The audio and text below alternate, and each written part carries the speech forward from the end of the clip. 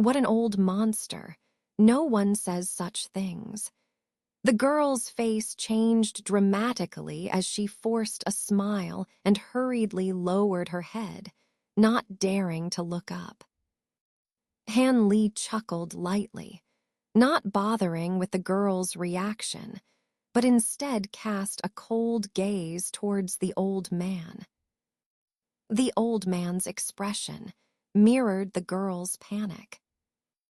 He had no idea how much Han Li had heard of their conversation just now, and couldn't help but feel bitterly regretful. He dared not speak the prepared words he had in mind. I didn't expect Senior to arrive so soon. I thought I would have to wait at least another 2 hours. I'll bring the book to Senior right away. The old man, feeling helpless, forced himself to muster some spirit to deal with Han Li's displeasure, and cleverly mentioned the scripture, hopping to calm Han Li's anger. Very well, bring it here. Han Li finally said coldly after staring at the old man for a moment. This temporarily eased the tension in the old man's heart. In his view, at least the other party wouldn't vent his anger immediately. The old man hurriedly agreed, walking towards the adjacent room. The girl, seeing this, also moved to follow the old man, but was stopped by his gaze. Are you kidding me? If both of them went to the next room together, wouldn't it deliberately provoke the other party? It would make the other party think they were still up to something. However, the old man completely discarded any unrealistic thoughts now, fearing that it might cause Han Li to misunderstand. The girl could only pout and stay in the room, not daring to say a word, standing still beside Han Li. The old man moved quickly. In the blink of an eye, he came back holding a dilapidated wooden box. It seemed that the scripture should be inside. Senior, my granddaughter and I learned the breathing techniques from this book. Please have a look and see if it's of any use to Senior. The old man walked a few steps to Han Li's side, respectfully saying, and gently opened the wooden box, revealing a slightly blackened yellow book, and handed it to Han Li. This book looked ancient at first glance. Han Li squinted his eyes and glanced at the book in the old man's hand, nodding as he took the book. Although the book had discolored due to its age, when Han Li touched the cover with his fingers, it felt smooth and delicate, as if it were extremely tough. It seemed that this book was not made of ordinary materials, but some kind of special demon beast skin. Otherwise, it wouldn't have lasted so long and still be preserved. Han Li gently touched the book for a while, pondered for a moment, and then slowly flipped through the pages. However, after just a few glances, Han Li frowned. As soon as he opened the book, what he saw were some very unfamiliar ancient characters. These characters, Han Li could be sure that he didn't recognize them at all, and had never seen similar symbols in the various books in the Yellow Maple Valley. Since he didn't recognize them, Han Li didn't waste any time and quickly flipped through the book. As a result, on the last 2 pages, he finally found a set of seemingly added verses. The characters used in this set of verses were a kind of ancient text commonly used in the cultivation world, which made it very easy for him to understand. Han Li knew that this was the breathing technique, so he started to contemplate it earnestly. After Emil's time, Han Li slowly closed the book, his face showing a thoughtful expression. Meanwhile, the old man, who had been holding his breath, felt his heart pounding fiercely again. He knew that this was the moment when the fate of him and his granddaughter was decided. What Han Li would do with them was entirely up to him. Han Li didn't pay attention to the old man's nervousness, but took out a jade box from his storage pouch and carefully stored the book. Then he turned to the old man and said calmly, "I'll take this book. Now, if you and your granddaughter want something in exchange, you can tell me. If possible, I will try to fulfill your request." Han Li's voice was not loud, but it sounded like heavenly music in the ears of the old man and the girl. At this moment, they knew that not only had they saved their lives, but it seemed that there were benefits to be gained as well. They couldn't help but show excitement. "Senior, can my granddaughter and I have a moment to discuss?" After the crisis passed, the old man couldn't help but want to maximize the benefits of this exchange. He hurriedly smiled and said to Han Li. Before Han Li arrived, they had never discussed the exchange of goods. Now, hearing Han Li's question, they were caught off guard. However, now that they saw Han Li wasn't the heartless person they imagined, the old man dared to ask. "As you wish, just don't take too long." Han Li, feeling good because he had obtained a very useful secret and a mysterious ancient book, waved his hand indifferently. Then he immediately pulled the girl outside, and they began to whisper quietly. Han Li smiled slightly when he saw this scene. Although he could easily eliminate the two, Han Li was not a ruthless person. If it wasn't necessary, he wouldn't do such a thing. After a while, the old man and the girl walked in with a strange expression, seeming a bit uneasy. Seeing this strange situation, Han Li couldn't help but ask, "Have you two decided?" "Senior, my granddaughter and I have discussed it. My granddaughter doesn't want anything material, but she has an unreasonable request and hopes that Senior can fulfill it." After hesitating for a moment, the old man bit the bullet and said something that surprised Han Li. "What request?" Han Li frowned and asked slowly. For some reason, he suddenly felt a sense of trouble looming over him.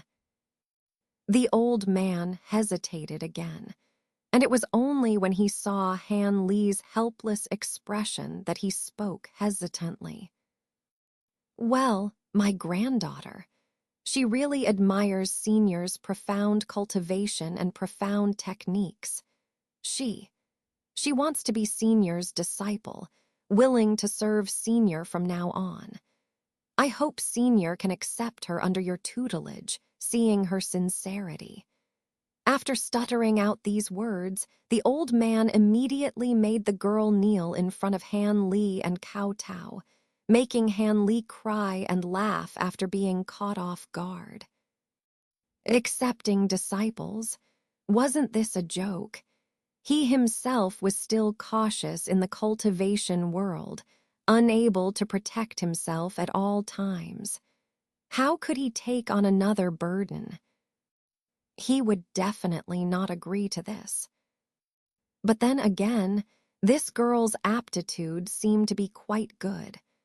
Otherwise, she wouldn't have reached the 6th level of qi condensation at such a young age. He had relied on consuming a large number of pills to barely pass that stage. Looking at it this way, It seemed a bit of a waste to let this girl mingle among low-level cultivators for the rest of her life. Although he couldn't take her as a disciple, he could introduce her to a master. Considering the mischievous appearance of this girl, it seemed quite fitting. He remembered clearly that Master Ma had not taken any disciples yet. Moreover, he had met Master Ma once and complained that he had to take care of the medicinal garden himself.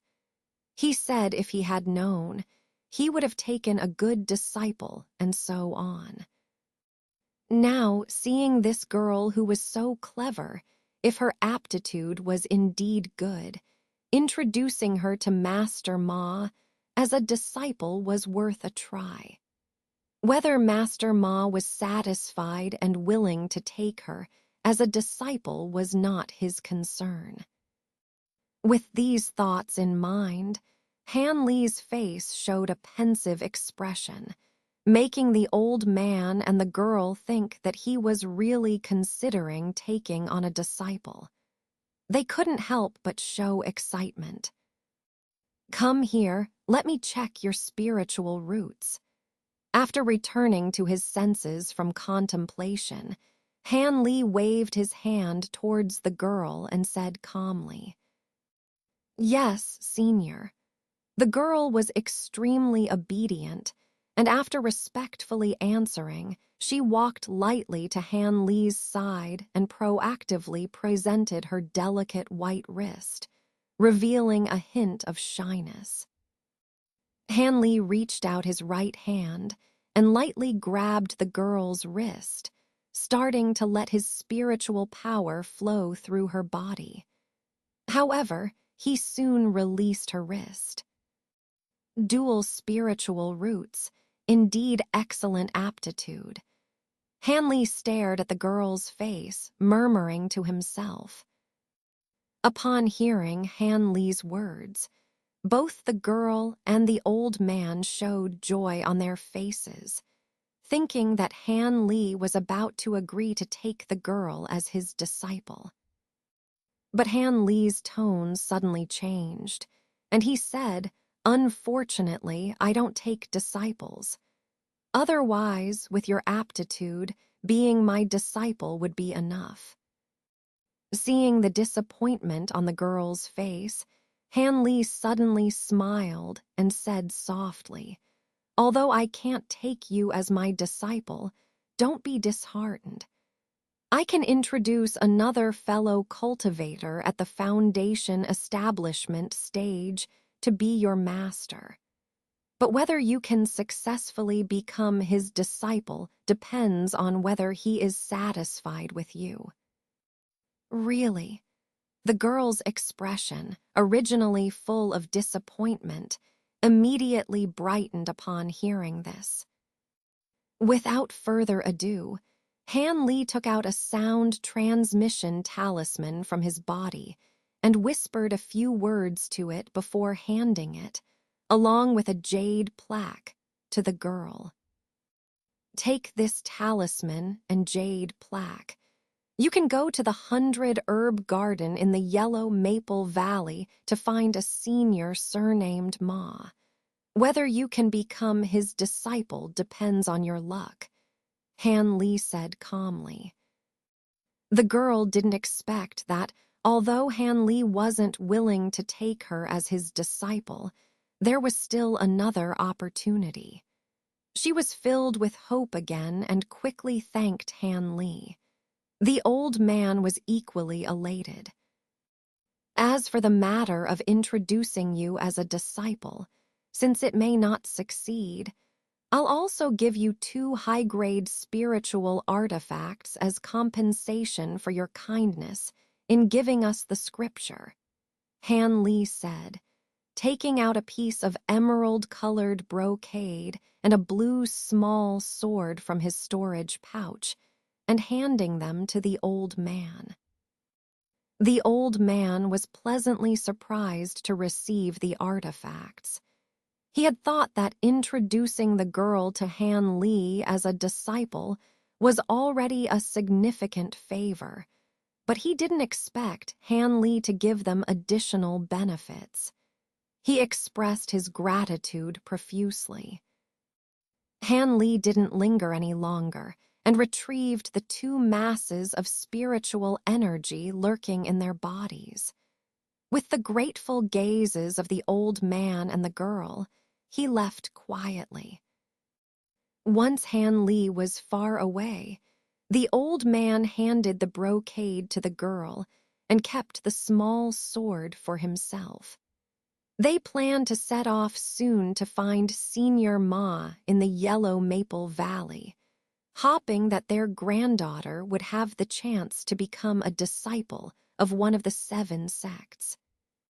However, the old man, surnamed Zio, also found it strange why Han Li had involved himself with people from the Qin family. Those people were all ordinary mortals. Leaving aside the idle thoughts of the old man surnamed Zio, Han Li finally returned to the Qin residence with excitement. Since he landed directly at his residence using a spiritual artifact, his return didn't attract any attention. He quietly entered his bedroom. Han Li found the newly acquired breathing technique very practical and immediately began studying it that night. The technique mainly consisted of small tricks in using spiritual power, and with Han Li's profound cultivation base, mastering it was not difficult at all. After just one night, he had already grasped most of it. The next morning, as Han Li was cultivating and feeling quite lucky recently, a muffled sound came from his storage pouch. It seemed like something had ruptured. Han Li's expression immediately turned grim. After a moment, he reached into his storage pouch and pulled out a purple bead. It was identical to the one he had given to the white-haired old Taoist, but this bead had several cracks on its surface. After a brief moment of silence, Han Li suddenly walked out of the room. He looked around the courtyard to ensure that no one was watching, then released his spiritual artifact, the divine wind boat. In a flash, he boarded the boat and disappeared from the Qin residence without a sound. A quarter of an hour later, Han Li appeared in a small village outside Yuejing City. He remained unchanged as he scanned the surroundings, seemingly searching for something. Finally, on a secluded hill several miles away from the village, Han Li landed the boat and fixed his gaze on a large willow tree. After some time, he cast a spell with both hands, uttering the word retrieve. Suddenly, a green light burst from the depths of the tree's roots, carrying a round bead with cracks on its surface. The cracks were similar to the ones on the bead in Han Li's hand. Han Li sighed and beckoned with his hand, causing the cracked bead to fly into his palm. As soon as the bead touched his hand, the surrounding green light dissipated, leaving only the bare bead in Han Li's hand. Han Li pondered for a moment, then flicked his finger, shooting out a fist-sized fireball that blasted a large pit at the base of the tree, reducing the willow to ashes. After carefully observing for a while and finding nothing, Han Li muttered to himself, "It seems that someone has laid a trap." He had given the white-haired old Taoist a spiritual artifact called the purple light sensing bead, which was actually a pair. Not only could it release a protective light shield, but if one bead was destroyed due to the shield being breached, The other bead within 1,000 miles would also crack simultaneously, a remarkable phenomenon. This artifact was commonly used by disciples of the Hehuan sect, one of the 6 major sects of the demonic path, for defense. Han Li had seized several sets during border skirmishes out of curiosity, keeping them instead of selling them. When he gave one to the old Taoist, he had secretly prepared for the worst in case the old Taoist encountered any unforeseen circumstances. However, he didn't expect that the old Taoist would activate it within just one night, and it seemed that the situation was not optimistic. This caught Han Li completely off guard, leaving him feeling somewhat unprepared. Han Li stood by the pit without moving, seemingly lost in thought. After a cup of tea's time, Han Li's expression seemed to change slightly. Then, without a word, he released the divine wind boat, boarded it, and flew off into the distance. The desolate hill returned to silence. Except for the chirping of birds, it once again became deathly quiet. Sigh. Half an hour later, a deep sigh echoed from the vicinity. Then, near a small tree about a dozen meters away from the large pit, a figure slowly emerged from the ground. The person's entire body was wrapped in black cloth, with only a pair of gleaming eyes visible.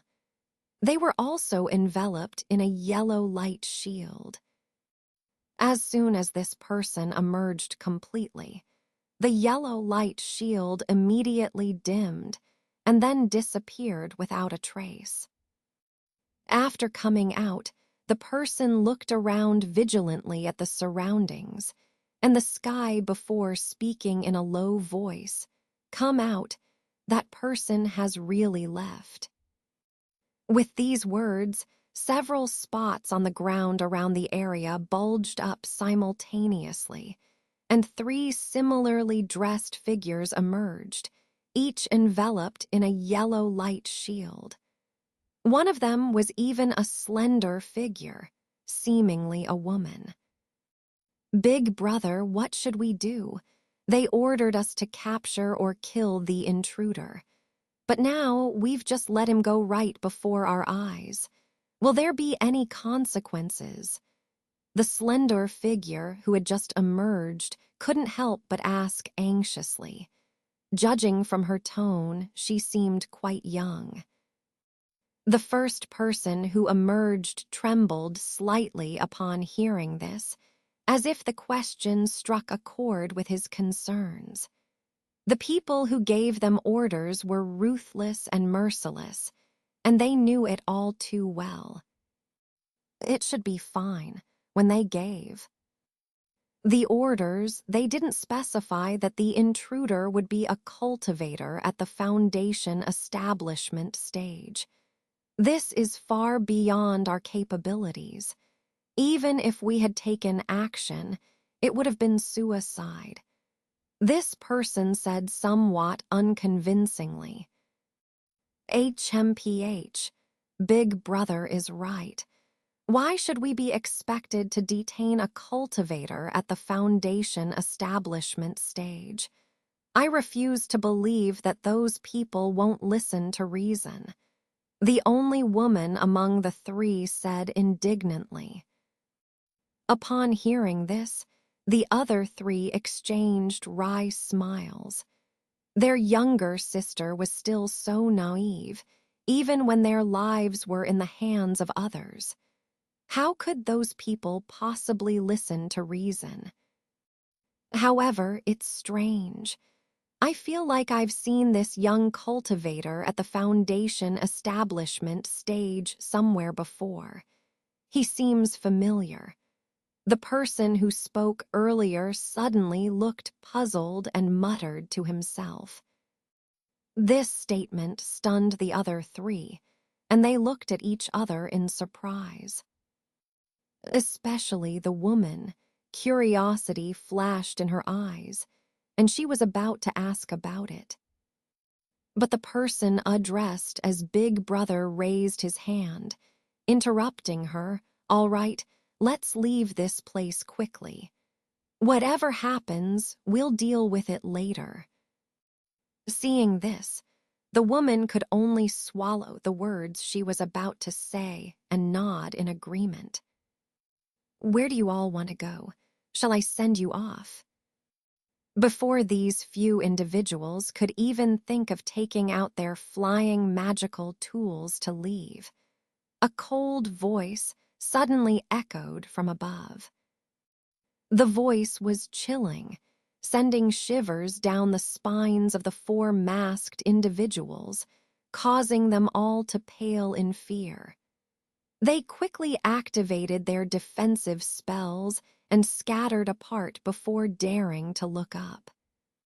In the sky dozens of feet above them, Han Li stood calmly on the divine wind boat, his expression devoid of emotion as he looked down at them, his gaze filled with chilling intent. The hearts of the four individuals sank simultaneously, wondering when this person had returned and how they hadn't noticed. "Scatter," the leader among them shouted without hesitation. He then took the lead to retreat, simultaneously releasing a disc-like magical tool from his robe and flying away on it. The other three each chose a direction and dispersed. They all knew very well that with their abilities, they had no chance against a Foundation establishment cultivator. It was better to flee immediately, increasing their chances of survival. The young woman, being the weakest among them in terms of cultivation, couldn't help but glance back at Han Li as they flew away on their magical tools. To her surprise, she saw Han Li standing motionless on the small boat, showing no intention of pursuing them at all. This filled her with relief, thinking that she might have a good chance of escaping unscathed. However, just then, a piercing scream suddenly came from in front of her.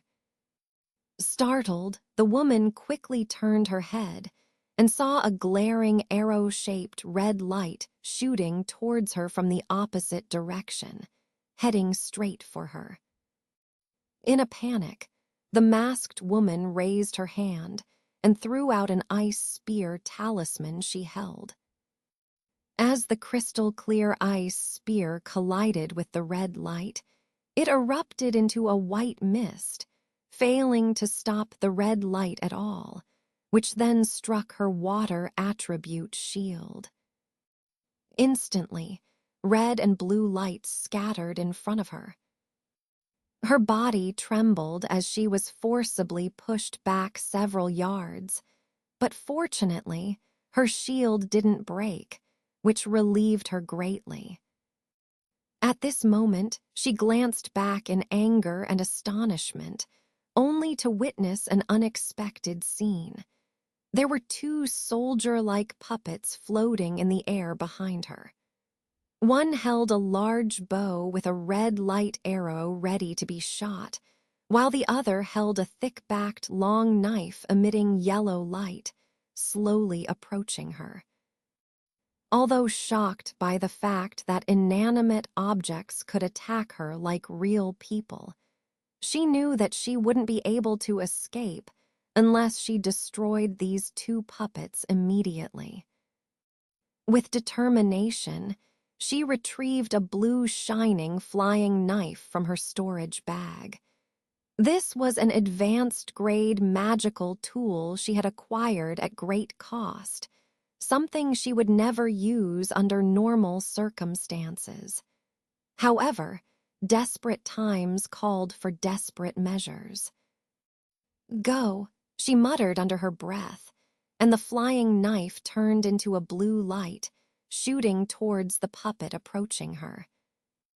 In the blink of an eye, the blue flying knife reached the puppet, fiercely slashing at its head without hesitation. But to the masked woman's dismay, with a light clang, the puppet swiftly raised its long knife, deflecting the blue flying knife, then continued to advance toward her without hesitation. The woman's face paled, and she immediately gestured towards a magical tool several yards away, causing the flying knife to loop around and attack from behind the puppet. However, to her astonishment, the puppet, as if it had eyes on its back, swung its knife and deflected her magical tool. Now, the woman was truly panicked. Just as she was about to come up with another plan, the sound of a sharp whistle rang out again, and the puppet with the bow shot an arrow towards her. Helpless, the masked woman hastily dodged to the side to avoid the arrow. However, the red light seemed to be controlled by someone and followed her movements, forcing her to endure another hit. As a result, she was pushed back several steps once again. At this moment, the puppet wielding the long knife finally reached her, raising its blade to strike her shield mercilessly. The masked woman dared not let it succeed and hastily dodged backward. Under the combined attack of the two puppets, one close and one far, the masked woman, despite her considerable cultivation, was forced to retreat continuously, unable to escape. As she struggled to defend herself against the puppet's attacks, sweat poured down her forehead, and she realized she had been pushed back to her original position without even noticing. Her three masked brothers behind her stood dejectedly, seemingly under some sort of restraint. Seeing this, the masked woman's eyes filled with despair as she scanned her surroundings. Indeed, she had been unwittingly forced back to her starting point. With a heavy heart, she dropped the flying knife in her hand to the ground and gave up all resistance.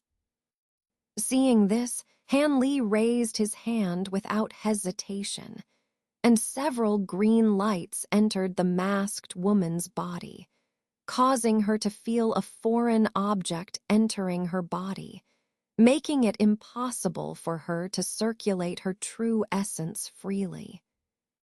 After finishing this, Han Li didn't rush to ask these four any questions. Instead, he gestured with his hand, pulling all of them into the divine wind boat.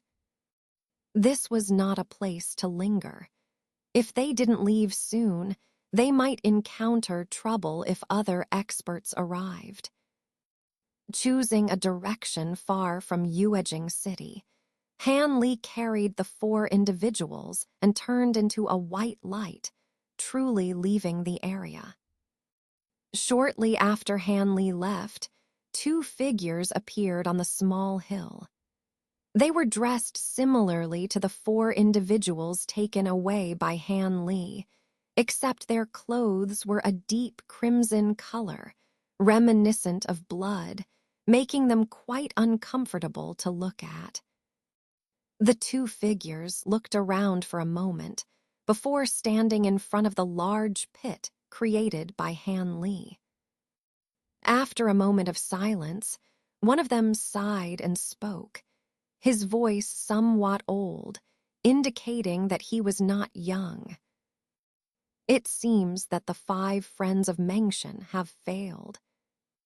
The tone of the speaker was somewhat aged, suggesting that he was not young. Humph, useless. Not only did they fail, but they may have also been captured by someone. There's no trace of blood here at all. It seems that person easily subdued all four of them. The other person spoke with a hint of disdain. This person seemed quite young, appearing to be only around 20 years old. This is troublesome. The 5 friends of Mengshen are not mere useless individuals. Otherwise, they would have been directly sacrificed for blood, so there would be no need to spare their lives. I suspect they either encountered too many chi condensation cultivators and were outnumbered, or a Foundation establishment cultivator intervened. The older man disagreed slightly, his voice revealing a hint of concern. What, are you worried they might spill the beans? They are just peripheral cultivators recruited by our sect. They haven't come into contact with any of our sect's secrets. Moreover, I had already placed a hidden hand on them before instructing them to act. They have at most half a day to live. The younger man chuckled lightly, dismissing the concern. Oh, that's good then. I believe they won't be able to disclose anything if they only have half a day left. After all, they still have to worry about the blood curse restraint. By the time they realize something is wrong, I believe they won't be able to say anything. The older man breathed a sigh of relief, speaking slowly. However, the tone of his next words turned cold. But what exactly happened? Didn't we agree that Wu Lao would be your puppet master, and you would slowly make appearances in the cultivation world? This way, our sect can implement the golden cicada shedding plan, allowing our core disciples to have another identity in the cultivation world. Why did you suddenly barge into Wu Lao's house and suck his blood dry? You shouldn't be lacking in his meager cultivation, should you? Upon hearing this, the younger masked man smiled bitterly several times, saying helplessly, "Do you think I wanted to do that? I was forced to do it." What's wrong? Are you feeling unwell? The older man's heart jolted, whispering in surprise. Yes, I experienced a backlash of my own mana. I urgently needed the blood essence of a cultivator to suppress the true essence within my body. Apart from you, there was only Taoist Wu nearby. I couldn't come to you, could I? The situation was extremely dangerous at the time. The backlash occurred 2 days earlier than expected, and I almost couldn't suppress it. The young man said with a bitter smile, clearly still shaken by the experience. I see, so that's why. But you still need to explain this matter to the higher-ups. However, from my estimation, it's likely because you've been too hasty in cultivating the Black Fiend Usura technique recently, causing the backlash to occur prematurely. It's better not to practice in the blood prison for now. Instead, focus on consolidating your foundation. After thinking for a moment, the older man spoke slowly. Don't worry. After absorbing the blood essence of that old Taoist, my backlash completely disappeared. As long as I'm more cautious in the future, there won't be any more accidents like this. I've also realized that my cultivation progress has been too fast recently, and I'm considering not going there anymore. The young man said calmly. All right, as long as you understand. However, even though we've eliminated that old Taoist, planting a spiritual mark inside him poses a big problem. We can't just leave this person unattended.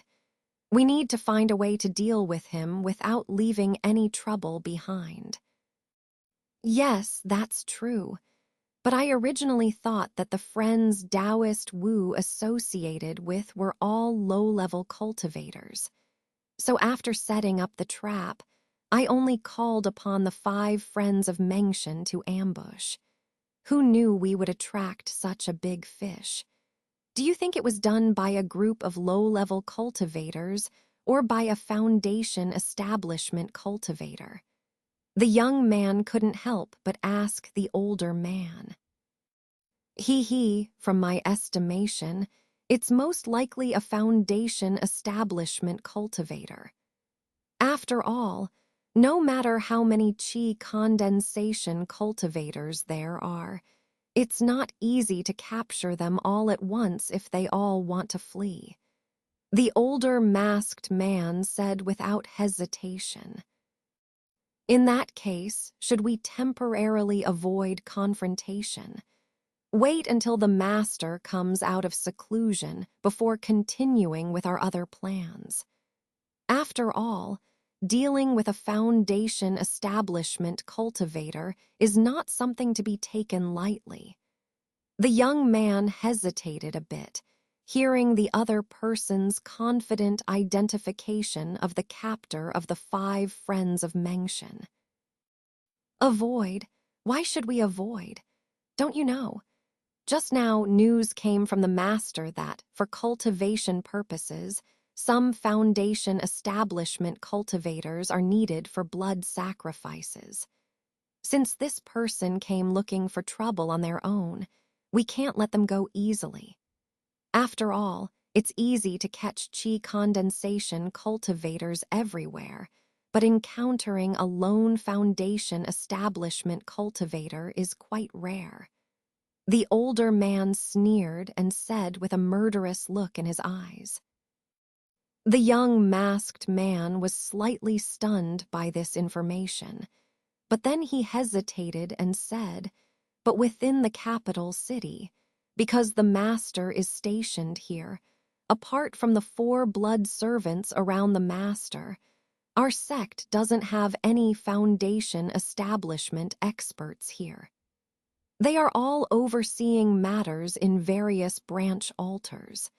We can't just ask them to return to the capital, can we? There's no need for such trouble. The master urgently needs Foundation establishment cultivators for cultivation. As long as I report to him, the master should allocate 1 or 2 blood servants to assist us. With our assistance, capturing a Foundation establishment cultivator will be a piece of cake. In this way, the 2 of us will have made great contributions, and maybe we'll have the opportunity to enter the Foundation establishment stage just like the 4 blood servants." The older masked man's eyes showed a greedy look. The young man's spirits were lifted by this, seeming thoroughly persuaded by the older man's words. "All right, I'll go back and prepare. I will definitely capture this person alive," he said fiercely. Then, the 2 of them murmured in low voices for a long time before silently leaving the hill, heading somewhere unknown. However, what was strange was that throughout their conversation, they never mentioned how they would accurately find Han Li in such a large capital city, as if it was not a problem for them at all. Meanwhile, in a wilderness over 100 miles away from the hill, Han Li landed the divine wind boat and let the 4 people off the artifact. Although these 4 individuals knew that there would be no good outcome next, they dared not resist at all and obediently followed the order to disembark from the small boat. With his hands behind his back, Han Li stood silently in front of the 4 people, coldly assessing them. After a while, he spoke. "Take off your masks. There's no point in hiding your faces now." Han Li's voice was devoid of emotion, causing the four to tremble and exchange glances. "Cough, take them off." The eldest brother sighed deeply, resignedly. Seeing this, the other three could only reluctantly lower their heads and remove their black masks, revealing their true faces. After inspecting each of their faces, Han Li's expression remained unchanged, but he sighed inwardly. Sure enough, they were the 5 friends of Mengshen. When he eavesdropped on their conversation from above, he found their voices somewhat familiar. Coupled with their cultivation levels and techniques, he naturally associated them with the few cultivators he had met 2 months ago, including the woman in her 40s who hadn't shown up here. However, although these people's identities matched his guesses, Han Li felt a headache. He now knew that the young master and the steward of the Xin Palace were probably the culprits behind the disappearance of many cultivators. Now that they knew he was prying into their secrets, they would most likely come after him relentlessly. Originally, he had no intention of causing trouble, but unexpectedly, this big trouble came looking for him. If he had known earlier, he would never have let the old Taoist monitor these two. It had nothing to do with the cultivators of the demonic path. It was purely his own overcaution. But how useless Taoist Wu turned out to be. He was only monitored for 1 night and was discovered. He might end up losing his life for no reason. This made Han Li even more frustrated and speechless. If Taoist Wu had a spirit in the underworld, he would probably feel even more wronged. He hadn't even started monitoring the young master and the others yet, but they broke into his house and sucked his blood for no reason. It was truly unfair. Although Han Li had some misconceptions about the cause of Taoist Wu's death, he didn't know that the young master and the steward had no idea about Taoist Wu's impending surveillance, let alone that their identities had been exposed to Han Li in advance. But this didn't affect both sides ringing the alarm bells and putting themselves in a state of total enmity. Han Li's mind was heavy. After all, among the recently missing cultivators were several Foundation establishment cultivators. The opponents he had provoked were extremely formidable. If he wasn't careful, he might meet the same fate as the other missing cultivators. Originally, according to Han Li's previous thoughts, since this place was so dangerous, it was natural to leave as soon as possible. A wise man does not sit under a dangerous wall. There was really no need to fight to the death with these people. It would be better to leave as far as possible. But what troubled him was that he still had the task of protecting the Qin family on his shoulders. If during his absence, something untoward happened to the Qin family members, he couldn't explain it to Li Hueyuan when he returned. Could he say that he felt that the capital had suddenly become extremely dangerous, so he ran away first? Thinking like this, Han Li's expression gradually became uncertain, making the 4 captives in front of him extremely uneasy. They thought that since they had arrived in this deserted place, this person must be about to interrogate them severely. But unexpectedly, this young Foundation establishment cultivator fell into contemplation after seeing their faces, and his expression gradually became strange. Could he be thinking of some sinister interrogation method? With these random speculations in mind, these people became even more frightened, feeling increasingly uneasy. "How do you intend to deal with us, sir?" The young woman in her 20s couldn't help but speak up loudly, unable to contain her anxiety. After hearing this, Han Li snapped out of his reverie, looked at the woman, and coldly said, "Do I need to deal with you? As long as I hand you over to the families of those missing cultivators and say that you are one of the black hands behind the disappearance of their loved ones, I believe they will treat you well, won't they?" Han Li's tone was emotionless, making the four absolutely believe that he would indeed do so, their faces changing drastically, showing fear. "We have never kidnapped those cultivators, not even once. We only did it a few times." "Shut up, fifth sister. He's trying to trick you." Suddenly, the dark-faced elder shouted loudly, forcibly interrupting the woman's words, causing the fifth sister to be shocked, and she couldn't help but glare fiercely at Han Li. "Trying to trick us? You think too highly of yourselves." Han Li smiled faintly, his lips curling up with a hint of sarcasm. "HMPH, as seniors, there's no need for you to humiliate us like this. If you have any means, just use them." The second among the 5 friends from Mengshan, who was tall and thin, suddenly shouted loudly at Han Li, completely disregarding the precarious situation Han Li was in.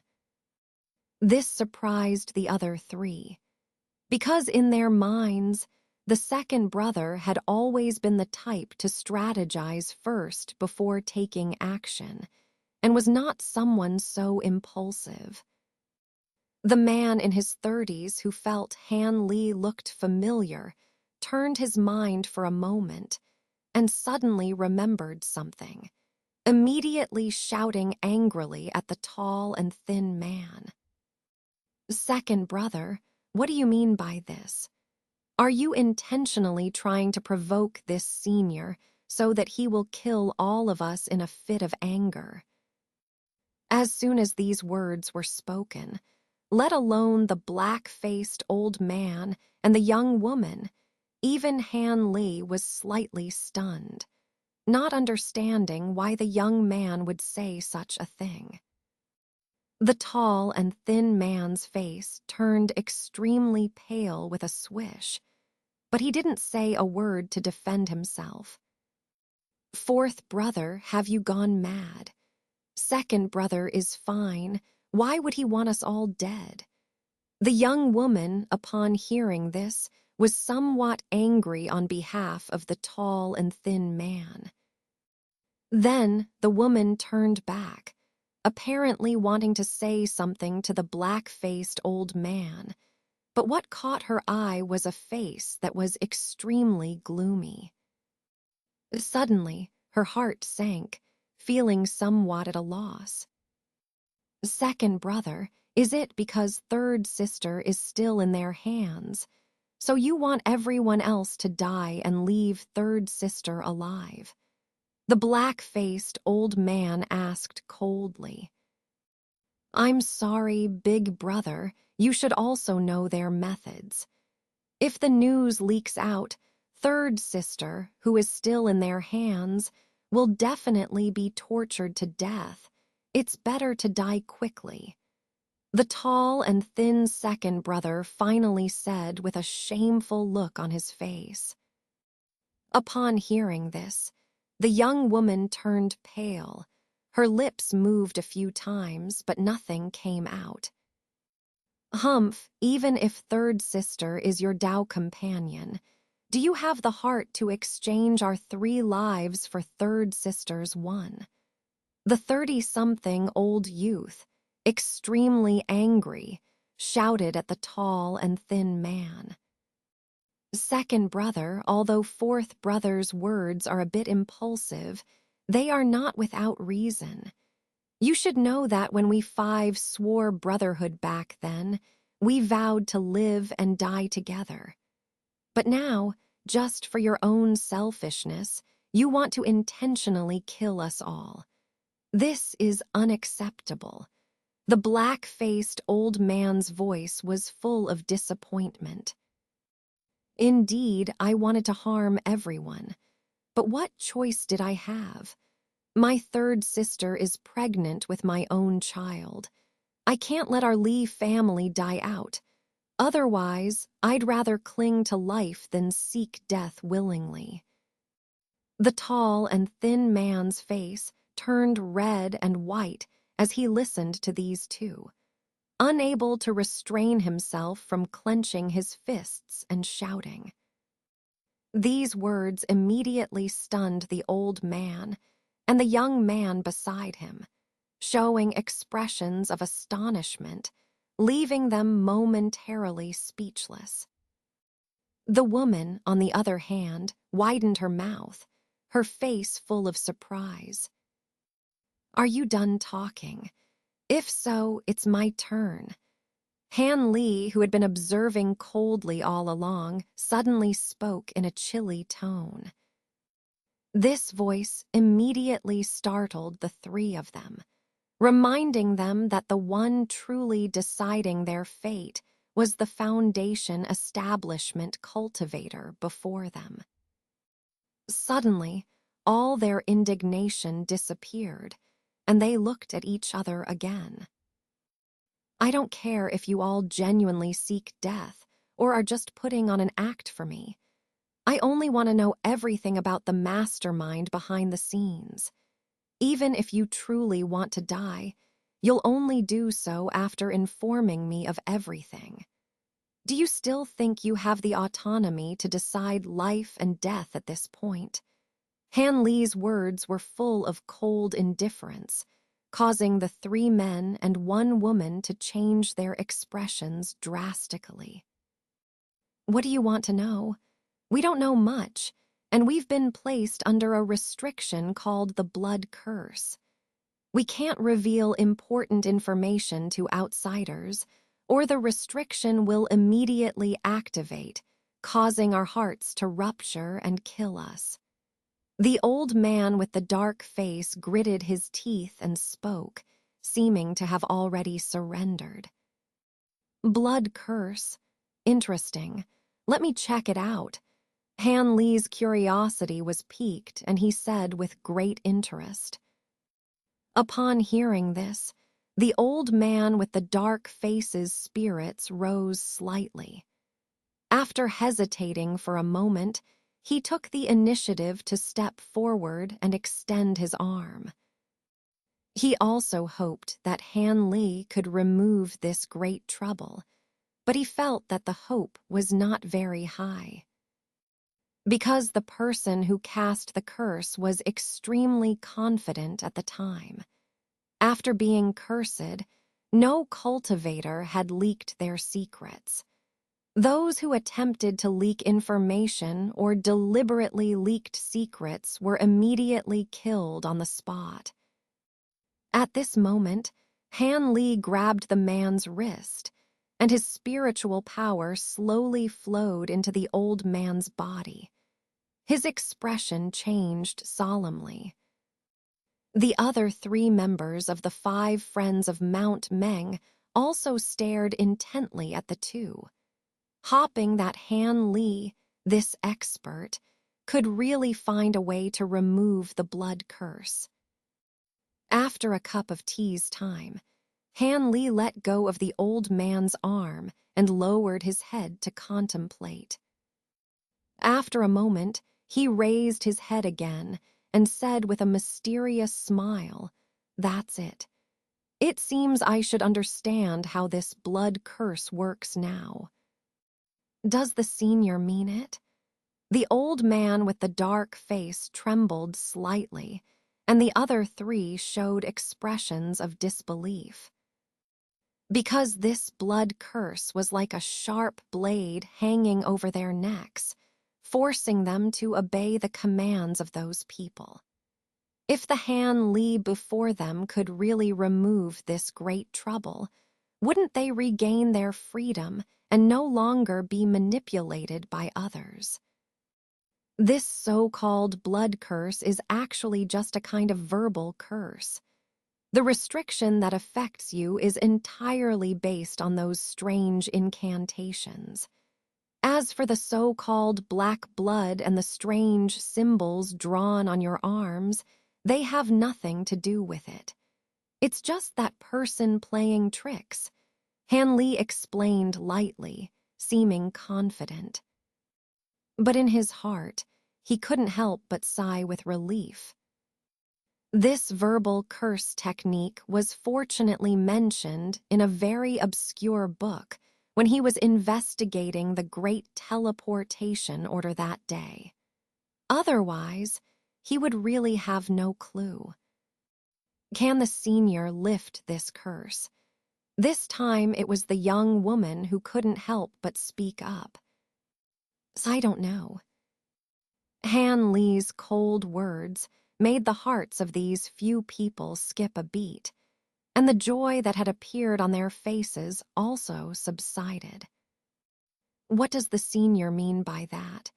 The old man with the dark face hastily asked with a smile. Now, the key to lifting the curse was in Han Li's hands, and he dared not offend Han Li in the slightest. To lift the curse, there are two methods. One is to know the incantation to lift the curse. As long as I have it and channel my spiritual power into you while reciting it, the curse can be safely lifted. The other method is for me to invade your spiritual sea with my divine sense and forcibly erase the traces of the verbal curse. This method requires that the spiritual sense of the one lifting the curse must be much greater than that of the one who cast the curse, so that the imprint can be erased at once. However, if it fails, it will immediately trigger the verbal curse, and you should be very clear about the consequences. Han Li frowned slightly and said unkindly, "What it will trigger immediately?" The young woman couldn't help exclaiming.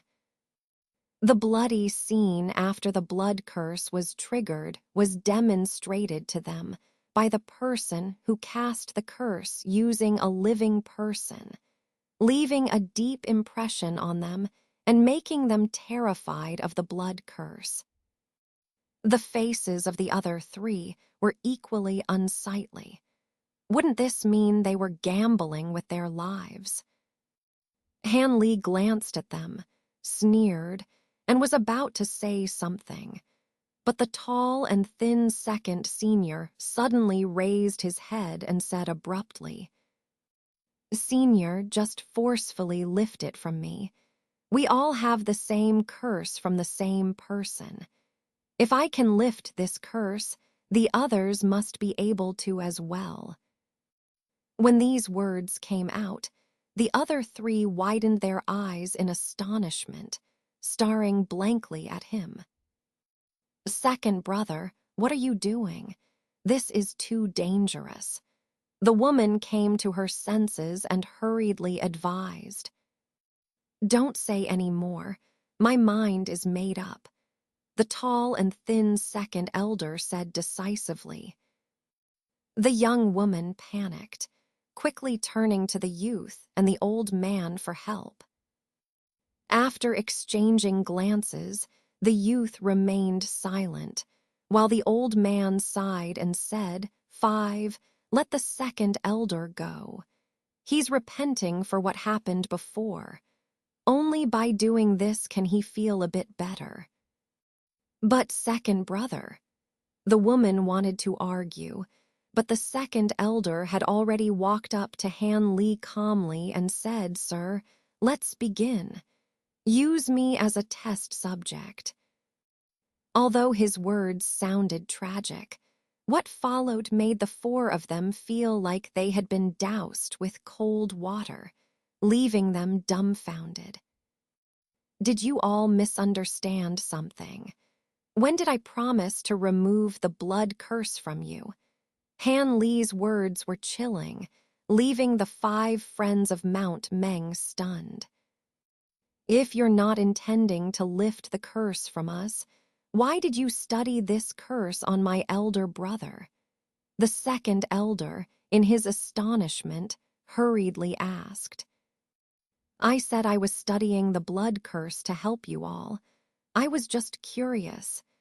Han Li's expression remained unchanged as he spoke. Seeing Han Li's cold expression and hearing his heartless words, the four people were dumbfounded.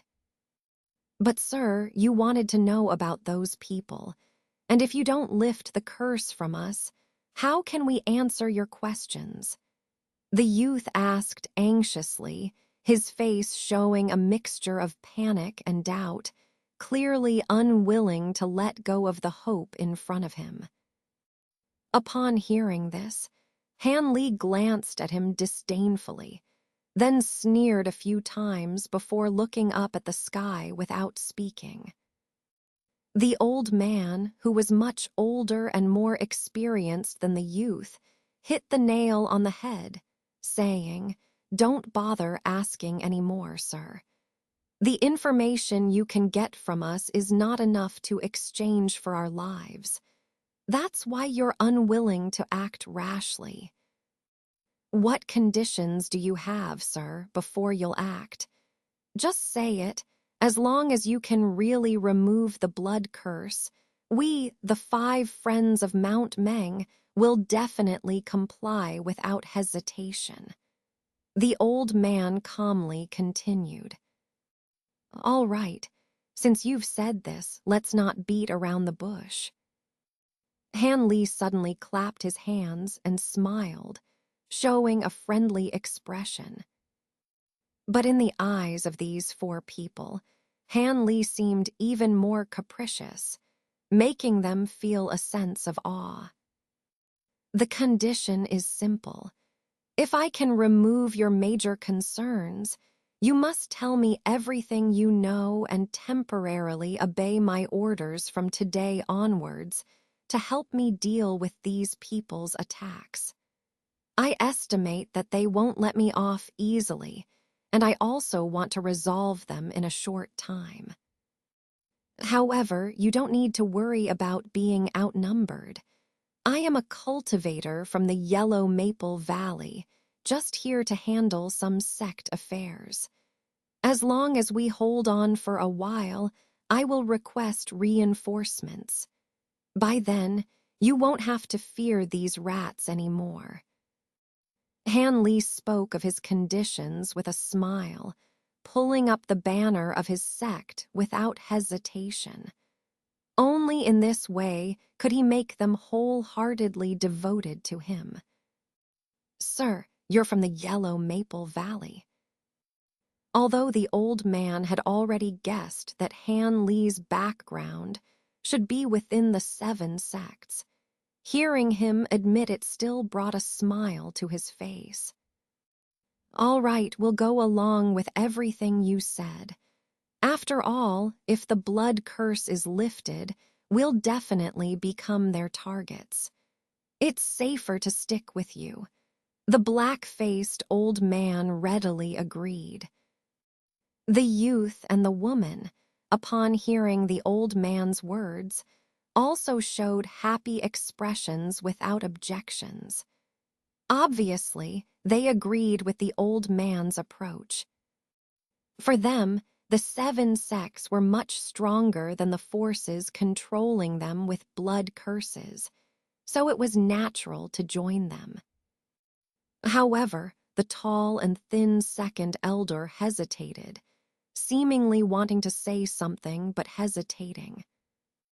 If your method of lifting the blood curse is truly effective, we have one more request. We hope you can agree, sir.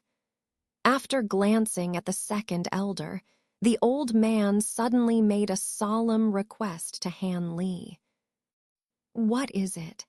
As long as it's not too outrageous, I'll do my best to fulfill it," Han Li said, his tone surprisingly accommodating. At this moment, Han Li seemed unusually easygoing. "Our fourth sister is still staying in a civilian residence in Yuejing City. Now that we've been captured by you, we don't know if she's safe. We hope that when the time comes, sir, you can lend a hand to rescue her," the old man said solemnly. "Big brother." The thin and tall second elder listened to this and showed a grateful expression. "Okay, I'll rescue your companion when the time comes. But for now, let's remove the blood curse. Who wants to go first?" Han Li didn't waste any time and went straight to the point. "Of course." Just as the second elder was about to speak and step forward, his arm was suddenly grabbed by a thin and dry hand. "Second brother, you still have our fourth sister. Since my old bones can't build a foundation, I won't live long anyway. It's better for me to go first. After all, the child in our third sister's belly still needs you to take care of," the black-faced old man said calmly. "Big brother, this won't do, how can you?" The second elder's expression was agitated, shaking his head like a rattle, and refused to agree. Seeing this, the youth and the woman also spoke up, insisting on taking the risk first. "Don't argue. Let your big brother go first. After all, I just checked his body, so I have a better grasp." Although the brotherly bond displayed by the four people was touching, Han Li didn't have the patience to try to understand it deeply. He was eager to know whether he could really remove the blood curse. If not, everything he had done before would be in vain, and he would have to make other plans. After Han Li said this, the four people had nothing more to argue about, and the old man walked over with a serious expression.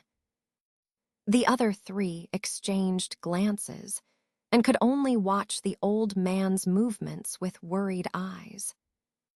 Bang, bang. Han Li waved his hand, and several human-sized puppet soldiers appeared behind him in a flash of white light, holding weapons.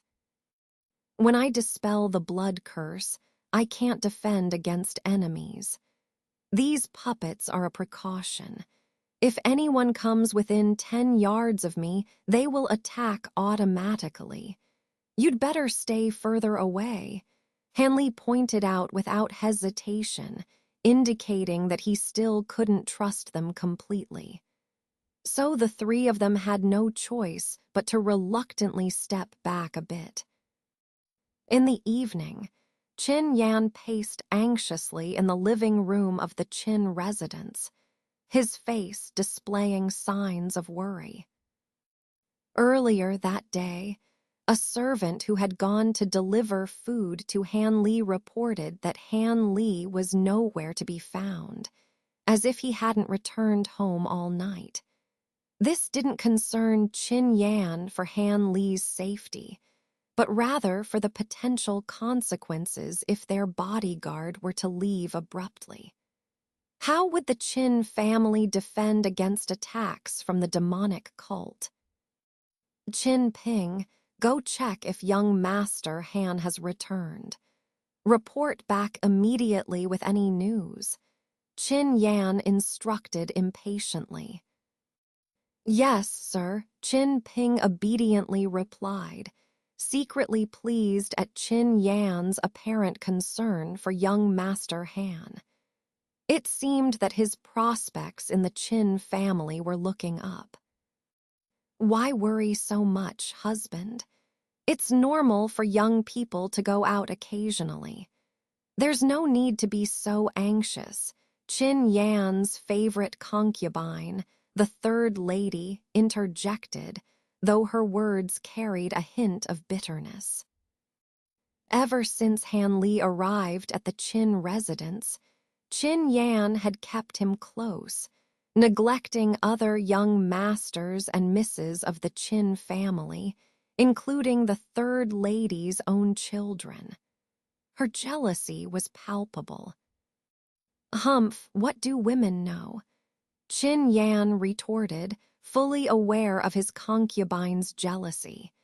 He had bigger concerns than petty quarrels. The safety of his family was at stake. Qin Yan's dismissive attitude only served to exacerbate the third lady's frustration, but she knew better than to provoke him further. Suppressing her resentment, she fell silent, her worry for Han Li adding to her irritation. After some time, Qin Ping returned with a delighted expression. Bursting into the room, he announced, "Sir, young Master Han has returned, along with some guests.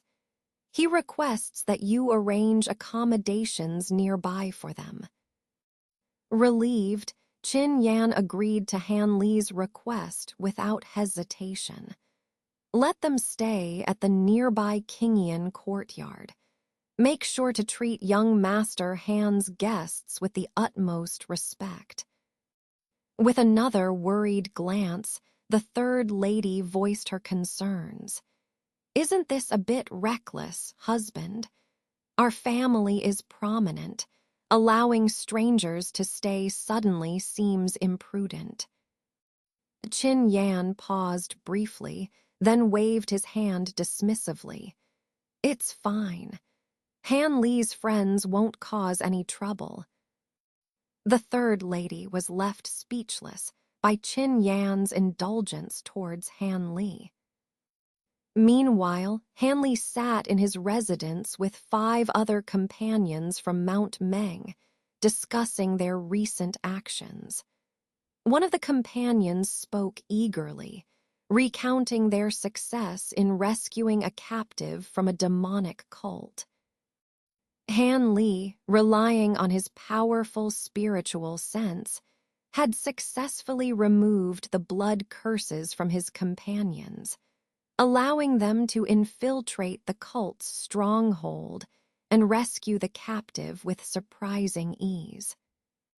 However, Han Li was wary of his companions' loyalty.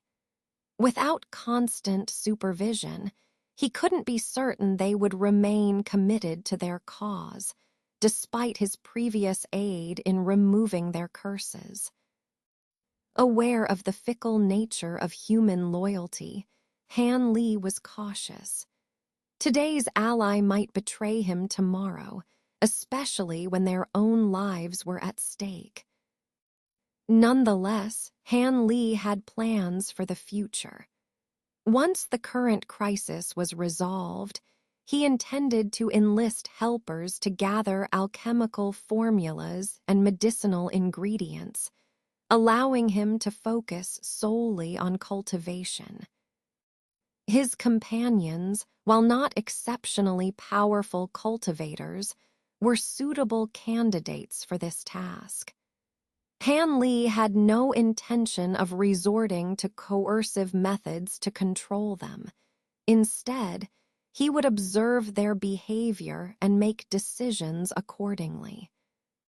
However, Han Li was aware that without sufficient incentives, even low-level cultivators wouldn't willingly serve as errand runners. He would need to spend time with them to assess their characters before making a final decision. As they discussed their next move, Han Li's companions looked to him for guidance, impressed by his foresight and determination. "Tonight we act. The sooner we strike, the less prepared our enemies will be," Han Li declared, his eyes gleaming with determination. "Tonight," his companions exclaimed in surprise.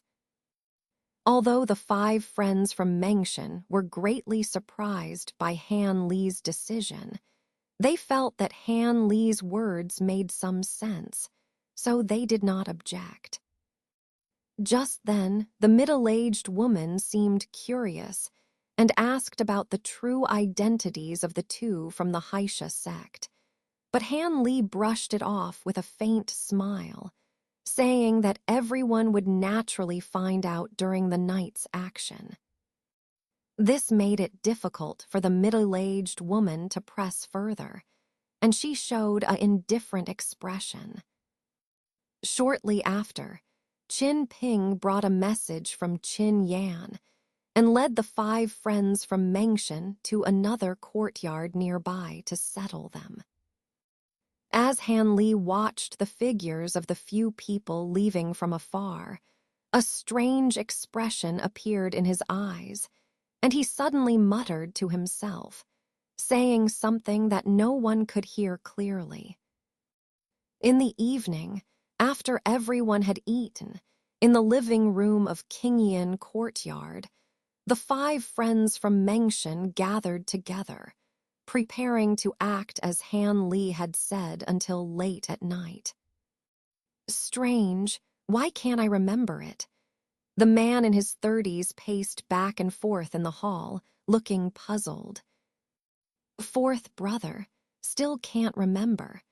The youngest girl lazily sat in her chair, wearing a smile that seemed like a joke.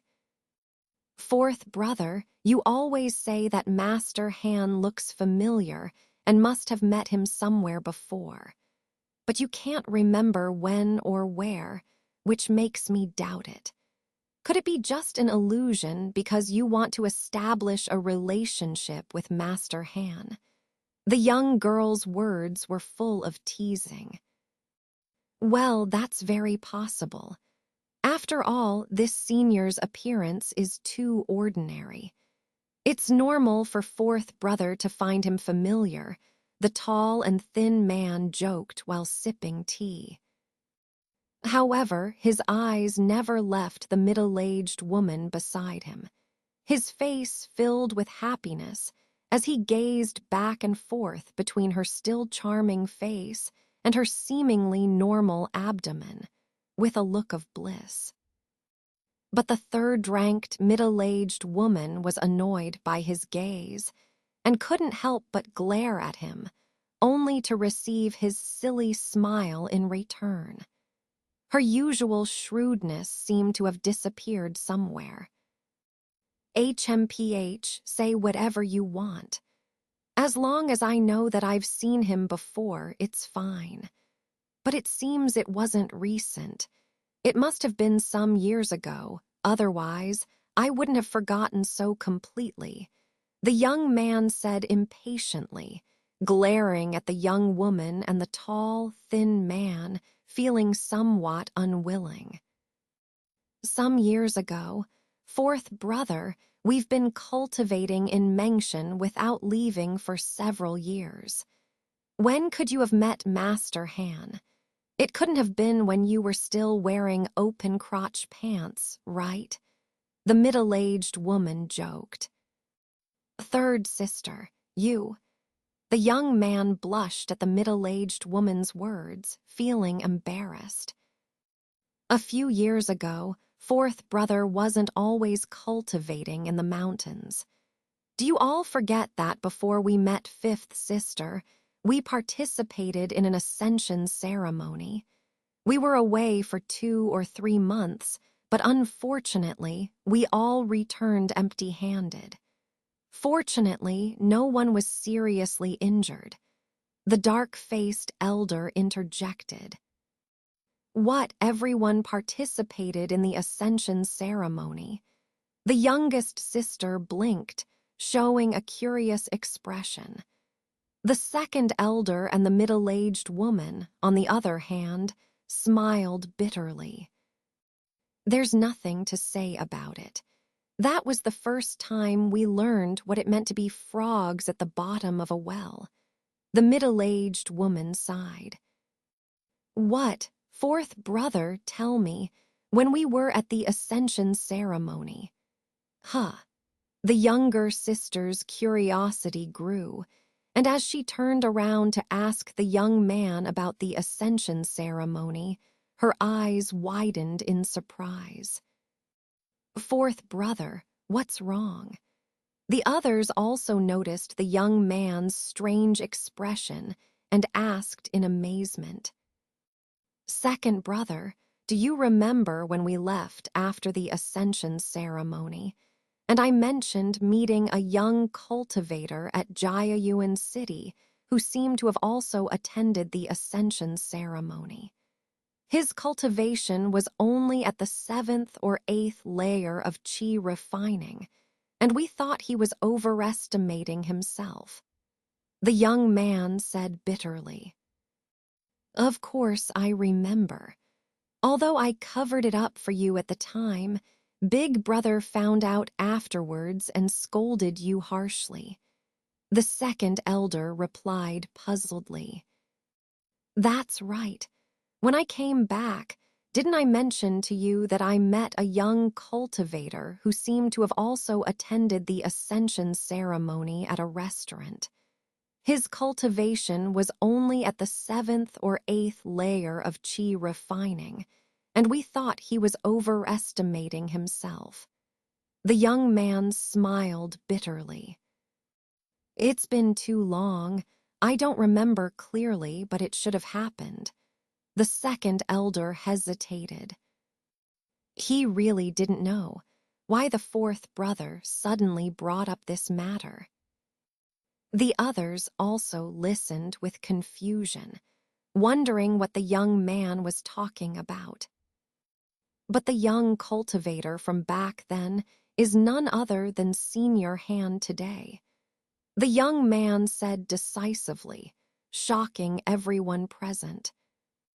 What Senior Han was that low cultivation young cultivator back then?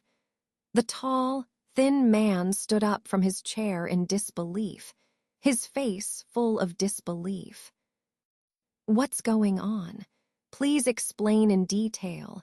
The dark-faced elder furrowed his brows in shock and asked. It's like this, Big Brother. The tall, thin man hastily recounted the events of that year, leaving everyone present feeling incredulous. Fourth brother said that Senior Han was only a low cultivation young cultivator back then. The young girl swallowed and said, then realized her indecent behavior, blushing. But the others were all in shock, and no one noticed her small movement. Fourth brother, are you sure you didn't mistake someone else for Senior Han? After all, that was more than 10 years ago, and Senior Han's appearance and age should have changed. The dark-faced elder stroked his chin, pondering. No, that person must be Senior Han. He looks exactly the same as he did back then, except he seems a little older now. The young man was first surprised, then confident in his assertion. Hearing the young man's firm words, the others looked at each other in astonishment.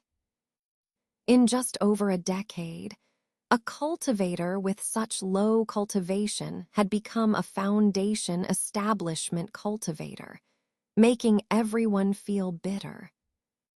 For a while, no one had the heart to speak again. All right, whether Senior Han is the same person as back then or not, he is now a genuine foundation establishment cultivator, and we should show him some respect. Don't ask questions that shouldn't be asked, understand. After a moment of contemplation, the dark-faced elder spoke first. I understand. After hesitating for a moment, the young man obediently agreed, his face finally returning to normal. "Well, everyone, let's go back to rest and cultivate. Prepare yourselves. We don't know what kind of fierce battle will happen tonight," the elder said to everyone. After hearing this, the others looked at each other and then returned to their rooms one by one. Suddenly, Kingian Courtyard became silent. About half an hour later, it was completely dark outside. In a room in Kingian Courtyard, a person suddenly walked out. This person carefully left the door slightly ajar, looked around, and then silently walked out of the small courtyard. Taking advantage of the pitch-black night, he walked to a corner of the wall farther away. His eyes showed a hint of hesitation, but then he became determined. He nervously took out a small box from his bosom, just about to open it. Suddenly, a sigh came from behind him, causing him to shudder and almost drop the box to the ground in shock, because the voice sounded as if it were Han Lee's. "Why do this?" Another voice, extremely familiar to him, almost simultaneously came, full of sadness. Then the surroundings brightened, and several people carrying moonstone lamps walked out from nearby at the same time. Under the faint white light, they all wore expressions of disbelief. "Why are you doing this?" the dark-faced elder said with deep regret. "What why? I just came out to test a magic tool." This person's expression gradually returned to normal from its previous extreme paleness, and he said as if nothing had happened. "Then, can you hand over what you have in your hand to me for inspection?" Han Li descended lightly from the dark sky and spoke calmly. "What's so strange? How could I show my magic tool to outsiders?" "Of course not, right, fourth brother." The person who had been sneaking around was the youngest sister of the 5 friends from Mengshan. Although she tried to maintain a calm expression, her hands were constantly clutching the small box, refusing to let go. "5 sister, hand over what you have to Senior Han," the dark-faced elder said with a dark expression, his voice full of coldness. "Big brother, do you not believe me either?" The 5th sister forced a smile. "It's because everyone believes in you, 5th sister, that we're giving you a chance to explain. As long as there's nothing unspeakable in the box, only by opening it voluntarily can everyone be relieved," the elder said coldly. Upon hearing the elder's words, the 5th sister's face showed extreme distress, alternating between red and white. When she looked at the other people, especially the pained expressions of the tall, thin man and the others, it made her feel even colder inside, not knowing what else to say. After a moment of thought, she made up her mind and suddenly stuffed the small box into her clothes. At the same time, she quickly pulled out a blue sphere and held it above her head, saying sharply, "Don't force me. You all know this thunder bead. I only ask to leave this place." This action by the woman caused the faces of the other members of the Mengshan group to change drastically, especially the young man who had always had a good impression of her, whose face turned extremely pale. "It seems there's no need to look inside the box anymore. 5th sister, you've really joined hands with those villains," the elder said angrily, clenching his fists and taking a step forward. "Don't come any closer, big brother. Otherwise, I'll really use it." The fifth sister showed a panicked expression, holding the blue sphere in front of her and making a gesture as if to use it. Seeing this scene, although the elder's hair was standing on end, he really didn't dare to step forward. After all, he knew very well the power of this thunder bead. "Fifth sister, are you really planning to use this thunder bead against us? You know, this magical tool was bought for you as a defensive measure by us when we thought your cultivation was too low. Especially fourth brother, he almost used up all his savings to buy it for you. And now, you actually use it against us. Isn't that going too far?" the middle-aged woman said with great disappointment. And the young man next to her, upon hearing this, moved his lips in a mixture of emotions, but still didn't say anything. After hearing the middle-aged woman's words, the fifth sister's face showed a hint of shame, but it quickly disappeared, and she still stubbornly said, "It's useless to say all this now. I'm different from you all. I must succeed in foundation establishment." The people from the Haisha sect said that as long as the merit is great enough, the sect master can even forego the foundation establishment pill and forcefully help someone establish their foundation without any risk. The tall, thin man frowned incessantly upon hearing this and couldn't help but speak up. "Fifth sister, it's not too late to turn back now. Do you really believe that you can establish your foundation without using the foundation establishment pill? They must be taking advantage of your youth and deliberately fooling you," the second elder said sincerely. "HMPH, there's no need for second brother to lecture me. Whether it's true or not, I have my own judgment. Now that things have come to this point, there's no point in hiding anymore.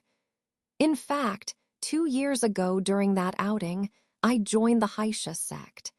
So the abilities of the sect master are vast and beyond what you outsiders can imagine." After snorting coldly, the young woman revealed shocking news that greatly surprised everyone present. 2 years ago, you joined the Haisha sect. So, you're the one who betrayed them this time, too. Han Li, who had been silent on the sidelines, suddenly interjected. This sentence immediately stirred up waves in the hearts of the elder and the others, and they stared at the young woman with disbelief. They couldn't believe that the fifth sister had really done such a thing. The fifth sister's face changed uncertainly, hesitated for a moment, and then slowly said, "Yes, I told the Haisha sect about everyone's whereabouts. But my intention was also good.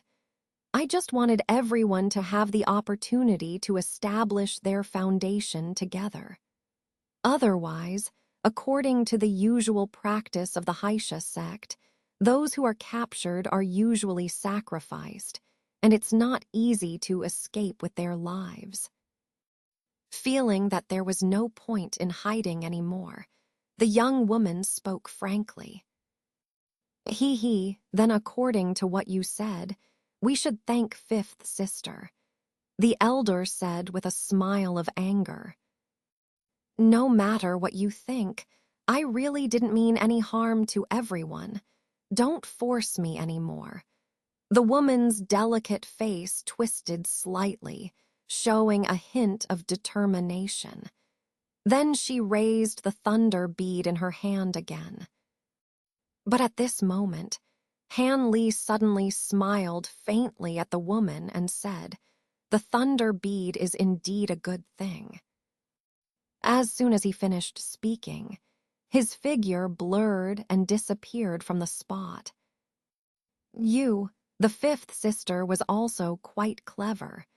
As soon as she saw this scene, she immediately wanted to shake her wrist. But a gust of wind blew in her face, and her wrist holding the thunder bead suddenly tightened. Han Li, like a ghost, appeared behind her and grabbed her jade wrist. "This thing is too dangerous. It's better for me to keep it." Han Li didn't politely snatch the thunder bead from her hand and threw it into his storage bag. The fifth sister, seeing her biggest reliance easily dismantled by Han Li, turned pale with a sudden shock. For a moment, she forgot to struggle, and fear appeared in her eyes for the first time. "She's your foster sister, so I'll leave her to you. As long as she tells you what she knows about the Haisha sect, you can handle her however you like. But I don't think you'll be stupid enough to let her go back and inform the Haisha sect. If she doesn't cooperate or there's anyone waiting to help her, then take her out." Hanley looked meaningfully at the rest of the Mengshan group and said calmly. Then a white light flashed in his hand, and he casually collected the soundproof barriers that had been secretly set up nearby. Then he slowly disappeared into the darkness. "Big brother, what should we do?" The second elder looked at Han Li's figure with a complex expression and quietly said to the elder, "First, take fifth sister back to the room and control her. After we finish our operation tonight, we'll deal with her. If your second brother hasn't caught up with her by then, there's no need to chase her anymore." The elder contemplated for a moment and said, "That's a good idea. At least it gives everyone time to calm down." The second elder nodded repeatedly in agreement.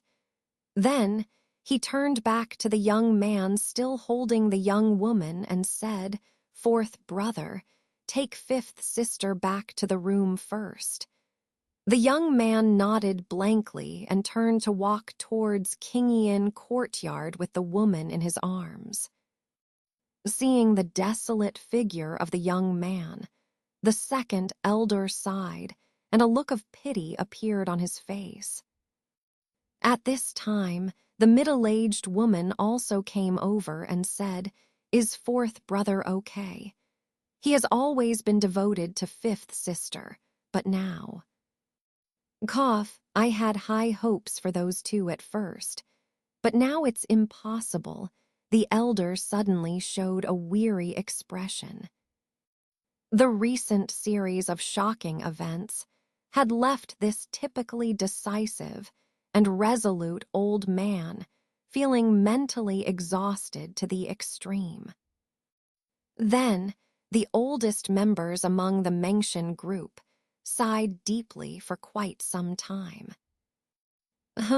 Did fourth brother take fifth sister back alone?" The elder suddenly remembered something, his face changing as he spoke. "Yes, big brother. Is there something wrong? It's rare for you to think about fourth brother." The second elder was first startled by the question, but then his expression changed to one of realization and concern. After that, the two of them didn't exchange any more meaningless words and hurriedly made their way towards Kingian courtyard, leaving behind a middle-aged woman who still looked somewhat puzzled, showing a perplexed expression. Inside Kingian courtyard, a young man sat alone in the living room, staring blankly ahead. Standing in front of him were the elder and the tall, thin man, looking at each other. The young woman was nowhere to be seen. "Second brother, fifth sister still has the restriction placed by senior. She won't get far.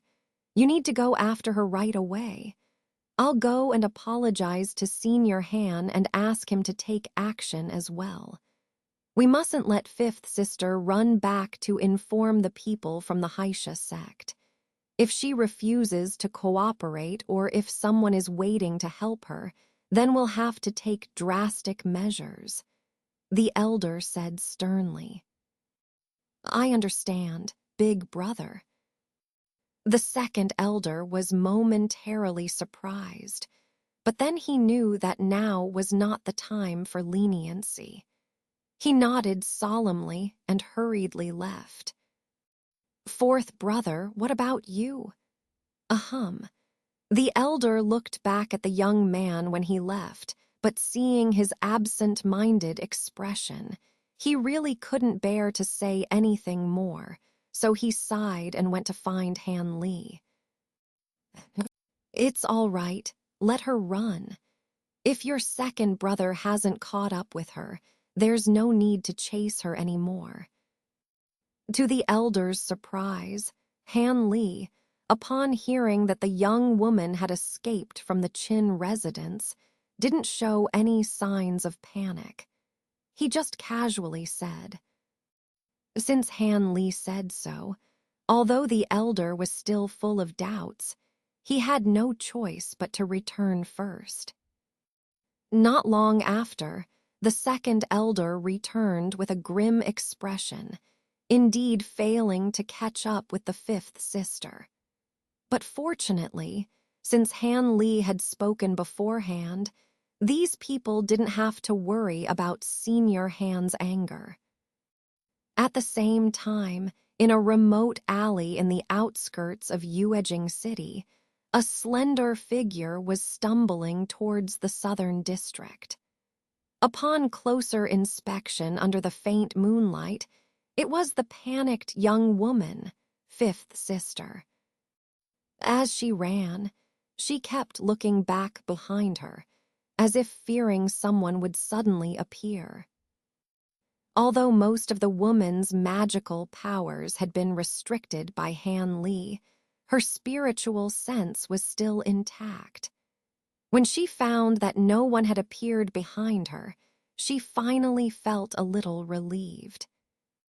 This was thanks to a concealment talisman given to her by the young man when he let her go, allowing her to escape to this place. Not long after she escaped, the woman noticed the tall, thin figure passing overhead. Fortunately, she quickly used the talisman, barely managing to evade him. At this moment, either her second brother had gone in another direction, or he had returned to the Qin residence. Only then did she dare to run boldly in the alley. She was now heading to a secret stronghold of the Haisha sect in the southern district, thinking that providing Han Li's whereabouts and detailed information to the higher-ups should earn her some credit. In this way, she would be one step closer to achieving her dream of foundation building. In the past, she and several other promising peripheral disciples of the Haisha sect immediately pledged allegiance to the Haisha sect after witnessing the mysterious methods of the sect leader, who could help Qi refinement cultivators build their foundations. The goal was to accumulate enough merit to receive the sect leader's blessing to enter the foundation establishment stage. As far as she knew, most of the peripheral disciples willingly serving the Haisha sect had this goal in mind, so she never thought her choice was wrong. After all, with her aptitude, reaching this level of cultivation was basically the end of the road. If she wanted to advance further or even build a foundation, there was no other choice. As for her several sworn brothers and sisters, although she felt some regret, Since she had chosen this path, she could only sever all ties. Whether they were to be used as blood sacrifices or controlled again if caught, it would depend on the decision from above. She had no intention of pleading any more and would henceforth live only for herself. As the woman thought fiercely in her heart and dreamed of foundation building, her steps seemed to lighten. From a distance, she saw the intersection of the Southern District streets. Feeling delighted, she was about to quicken her pace when she suddenly felt a moist sensation under her nose. Puzzled, she reached up to wipe it away and, to her horror, found her fingers covered in sticky, dark red liquid. What is this? Panic-stricken, the fifth sister hurriedly tried to wipe away the black blood from her nose with her sleeve. However, the nosebleed seemed to surge out like a floodgate had been opened, and in an instant, her eyes and ears also began to ooze black blood. The young woman felt weak all over, and her legs gave out, causing her to collapse to the ground. At this moment, she felt extremely cold all over, with no warmth in her chest. She wanted to scream for help, but her throat was so dry that she couldn't make a sound. Soon, her spiritual sense began to blur. Before long, she fell into eternal darkness. The next morning, passers-by in the area would be somewhat surprised to find a pool of black blood inexplicably appearing, forcing them to detour and sparking quite a bit of gossip. At the moment when the young woman met her demise, Han Li was inspecting all his magical treasures and talismans in his room, preparing for departure. After tidying up, Han Li looked at the crescent moon outside the window, a hint of loneliness appearing on his face. Then he murmured softly to himself, "It should be about time. The poison should have taken effect." After saying this, Han Li sighed lightly and left the room, heading towards Kingian Courtyard. Han Li had suspected the fifth sister ever since he detoxified the Mengshan 5 friends. Although she was also poisoned, her condition was much milder compared to the other 3, and it was unlikely to be fatal. On the contrary, it was quite difficult for him to remove the blood curse from her body. This indicated that the young woman had been under the blood curse for quite some time, leaving such deep traces in her spiritual sense. With vigilance in mind, when Han Li removed the blood curse from the woman, he deliberately placed a small restriction as a contingency. The function of this restriction was simple. It temporarily gathered the residual medicinal power of the 2 antidotes she had taken and would suddenly transform into a highly toxic poison when Han Li needed it. These 2 elixirs were named ever-changing elixirs. They could be used as sacred medicine to detoxify, but they could also be transformed into poison through specific methods, making them one of the spoils of war Han Li had retained. Tonight, Han Li secretly summoned the Mengshan 5 friends to witness the fact that this woman was acting as an insider before taking her down, and casually using his spiritual power to mark her with a few fingers. These fingers not only restrained most of her magical powers, but also activated the hidden restriction. If Han Li didn't release it again in a short time, the woman would die silently without leaving any traces, just like what happened earlier. Han Li's decision whether to kill this woman was influenced by the face of the Mengshan five friends, but was also ambiguous. But he absolutely could not let her reveal the relationship between the Qin residents and them. That was Han Li's bottom line. At the time of activating the restriction, Han Li was just being cautious, but he didn't expect it to come in handy.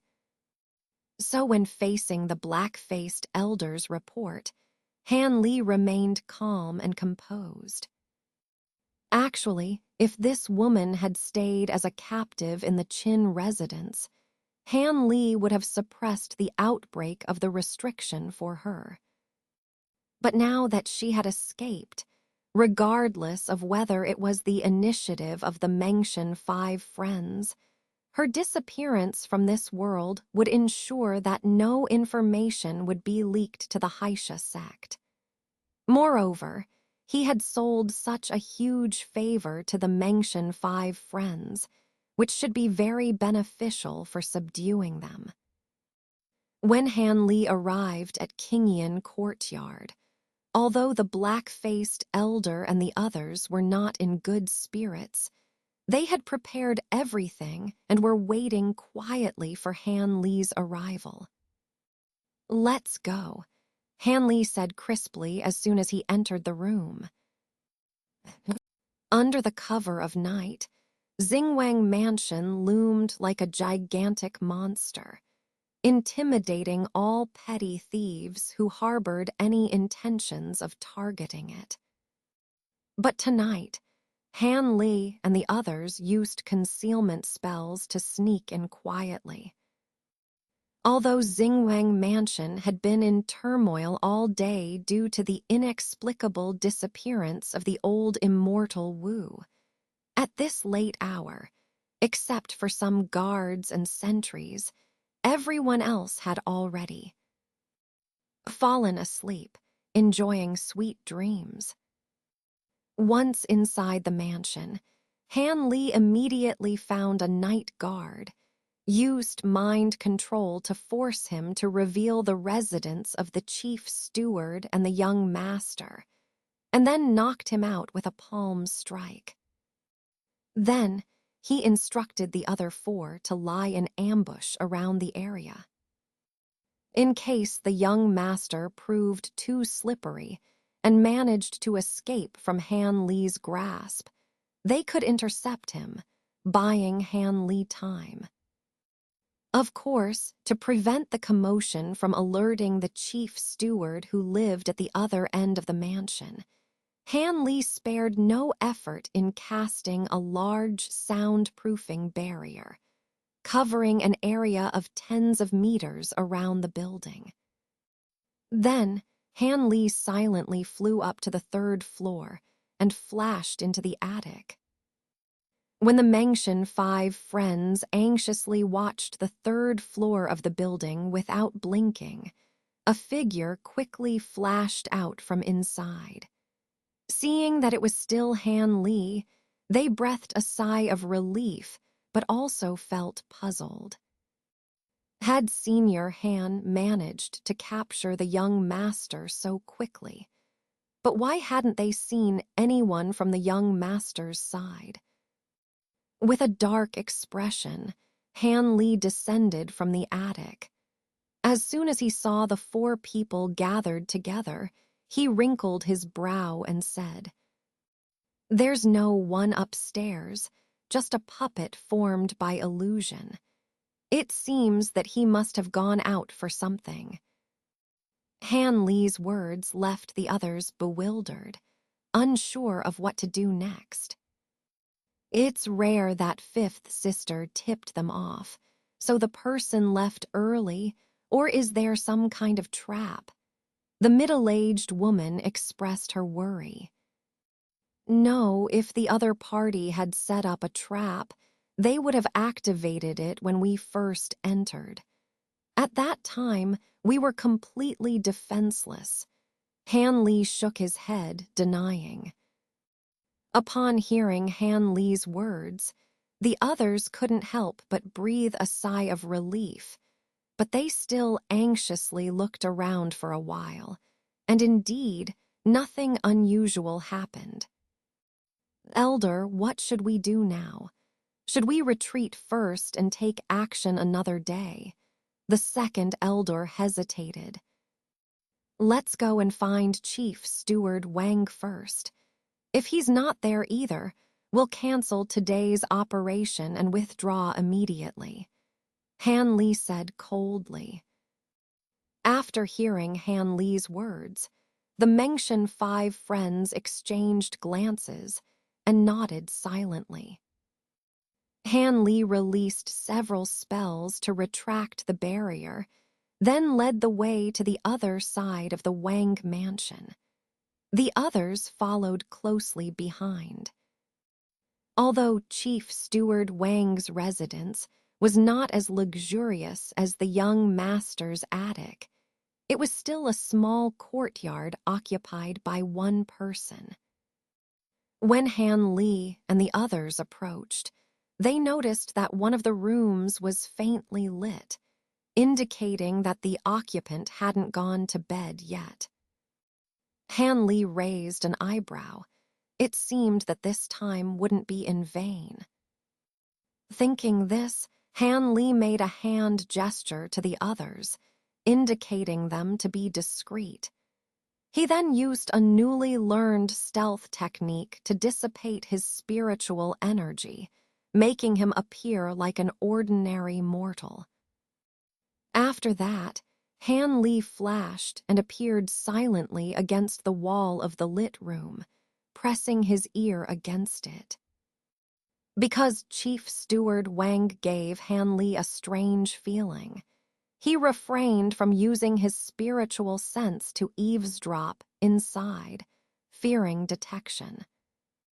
However, after listening for a short while, Han Li's face changed suddenly, and he flew back immediately, hiding behind a large flower tree.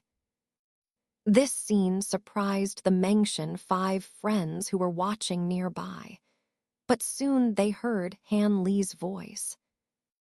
"Be careful, the young master is also inside the room. Let's seize the opportunity." These words immediately made everyone's heart skip a beat, and they held their breath, carefully watching the door without making any noise. With a creak, the door opened. A young man dressed in a light green brocade robe stepped out, the young master of the Exing mansion. After whispering a few words to someone inside, he walked a few steps into the courtyard, and the door closed automatically. Shortly after, the light in the room's paper window flashed a few times before completely extinguishing. It seemed that the person inside was going to rest. Han Li stared expressionlessly at the young man's every move. What puzzled him was that there was no sign of magical power on the young man's body. However, Han Li could sense a faint danger when he appeared, indicating that he was likely a disciple of the Haisha sect. Perhaps because he was still in his own mansion, the young master didn't rush back. Instead, he stretched lazily, looked at the moon in the sky, and sighed suddenly. Then he began packing back and forth in the courtyard, with a worried look on his face, as if he had some problem troubling him. It seemed that he wouldn't leave for a while, much to the frustration of the Mengshan 5 friends. Now was not the time to act, as the chief steward was nearby. Any disturbance would likely wake him up, causing trouble. The best course of action was to wait for the young master to return to his residence before taking action separately. Luckily, everyone present were cultivators, so they had patience. They remained hidden, not showing any flaws. After about a meal's time, the young master finally stopped packing and left the courtyard. This brought relief to the ambushing party. However, what happened next surprised them and soon ignited their anger. As the young master stepped out of the courtyard gate, he suddenly performed some kind of illusion, quickly changing into a set of clothes from nowhere. In the blink of an eye, he became a blood-red masked figure, the same appearance as the person who ordered them to kill Han Li. Although the elders were full of anger, they knew the situation was critical and restrained themselves.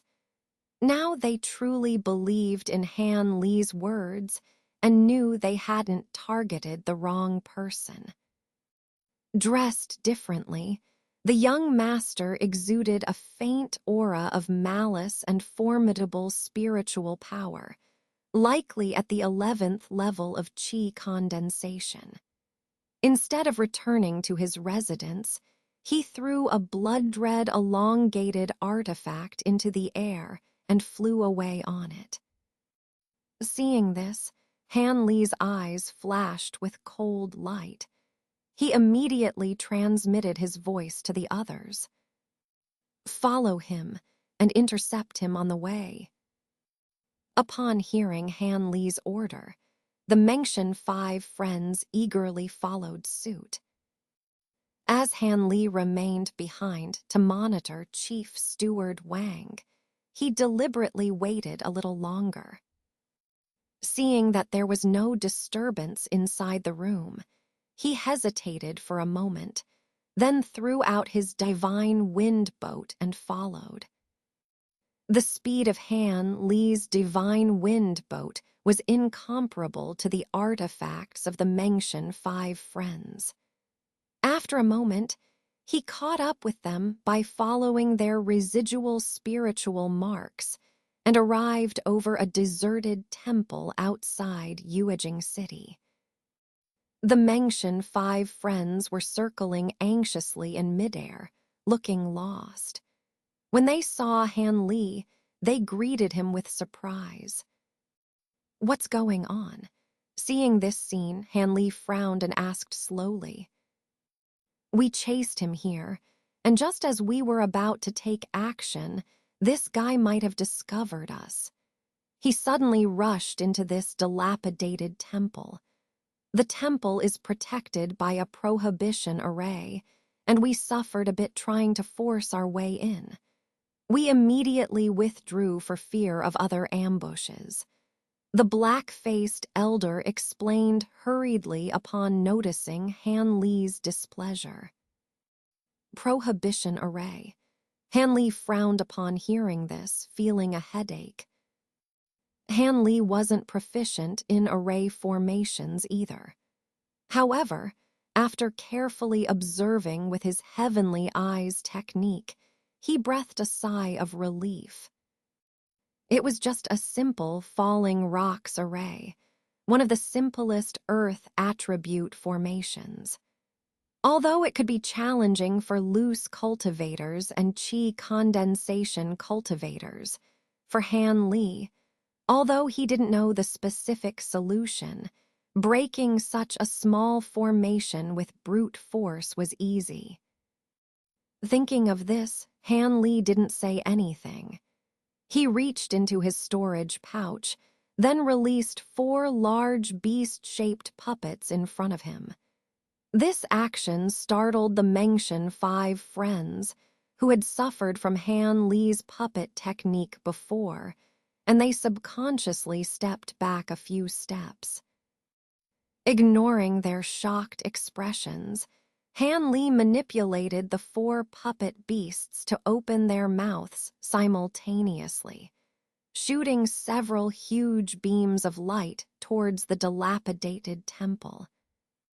As the beams were about to hit the temple, a thin layer of light shield suddenly appeared above it, emitting a faint yellow light, completely enveloping the temple. The beams struck the shield directly. Immediately, the yellow shield rippled like water waves, trembling as it resisted the successive attacks. At this moment, without hesitation, Han Li raised his hand and threw out a pair of black dragon seizes artifacts. They immediately expanded to about 10 meters in size and fiercely flew down, also hitting the shield. A crisp cracking sound came, and the shield finally couldn't withstand the successive powerful attacks, completely collapsing. The falling rocks array was destroyed. Seeing this scene, the Mengshan five friends gasped in shock. Being able to break such an array with brute force meant something, and they understood it. This indicated that Han Li's attack was at least several times stronger than the shield's defense. Otherwise, ordinary attacks would have been easily dissipated by the clever prohibition principles of the array. They couldn't help but look at the falling rocks array with more respect after their recent ordeal. "Let's go down. We must not let this guy escape," Han Li said coldly. At this moment, the Mengshan five friends were completely convinced by Han Li and immediately rushed down. However, just as they were about to reach the ground, a mocking laughter came from behind them. "Are you looking for me? This temple is just a temporary base of our sect. Right now, there's no one here." This voice immediately shocked the Mengshan five friends, causing them to almost fall off their artifacts. They turned their heads and saw, tens of meters above Han Li, the young master they were tracking, standing alongside another similarly dressed skinny figure. Besides them, there were a dozen or so black-clothed masked people, obviously controlled by the Haisha sect like them.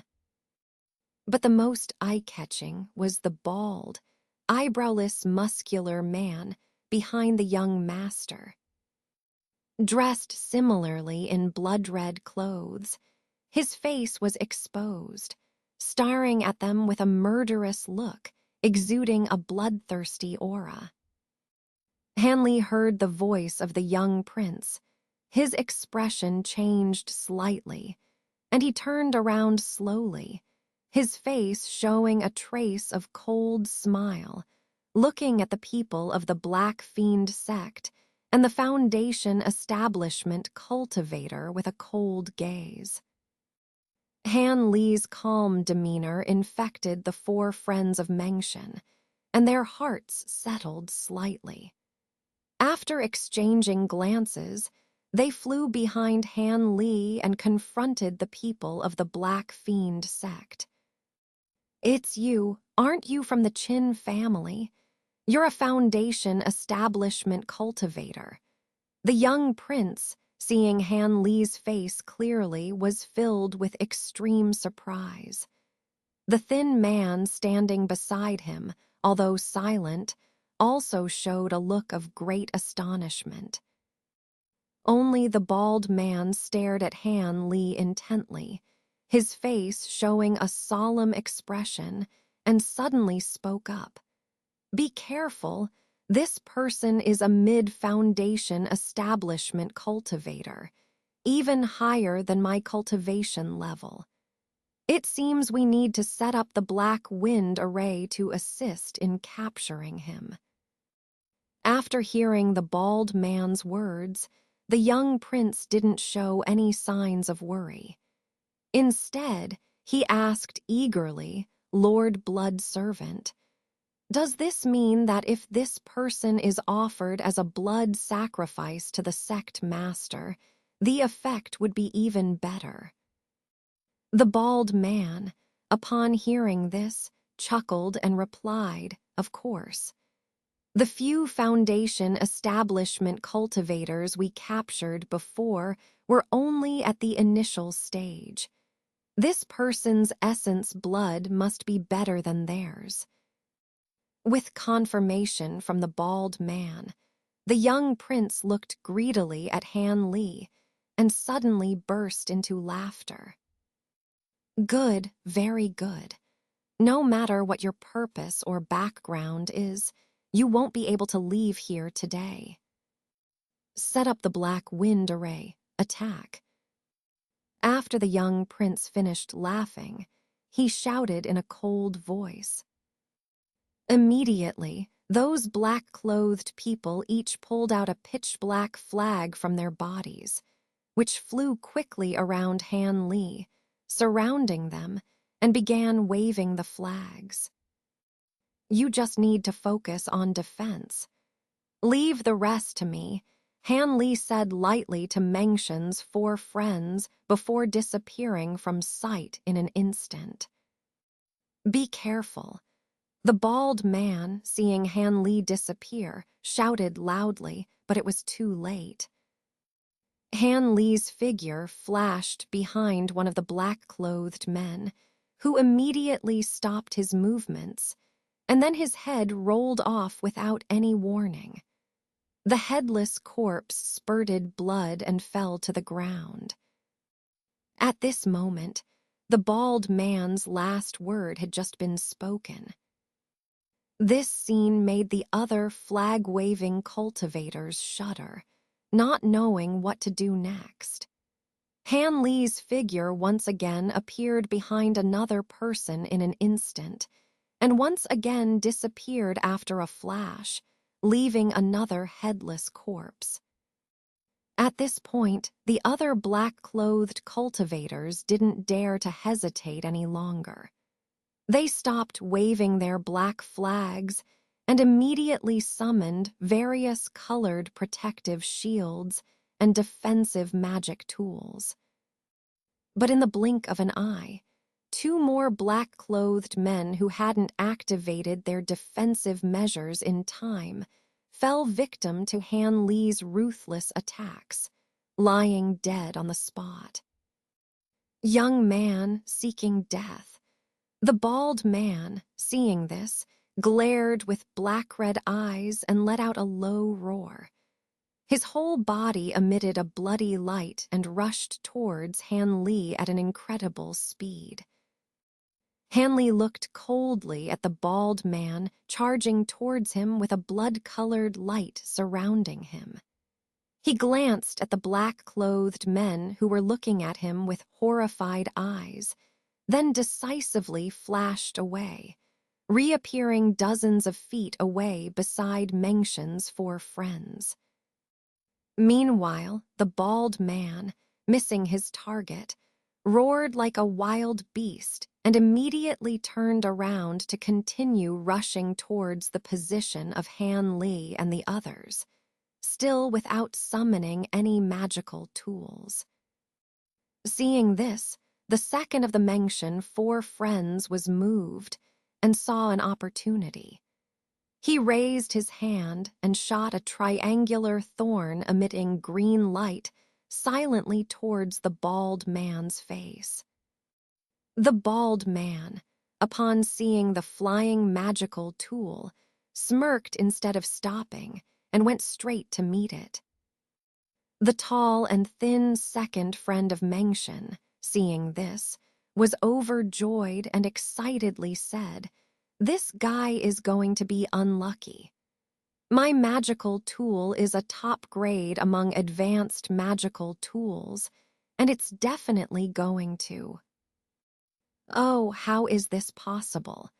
My green light thorn." He had barely spoken 2 sentences when he was stunned by the scene before him and exclaimed in disbelief. It turned out that after this triangular thorn magical tool touched the bloody light on the bald man's body, the bloody light suddenly rolled as if alive and forcibly sucked the magical tool into it. No matter how it struggled and flew around, it couldn't fly away half a step. "Ha ha, dare to show off such trivial means." The bald man laughed wildly, stretched out a blood-red hand, and forcibly grabbed the triangular thorn. Then, with a single move, the spiritual energy of the magical tool immediately dissipated, as if completely scrapped. This scene not only caused the Mengtian four friends to show great fear, but also made Han Li feel a little startled. The bald man must have practiced not ordinary techniques, but top-level demonic techniques similar to the ghostly sect young master. The bald man wouldn't give Han Li and the others time to think. In an instant, he arrived in front of them and raised a blood-red fist, smashing it fiercely towards the joint protective shield released by the four Foundation establishment cultivators. With a loud bang, the protective shield released by the four chi condensation cultivators was deeply dented under this punch, and immediately dimmed significantly. The four friends of Mengtian's complexion suddenly changed drastically. Such a powerful fist would probably turn ordinary defense magical tools into scrap with just one blow. Elder, look. The black-faced old man turned his head in a panic, wanting to see what method Han Li had to stop the other party. After all, with such an attack from the other party, their joint protective shield wouldn't last long. Han Li said nothing, but raised his hand and threw out a dazzling white light shield. In an instant, it enlarged several times and firmly blocked in front of the protective shield, just in time to meet the bald man's other blood-red fist. With a loud bang, a piercing sound echoed through the sky, shaking nearby unprepared cultivators, almost sitting on the ground. The four friends of Mengtian were also dizzy for a long time, and the only ones who remained unchanged were Han Li and the bald man. Han Li stared at the phosphorescent shield expressionlessly. Although it had blocked the other party's fist, the smooth surface had slightly dented, which made him feel secretly alarmed. Han Li knew very well how solid this phosphorescent shield was, which made him even more wary of the bald man. Thinking of this, Han Li no longer hesitated and slapped his storage bag. Immediately, 2 black lights and 6 golden lights flew out simultaneously, shooting towards the bald man without mercy. Such a fierce momentum emitted by so many top-grade magical tools coordinating with each other made the bald man's face show a trace of fear. He roared, and the bloody light on his body suddenly surged, completely enveloping his figure in a blood-colored light, turning into a huge blood light. Mass several dozen feet high, floating in the air motionless. Han Li's gold beetle mother blade and black dragon snatch seized this opportunity without mercy and fiercely stabbed at him. However, Han Li found something strange happening. No matter how his magical tools stabbed the blood mass, there was no movement inside, and as soon as the magical tools reached about half a foot into it, they couldn't move forward at all, as if there was a shield blocking all attacks. Feeling somewhat impatient, Han Li suddenly remembered something and hurriedly looked around, but what he saw made him murderous. Under the command of the young prince and the masked man who seemed to be the steward, the black-clothed people actually organized again, continued to surround them faintly, and desperately waved their black flags. These black flags were already emitting a woo-woo ghostly sound and surged with strange black mist, rotating around the flags nonstop. Such a scene reminded Han Li of the azure sun devil fire he encountered in the Spirit Stone Mine, which destroyed everything. The summoning ritual was so similar that Han Li would never allow them to succeed. Thinking of this, Han Li immediately pointed his hand, recalled the phosphorescent shield, and then, without saying a word, handed it to the black-faced old man and said coldly, "Temporarily lend it to you. I'll go deal with the others first." Then Han Li's figure flickered, and he appeared outside the protective shield, and the several magical tools that were still flying around the blood-colored mass automatically flew back to Han Li's side, buzzing and hovering around him, emitting a humming sound. Han Li glanced at the few magical treasures beside him, suddenly reached into his storage pouch, and pulled out 3 identical red small forks.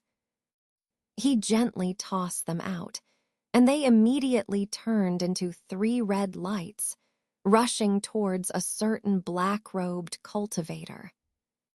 This set of flame-linked flying forks was obtained by Han Li from some unlucky fellow during the battle with the blood spider. Its power was quite impressive, and because it was a complete set and relatively easy to control, Han Li decided to keep it. Han Li then pointed at the other magical treasures, and after 2 black lights and 6 golden lights whistled, they flew in different directions. It was only at this moment that the terrifying aspect of Han Li's great Yang art truly revealed itself. He manipulated so many magical treasures without the slightest chaos, causing the top-tier magical treasures to rush towards him. The cultivators holding them showed expressions of horror, without even the thought of resisting.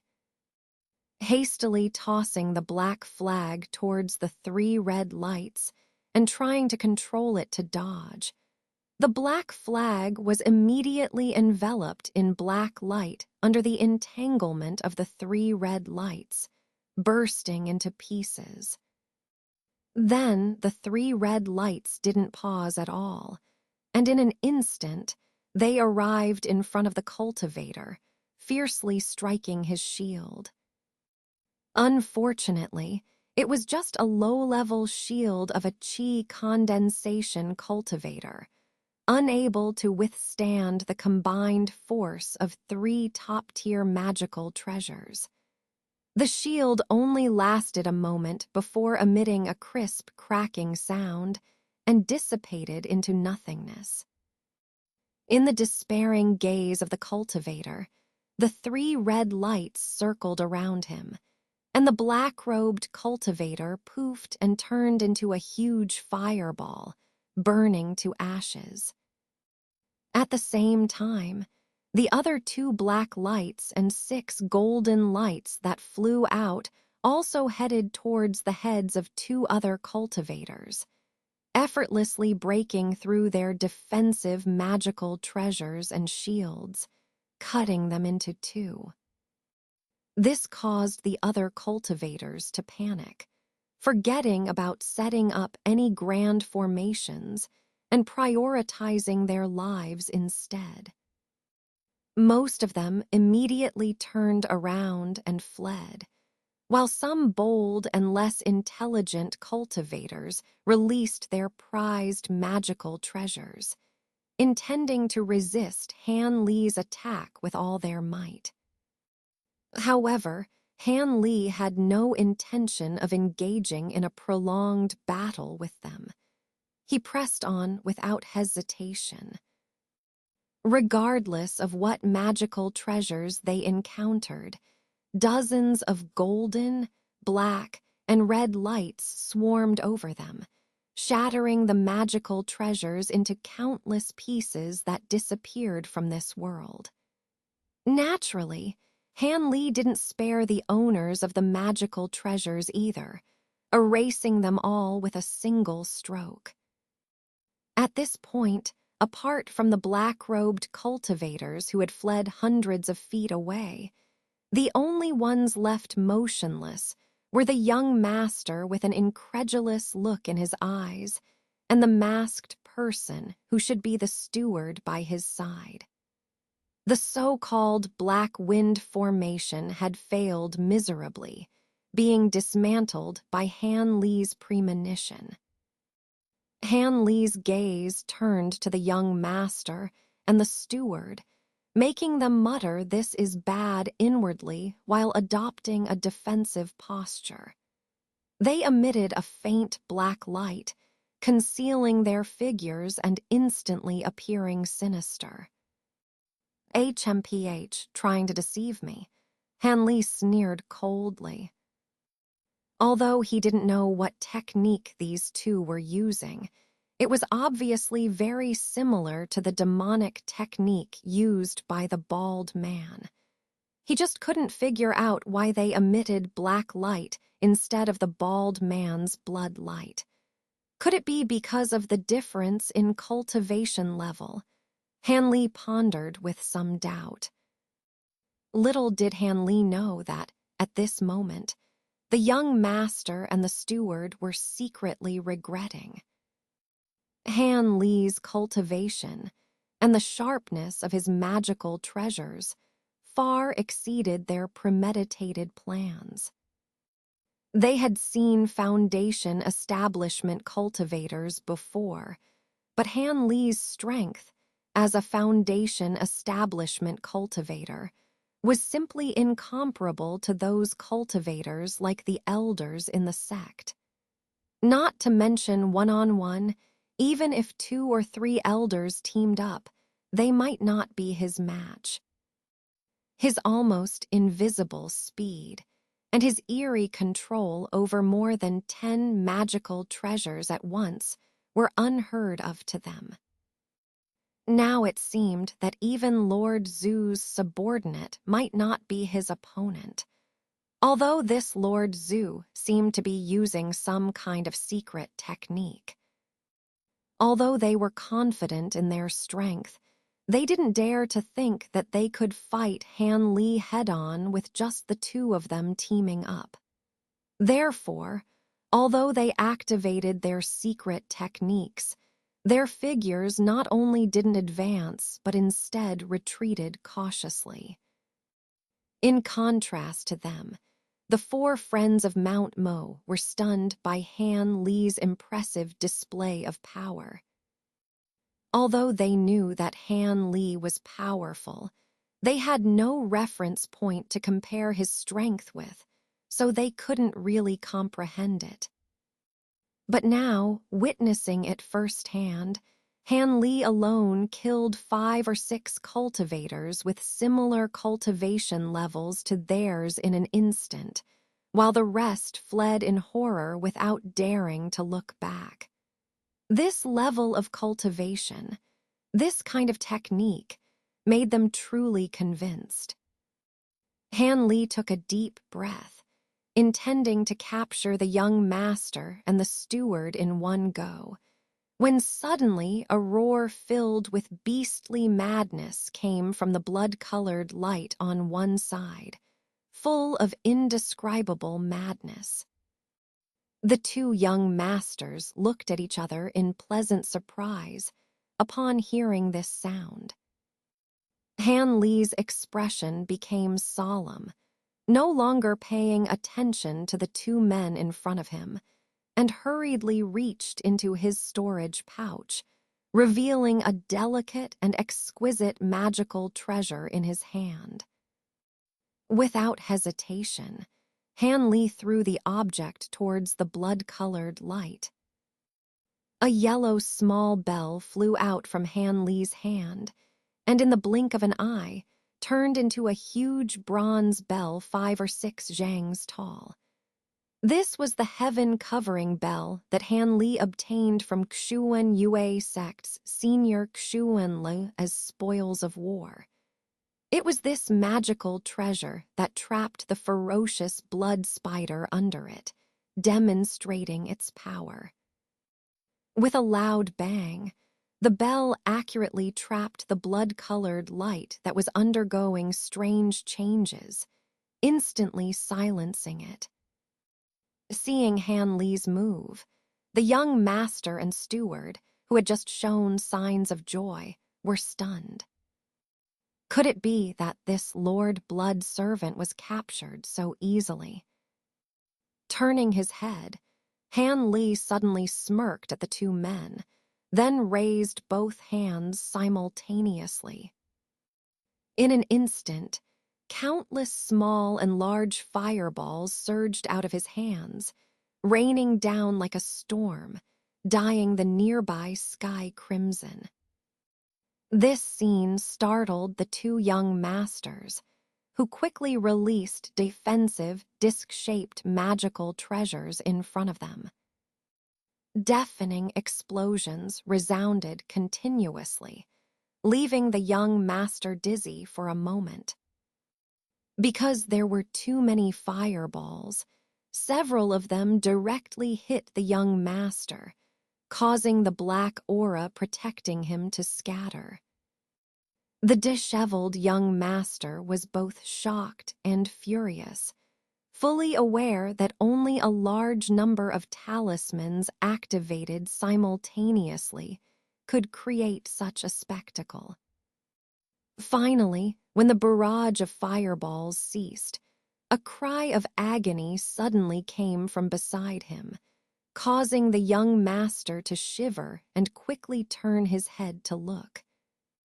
The sight left him sucking in a cold breath, his eyes filled with horror. He saw the thin, masked man who had been standing not far from him, the black aura dissipating from his body at an unknown moment. He was lifted up by Han Li, left with only one arm. This situation not only filled the young prince with fear, but also truly instilled an overwhelming dread of Han Li. He couldn't help but curse the uselessness of the blood servant. With a cold gaze, Han Li ripped off the mask of the masked man in his hand, revealing the steward of the Xinfu mansion. However, his previously gaunt face contorted due to the pain of his severed arm. "It's impossible. How did you capture him? Our protective aura is not so easily breached," the young prince exclaimed, but suddenly he raised both hands, and several dark streaks shot towards Han Li. Han Li's expression remained indifferent, but a hint of disdain flashed across his face. With a single motion, he summoned a dark, shield-like object into existence. The dark streaks struck the shield directly, but aside from emitting a dull sound, they had no effect whatsoever. Startled, the young prince focused his gaze and realized that the shield was actually an enormous turtle shell, black and lusterless, likely specially refined. Seeing this, the young prince's eyes flashed with dark light, and he was suddenly thrown backward as if struck by lightning. However, he quickly attempted to flee like the other escaping cultivators. But Han Li, knowing he was a crucial target to be captured, wouldn't let him escape so easily. With a swift movement, Han Li appeared in front of the young prince and raised his hand, conjuring a massive sword of azure light, poised to strike. Upon witnessing this, the young prince felt a surge of relief. His protective aura was adept at corrupting various magical artifacts, so he paid no mind to the potential harm from the giant sword. Instead, he saw it as an opportunity to cover his escape and exerted all his strength to flee.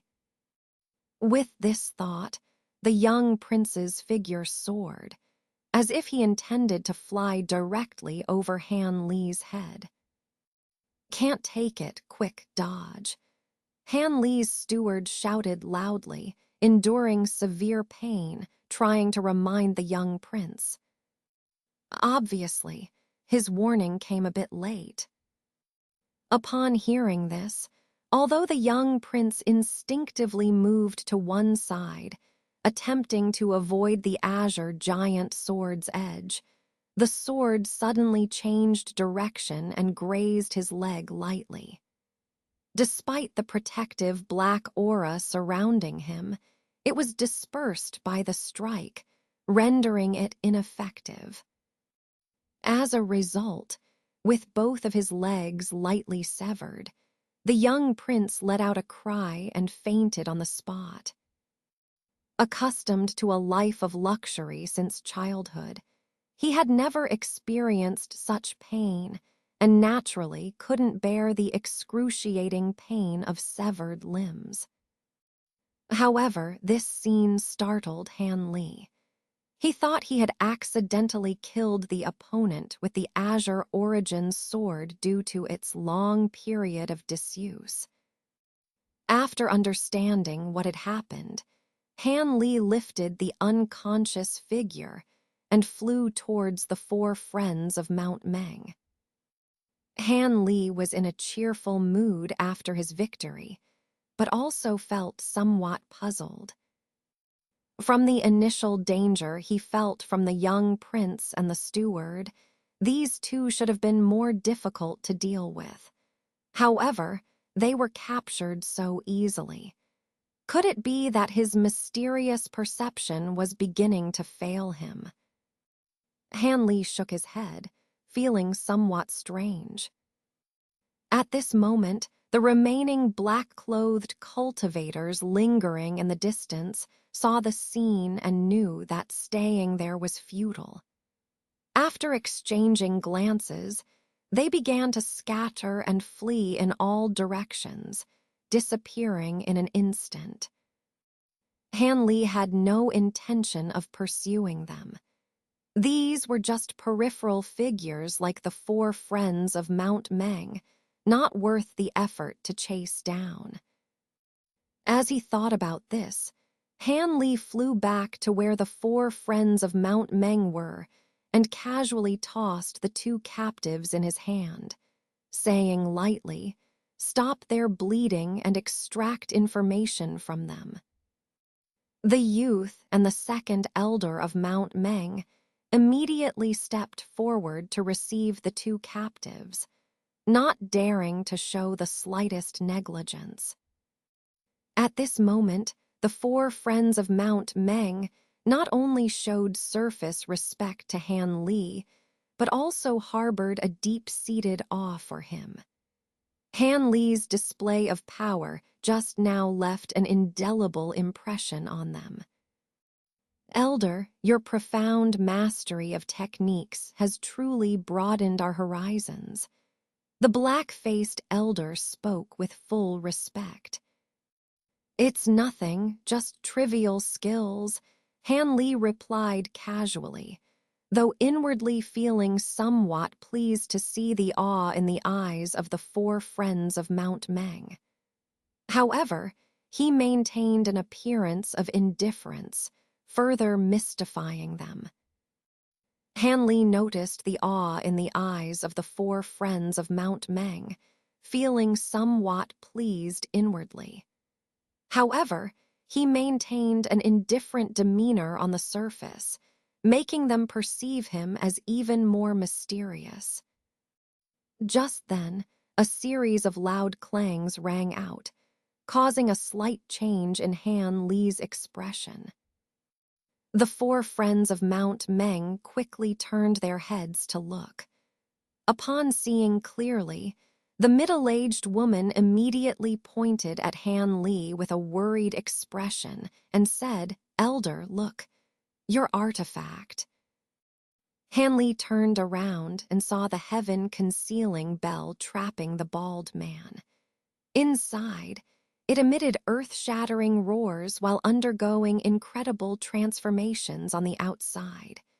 With each roar, bulges inexplicably formed on the bell's surface. After a dozen or so roars, the bell changed beyond recognition. The golden light on the bronze bell dimmed, and the bald man inside seemed on the verge of breaking free at any moment. Han Li was horrified. Although he didn't understand why such a phenomenon occurred, it was evident that the heaven-concealing bell couldn't restrain the opponent any longer. It seemed they would have to find another way.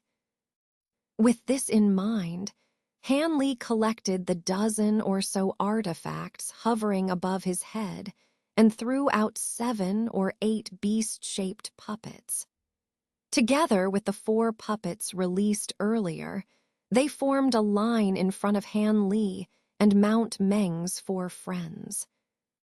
Just as he finished this, a deafening explosion occurred. The heaven-concealing bell artifact split into pieces, and a monstrous figure shot out from within. "What is this?" the middle-aged woman exclaimed, her face turning pale. The others around her wore equally incredulous expressions. Even Han Li couldn't hide his astonishment. The bald man that emerged had completely transformed into a demon. He now stood 2 zhang tall, with fangs protruding from his mouth and 2 black horns on his head. A long, scale-covered iron tail trailed behind him. His body was covered in black and red demonic patterns, concealing most of his naked form, exuding a sinister aura. Though remnants of the bald man's original appearance could be discerned, his eyes now gleamed with a greenish light, exuding nothing but a bloodthirsty and murderous intent. He glared coldly at Han Li and the others before darting towards them like an arrow. Seeing this, Mount Meng's 4 friends were terrified, unsure of what to do. Then, suddenly, Han Li's voice rang out. "Activate the artifacts." At his command, the 10 or so beast puppets in front of him opened their mouths simultaneously, and 10 beams of light shot out, striking the demonized bald man and knocking him to the ground. Mount Meng's 4 friends rejoiced at the sight, releasing their own artifacts and attacking the fallen monster in hopes of swiftly dealing with the terrifying creature. However, their hopes were short-lived. A surge of ominous energy emanated from the fallen bald man, and with a furious leap, he shrugged off all the attacks unscathed, leaving Mount Meng's 4 friends stunned. With a roar, the demonized bald man waved his arms like windmills, slicing through the artifacts surrounding him with his razor-sharp fingers, turning them into mere scrap metal. Before Mount Meng's 4 friends could react, the demonized bald man's eyes flashed, and he appeared in front of Han Li and the others in an instant, extending a claw towards them. With a swift movement, the black-faced elder summoned Han Li's white phosphorus shield, blocking the claw strike. However, deep claw marks were left on the shield, and the elder's face turned pale, clearly struggling due to his depleted mana. Seeing this, the demonized bald man smirked and attempted to strike with his other claw, but his expression suddenly changed. He swiftly retracted his claw and crossed his arms in front of him in an X shape. At the same time, the second beam of light struck him solidly. This time, the demonized bald man, prepared for the attack, wasn't knocked to the ground but was pushed back several zhang away by the powerful impact. The black-faced elder, who had only taken one claw strike, finally breathed a sigh of relief, wiping the cold sweat from his forehead and nervously telling the other three. The opponent's attacks are too fierce. One person's mana can't withstand them for long. Let's combine our strength to wield this shield. Upon hearing their big brother's words, the remaining members of Mount Meng's 4 friends didn't hesitate. They simultaneously placed a hand on the elder's shoulder and infused their spiritual power into him. The black-faced elder's complexion instantly regained its color. The demonized creature, transformed from the bald man, failed to achieve any success in his consecutive attacks. When the light beams from the beast puppets disappeared, he immediately lunged forward again. However, he was once again blocked by the white phosphorus shield, followed by being pushed back to his original position by the light beams. Seeing this scene, Hanley furrowed his brows. Since this monster could break through the heaven-concealing bell and withstand the light beam attacks from the beast puppets, it was evident that ordinary top-tier artifacts were ineffective against it. They had no choice but to use talismans. With this in mind, Hanley wasted no time in instructing Mount Meng's 4 friends. You temporarily support the beast puppets. I need some time to cast spells. Having said that, without waiting for their consent, Hanley took out a cyan talisman from his storage bag, held it reverently in his hands, and sat cross-legged, closing his eyes to begin his cultivation. Hanley didn't directly mention the use of talismans because he knew that, given their identities as scattered cultivators, they probably didn't know what talismans were. Moreover, it wasn't the right time to explain. His straightforward actions indicated that he didn't tolerate any opposition from Mount Meng's 4 friends, a fact they understood as they exchanged glances before the black-faced elder reluctantly agreed. Subsequently, the demonized bald man attempted to leap forward 7 or 8 times, but each time he returned with a disgruntled expression. Although Hanley's white phosphorus shield was covered in scars from the opponent's claws, under the guidance of Mount Meng's 4 friends, it managed to block the deadly claws, and the attacks from the 10 or so beast puppets would immediately push the demonized bald man back, preventing him from launching continuous attacks and allowing Mount Meng's 4 friends to catch their breath. With his mid-level foundation establishment cultivation, Hanley activated the talisman treasure much faster than he could during the chi condensation stage. After a moment, the blue talisman in his hand emitted a clear sound and transformed into a small blue jade ruler, several inches in size, delicate and radiant, with fluorescent light flowing. At the same time, the magical powers of the 4 friends of Mount Meng also reached their limit. Under the fierce attack of the transformed brute, the white phosphorus shield flew backward as if struck by a heavy hammer. The 4 immediately collapsed, their faces turning pale. "Zelder, hurry."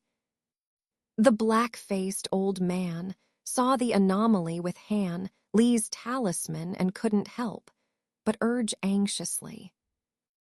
Han Li didn't have time to pay attention to the old man and immediately poured all his spiritual power into the jade ruler after seeing the transformed brute being repelled by the pillar of light. In an instant, the floating small ruler emitted a dazzling blue light, splitting into 2, then 4, then 8. In the blink of an eye, hundreds of identical small rulers appeared, each emitting a buzzing roar, surrounding Han Li and constantly trembling.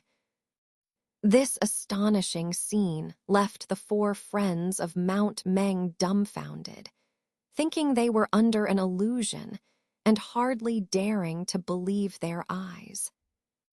Without any delay, Han Li, with a solemn expression, pointed at the transformed brute, and the densely packed small rulers rushed towards him like a bursting flood. Although the bald brute seemed a bit confused after transforming, facing Han Li's talisman attack, he seemed to realize the danger. Fear appeared on his face, and suddenly a red light flashed, and he dashed backward like a meteor. His speed was even faster than the windstorm boat. Seeing this scene, Han Li was taken aback. Before he could react, the opponent had already fled more than 100 feet away, and he could only watch his fleeing figure from a distance. With a sigh, Han Li didn't pursue but instead waved his hand, calling back the jade ruler talisman, which reassembled into a blue talisman and fell into his hand. It wasn't that he didn't want to eliminate future troubles to secure a complete victory, but the remaining power of the jade ruler talisman was not much. If he continued to chase and entangle the opponent for a long time, Han Li wasn't sure if he could endure it. It was better to play it safe since he already had a captive. Seeing their formidable enemy scared off by Han Li, the 4 friends of Mount Meng couldn't help but relax and help each other up. Seeing the grim expressions of the 4, Han Li thought for a moment and took out a small bottle from his storage pouch, tossing it to them. "Each of you take 1 pill. It will be beneficial for your injuries," Han Li said with a faint smile. Regardless of the circumstances, these people had helped in today's battle, so Han Li naturally wanted to show his gratitude. This way, they would know he wasn't a stingy person. Sure enough, the 4 friends of Mount Meng showed grateful expressions. The black-faced old man respectfully took the small bottle and poured out 4 dragon-eye-sized pills. They were fiery red in color and emitted a fragrant aroma. Just a whiff of it made one feel refreshed. The old man was experienced and immediately realized the extreme value of this medicine. After thanking Han Li profusely, he and the others took the pills. As soon as the pills entered their stomachs, they immediately turned into a warm flow that dispersed throughout their bodies, making them feel much better, and their hearts filled with joy. "Let's go. This is not a place to stay for long. If the Black Fiend sect sends reinforcements, it will be troublesome," Han Li said, glancing at the captive young prince and the steward, Wang, with a serious tone. The 4 friends of Mount Meng naturally had no objections. They threw the 2 captives into the windstorm boat, and Han Li led the way, speeding away. The sky above the ruined temple returned to calm, and no one could tell that a fierce battle of cultivators had taken place there. Han Li and the others returned safely to Qin's residence without incident, descending directly from the sky to their residence. To avoid any unexpected situations, Han Li made slight adjustments and began interrogating the young prince and the steward that very night. Han Li only intended to question the young prince, leaving the steward to be dealt with by the four friends of Mount Meng. He believed that with the cunning of the black-faced old man, he would give satisfactory answers. Making a cultivator speak the truth might be a troublesome task for others, but for Han Li, who was adept in mesmerizing spells and knowledgeable in the ways of medicine, it was no problem at all, especially when the other party's cultivation was vastly inferior to his own. Although the young prince initially showed a resolute attitude of not speaking, after Han Li lightly asked the questions once and saw the refusal to cooperate, he unceremoniously forced him to drink a bottle of medicine. As a result, the prince became dazed and fell into a hallucinatory state. Han Li then used a common mesmerizing spell, illusionary gaze, to easily control his mind. From then on, whenever Han Li asked a question, the prince obediently answered as if he were a puppet. Listening to the prince's account, Han Li's expression changed from solemn and cold at the beginning to astonished and puzzled in the middle, and finally to a face full of confusion and frustration. After confirming that the secrets hidden in the young prince's mind had been revealed, Han Li pondered for a moment, took out a prepared black pill from his sleeve, and wordlessly stuffed it into the prince's mouth. Then, without another glance, he walked out of the room and headed towards the Clear Melody courtyard where the four friends of Mount Meng were gathered. This soul-severing pill would silently end his life. Although poisoning someone who offered no resistance made Han Li feel somewhat uncomfortable, considering that the young prince had used more than a dozen cultivators' lives as sacrifices for his demonic cultivation. His death was not undeserved. Upon arriving at the Clear Melody courtyard, the four friends of Mount Meng were gathered with serious expressions, discussing the information obtained from the interrogations. Seeing Han Li approaching, they all stood up and welcomed him to the main seat. Without declining, Han Li sat down and asked, "How was it? What did the steward have to say?" The four friends of Mount Meng exchanged glances. It was the black-faced old man, the eldest among them, who stood up and replied, "Senior, you probably already know that if what our side's steward said is true, things are likely more complicated than we thought."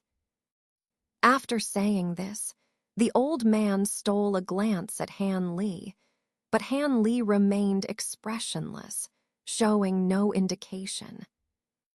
The old man had no choice but to carefully consider his words and continue. From the mouth of the steward, "I learned many things related to the Black Fiend sect, but the rest is inconsequential. There's only one crucial and extremely ruthless matter. The leader of the Black Fiend sect is actually hiding within the Imperial City, and the current Emperor of Yue, a mortal, has been manipulated into becoming his puppet, turning the Imperial Palace." into the Black Fiend sect's headquarters. The chief steward of the imperial palace, a eunuch named Li Poyon, is the leader of the Black Fiend sect. It's said that he's currently in seclusion cultivating. As the black-faced old man spoke, he frowned, feeling that the situation was not easy to handle. After all, even though cultivators might look down on mortals, they still harbored some fear towards the highest ruler of the mortal world. Listening to this, Han Li's expression remained unchanged, but he also felt a sense of sighing. It wasn't that he was afraid of the emperor, but he knew very well that the current royal family of Yue was actually supported by the 7 sects. But precisely because of this, each sect had an unwritten rule that disciples of the 7 sects were strictly forbidden to set foot in the imperial city, to prevent one sect from holding sway over the others by taking advantage of the royal family. Thus, for hundreds of years, there hadn't been a single disciple of the 7 sects seen in the imperial city of Yue. As long as the emperor of Yue didn't commit any major offense against the 7 sects, the sects would completely leave him alone. Perhaps it was because of this that the Black Fiend sect found an opportunity. Han Li had pondered over this matter repeatedly after learning the truth from the young prince. He was still indecisive about what to do. This rule had lasted for so long, and even if he exposed the true identity of the leader of the Black Fiend sect, intruding into the imperial city was uncertain to yield any merit. Instead, it might result in severe punishment. This was a situation where right and wrong were blurred, making Han Li extremely anxious. He didn't want to become someone who worked hard but didn't get any credit. But on the other hand, it was an unexpected stroke of luck to easily learn the true identity of the leader of the Black Fiend sect. However, this was also a coincidental opportunity. He knew from the mouth of the young prince that even the several Foundation establishment elders of the Black Fiend sect had never seen the leader's face or knew anything about his origin. And these two were among the few who knew the true identity of the leader of the Black Fiend sect. It was entirely because the steward and the young prince had extraordinary relations with the leader of the Black Fiend sect. One was the leader's cousin, while the other was his only registered disciple, deeply trusted by him. It was because of such close relationships that they could learn his true identity. Otherwise, in such a large city as Yuejing, how could 2 Foundation establishment cultivators manage the affairs of the sect? While Han Li was contemplating, the black-faced old man continued to speak incessantly. We can't determine the true cultivation level of the leader of the Black Fiend sect. He also has powerful guards like the 4 blood envoys we encountered today. With just us, we are definitely not their match. So I suggest Senior not to provoke them actively. It's best to wait for reinforcements. Don't worry. The leader of the Black Fiend sect is at most at the late Foundation establishment stage, and not a nascent soul cultivator. Han Li suddenly interrupted the old man's words, speaking with absolute certainty. This statement caught the black-faced old man off guard, instantly filling him with joy, while the others also breathed a sigh of relief. Although they didn't understand why Han Li was so certain, they trusted his judgment. If Senior Han said so, then it must be true.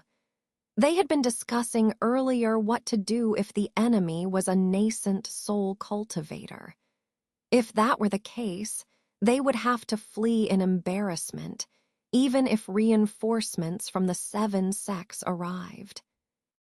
Now, with Han Li's statement, the 4 friends of Mount Meng felt reassured. Senior, could you please enlighten us? The steward we interrogated knew nothing about the leader of the Black Fiend sect's cultivation level. The young man, who had recovered somewhat from the blow dealt by Fifth Sister, spoke up, wanting clarification. Fourth brother, what nonsense is this? Since Senior Han said so, he must be fully confident. The black-faced old man reprimanded the young man sternly. Han Li smiled faintly at their exchange and calmly said, "There's nothing to keep secret about this.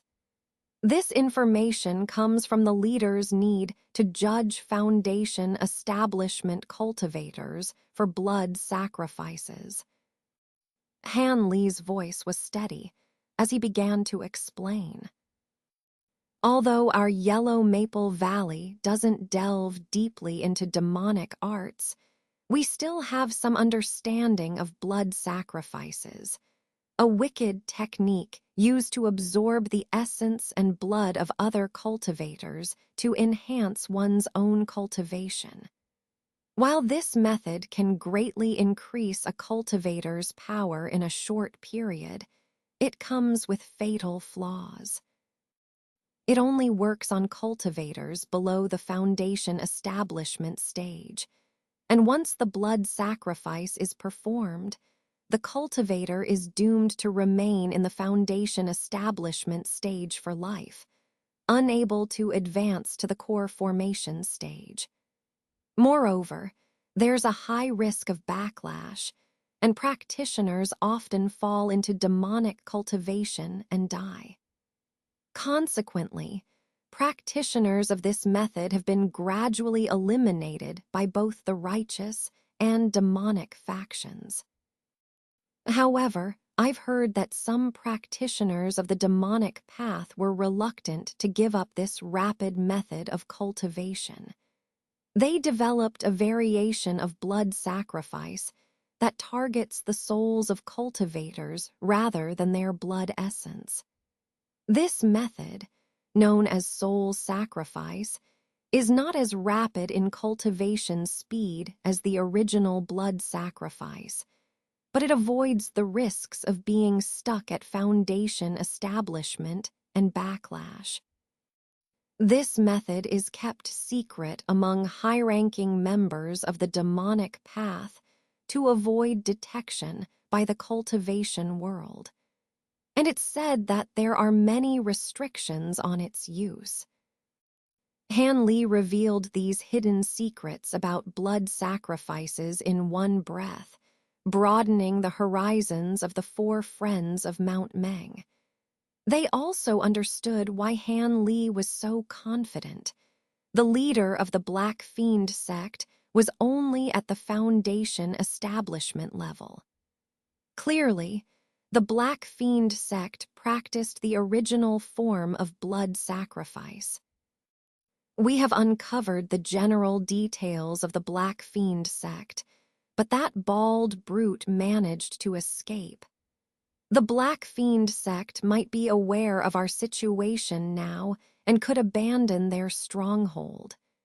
If that happens, they'll go from being in the open to hiding, which would be disadvantageous for us.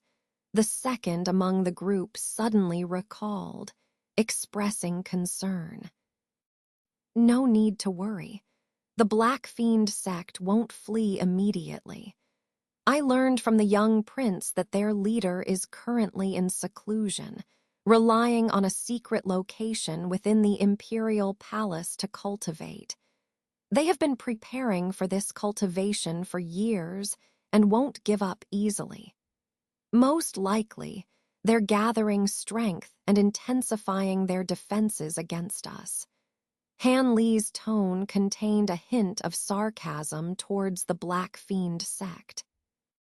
Hearing this, the four friends of Mount Meng were invigorated and showed excitement. "Senior, what should we do next?" The black-faced old man, now calm, tentatively asked. "We don't need to do anything for now. Let's wait for reinforcements. Even if the Black Fiend sect knows our appearance, they don't know our whereabouts. And with the two captives responsible for euedging affairs in our hands, even if the Black Fiend sect sends people after us, they won't be able to spare any competent forces. But everyone should still be careful and refrain from going out recently. Rest well in the residence. We'll discuss further when reinforcements arrive." Han Li rubbed his nose with his palm, a faint smile playing on his lips as his eyes narrowed to slits. Han Li's ambiguous expression left the others in the room puzzled and confused. In the imperial city of Yue, which occupied a fifth of the entire Yuejing, a third of the area was dominated by the magnificent imperial palace, with its layers of exquisitely carved palace buildings, elegant corridors, and lush gardens decorated with exotic flowers and plants. Even the eunuchs and palace maids who had lived in the palace for years often got lost, indicating the vastness of the Yue imperial palace. At this late hour, the palace, which would normally be bustling with various eunuchs and palace maids, was now heavily guarded with sentries stationed every 5 and 10 steps. However, amidst this atmosphere, a figure wrapped in a large cloak from head to toe, holding a golden token, boldly passed through layer after layer of palace guards and arrived at a cold palace deep within the palace. This person was extremely tall. Facing the ominous palace gate, the mysterious figure suddenly removed the cloak, revealing a shiny bald head. It was the bald brute who had escaped from Han Li's grasp. At this moment, he no longer resembled a demonic creature, but had reverted to his original appearance. However, his face looked pale and bloodless, as if he had suffered a severe injury. "Who goes there?" As the bald brute took a few steps forward, a chilling voice emanated from behind the palace door. "Iron Luo, it's me." The bald brute replied without hesitation, continuing to approach the door. "It turns out to be Iron Luo on a mission. But why do you seem weak and breathless? Did you suffer a major setback?" The voice inside expressed surprise, followed by a hint of schadenfreude. "HMPH, what do you know, cold-hearted fellow? I encountered a tough opponent this time. Even if both of us were to fight together, we probably wouldn't fare well.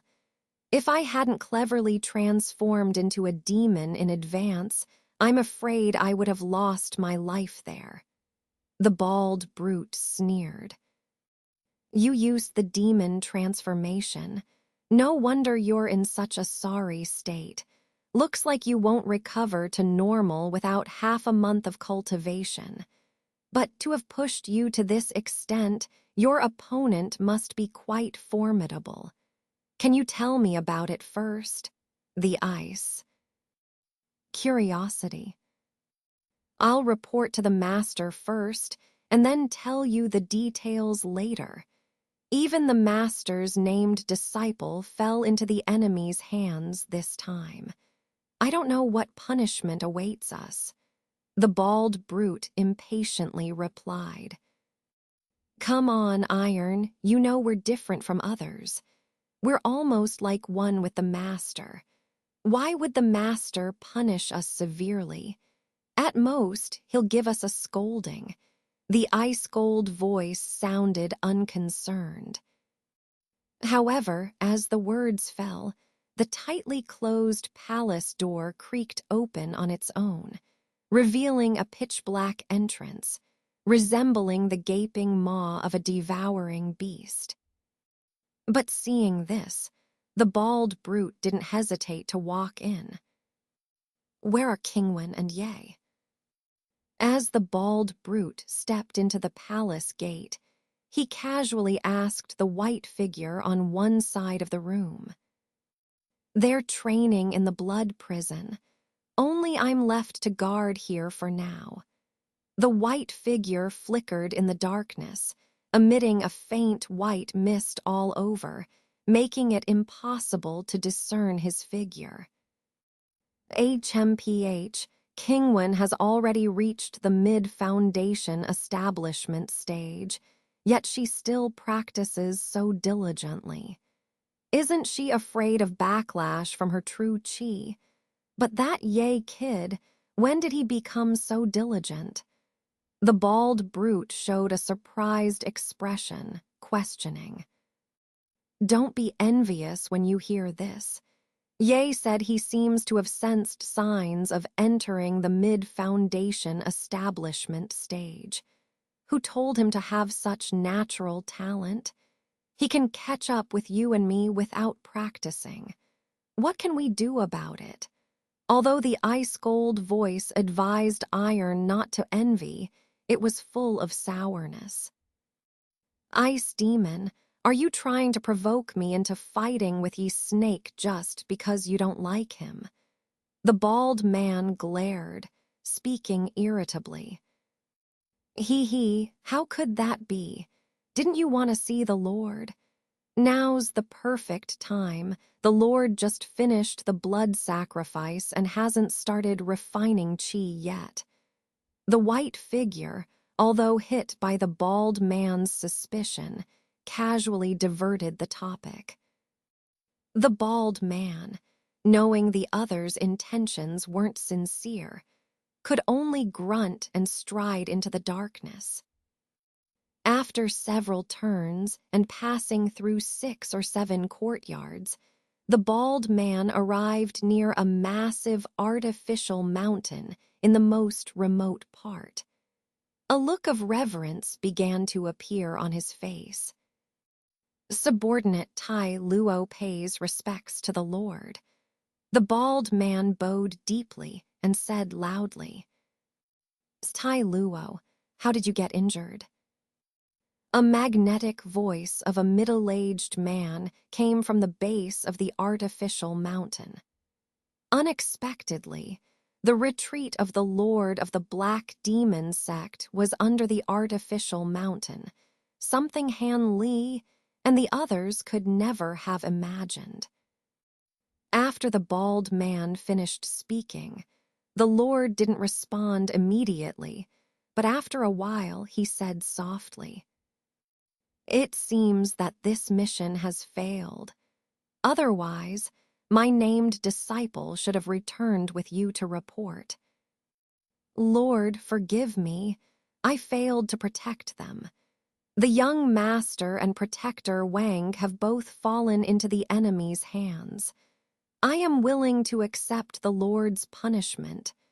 The bald man gritted his teeth, his face showing a shameful expression.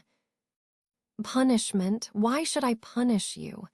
Since you used the demon transformation technique, it shows that the enemy was indeed too powerful, not because you didn't try your best. It's just a disciple and a protector. It's not a big deal. But if you were captured, then I would really be in trouble. The Lord of the Black Demon sect was very good at winning people's hearts.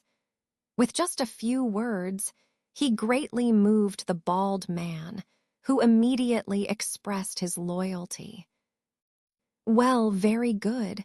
But tell me about the situation of the battle. I want to know which sect's cultivator is so ruthless. The lord of the Black Demon sect seemed quite satisfied with the bald man's words, but still asked with interest about Han Li. Yes, the bald man hurriedly replied. The cultivator we were after had a very peculiar foundation establishment technique. He could manipulate mechanical beasts like puppets, and they were quite powerful. At that time, the bald man slowly recounted the encounter with Han Li and the process of transforming when things turned dangerous. After the bald man finished speaking, there was silence under the artificial mountain. The lord of the Black Demon sect seemed to be pondering something. After a while, his calm voice came again. The puppet controlled by this cultivator, according to your description, should be the puppet technique of the Thousand Bamboo sect. This person is likely a cultivator of the Thousand Bamboo sect. I heard some time ago that some members of the Thousand Bamboo sect appeared within the borders of the Yuanwu kingdom. He might be one of them. However, you escaped immediately after transforming, which was a wise choice. Otherwise, you wouldn't be standing here talking to me now. No way. Even if he used a magic tool at the time, I don't believe that I, in my demon form, couldn't resist it. If it weren't for losing control of my demon body after transforming, I would have fought him. Even if I wasn't his match, I could have escaped, the bald man said, somewhat unwillingly. Tai Luo, I know you once directly confronted a magic tool unharmed, but the power of magic tools varies greatly. Even if they are made by the same treasure, their powers are different. Judging from the phenomenon alone, I can tell that with your current demonized body, you wouldn't be able to withstand his attack. If you were in your wood demon form, you might have a chance. The lord of the Black Demon sect seemed to smile gently, explaining to the bald man. Lord, how should we deal with these cultivators below?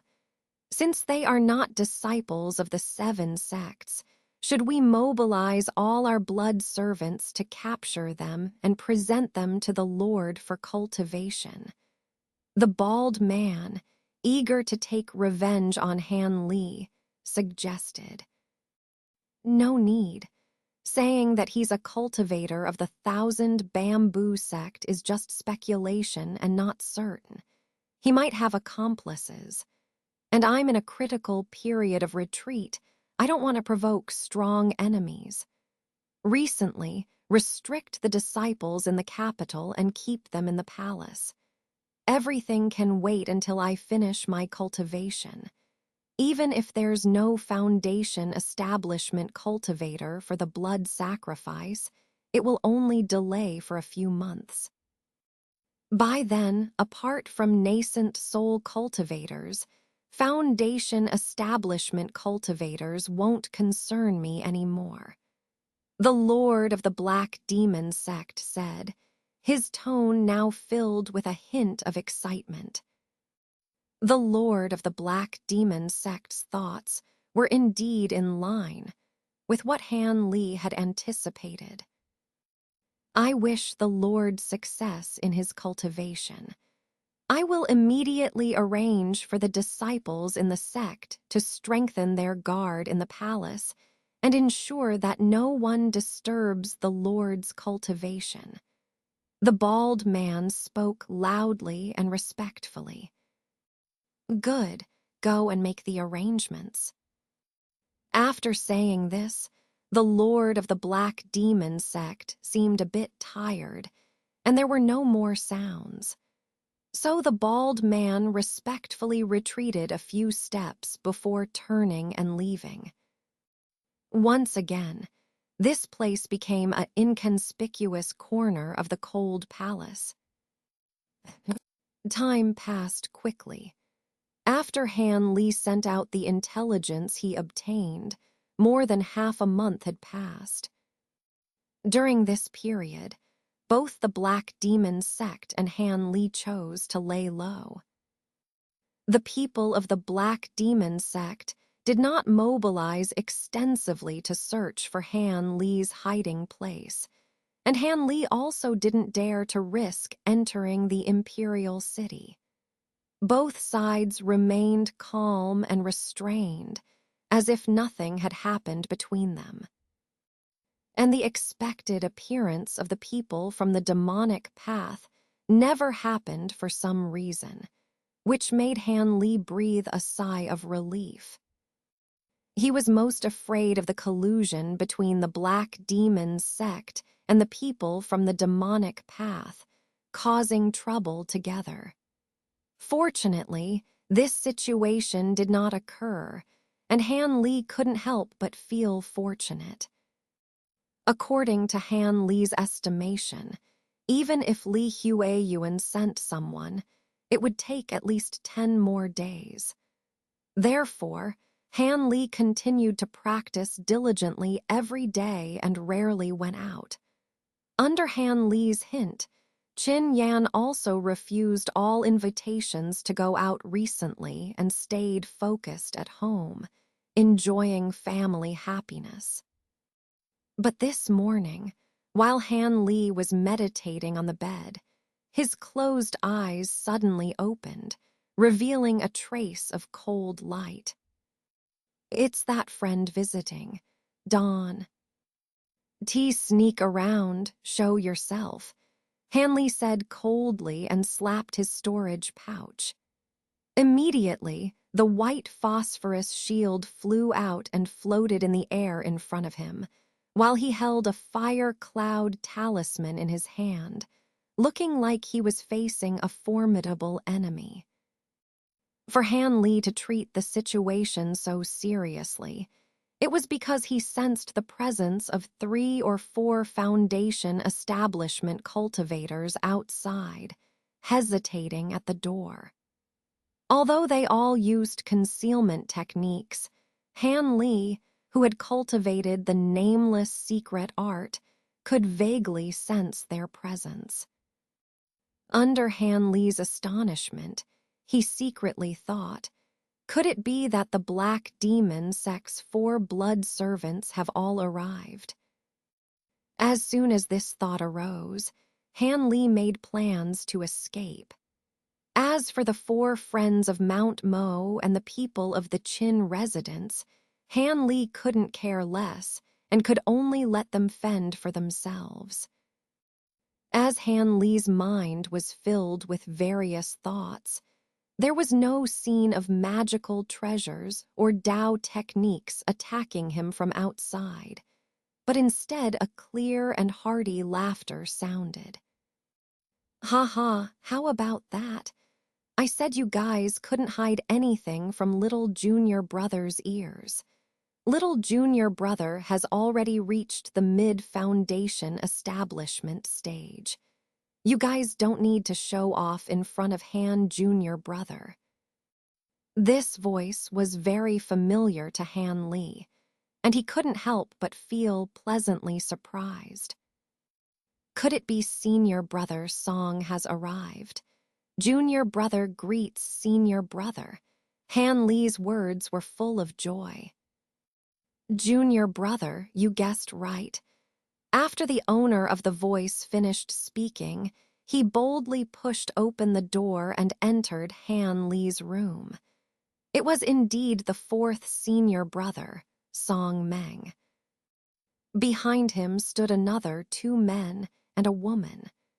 Except for the young man with a handsome face who looked serious, the other male and female looked at Han Li with smiles.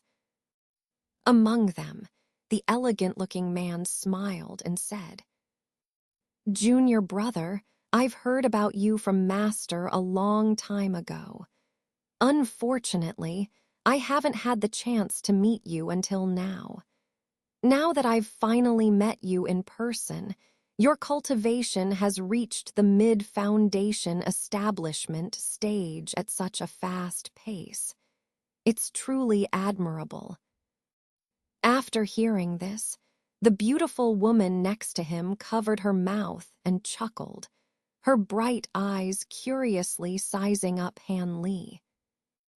After hearing these words, looking at the appearance of the man and woman, Han Li instantly understood who they were. Immediately, he got up from the bed and respectfully said, "Isn't this third senior brother and seventh senior sister? Junior brother has long heard about the names of senior brother and senior sister, but I have missed the chance to meet you. As for my cultivation, hasn't senior brother long been in the mid-foundation establishment stage? What is there to admire about my cultivation?" In Han Li's words, there was sincere humility, leaving a good impression on the third senior brother. At this moment, Han Li turned around and politely said to the handsome young man, "Sixth senior brother is also here. It's really troublesome for senior brother to come for my sake." Wu Xuan responded with a faint hem and didn't say much. Han Li smiled, not showing any unusual expression.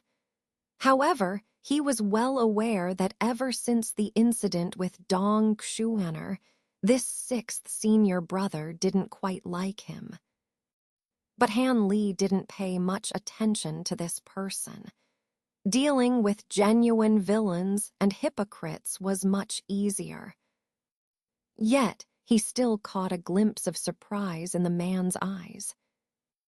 After all, when Han Li last met him, he was only at the early foundation establishment stage.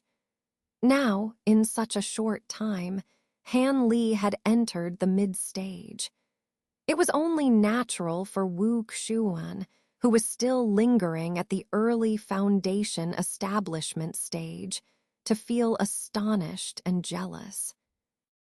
"Gentlemen, please come in. I'll make some tea first." Han Li invited the four of them into the room with a smile, then turned to leave. "Is there a rush to drink tea? Let's talk about the experts of the Black Demon sect first. I've been wanting to have a real battle with some foundation establishment cultivators for a long time. Unfortunately, when I was with Master, he never allowed me to freely kill the cultivators of the demonic path like eighth senior brother. Otherwise, I might have advanced in cultivation like Han junior brother through battles." As soon as Song Meng entered the room and sat down with the others, he couldn't contain his curiosity and eagerly spoke up. This fourth senior brother was usually extremely cold towards others, but as soon as it involved fierce battles, he immediately became excited and passionate. "Nonsense. Do you think cultivation advancement comes from fighting and killing others? The most important thing is to cultivate diligently. Han Junior Brother's rapid progress is because of his dedication to cultivation." Third senior brother Liu Jiang rebuked Song Meng with a slightly reprimanding tone. Surprisingly, Song Meng just smirked a few times and remained silent. To Han Li's surprise, third senior brother was quite blunt in his speech. Given Song Meng's temperament, Han Li expected him to immediately refute. But what astonished Han Li even more was that instead of arguing, Song Meng simply chuckled and said nothing. Just as Han Li was amazed, third senior brother suddenly turned to him and said in a friendly tone, We roughly know some things from Master, but I'm sure the information has changed over these days. Han Junior brother, please tell us more. Yes, I'm curious too. Who are these cultists who dare to kidnap so many cultivators? Their audacity is unbelievable. Seventh senior sister Zhang Weinyang, who didn't look much older than Han Li, with a fair round face and two shallow dimples when she smiled, appeared very charming. But Han Li knew very well that this seventh senior sister was a genuine cultivation genius. It was said that she succeeded in foundation establishment at the age of 16 and was now on the verge of mid-foundation establishment, greatly favored by the Li Hueyuan couple. As Hanley thought about this, he sighed softly and said, "Senior sister may not know, but most of the people kidnapped by the Black Demon sect are used for blood sacrifices to enhance their cultivation. A few are forced to join them under threats. They were originally a group of sinister cultivators who shunned the light, so their audacity is not surprising. And after so many years of development, they have quite a few experts in the foundation establishment stage." Blood sacrifices. You mean they use the blood of other cultivators to enhance their own cultivation? That's such a gruesome technique. Wu Xuan, no longer maintaining a stern demeanor, exclaimed with emotion. Song Meng and the others also showed surprise. "Eighth senior brother, are you sure? Is it really that bloody technique?" Liu Jiang's elegant face showed a hint of hostility, emitting a chilling aura. Han Li was taken aback. He had long heard about this third senior brother. Although his cultivation level wasn't the highest among Li Hueyuan's disciples, he had an innate aversion to evil and was known as the bloody star of the younger generation among the 7 sects, with countless cultivators meeting their end at his hands. This was probably why even martial fanatics like Song Meng held him in awe. That's right, it's that technique that has been passed down for many years. Han Li naturally wouldn't conceal anything for the Black Demon sect and nodded affirmatively. "Han Junior brother, please tell us everything that happened." Liu Jiang solemnly asked Han Li. "This is how it happened.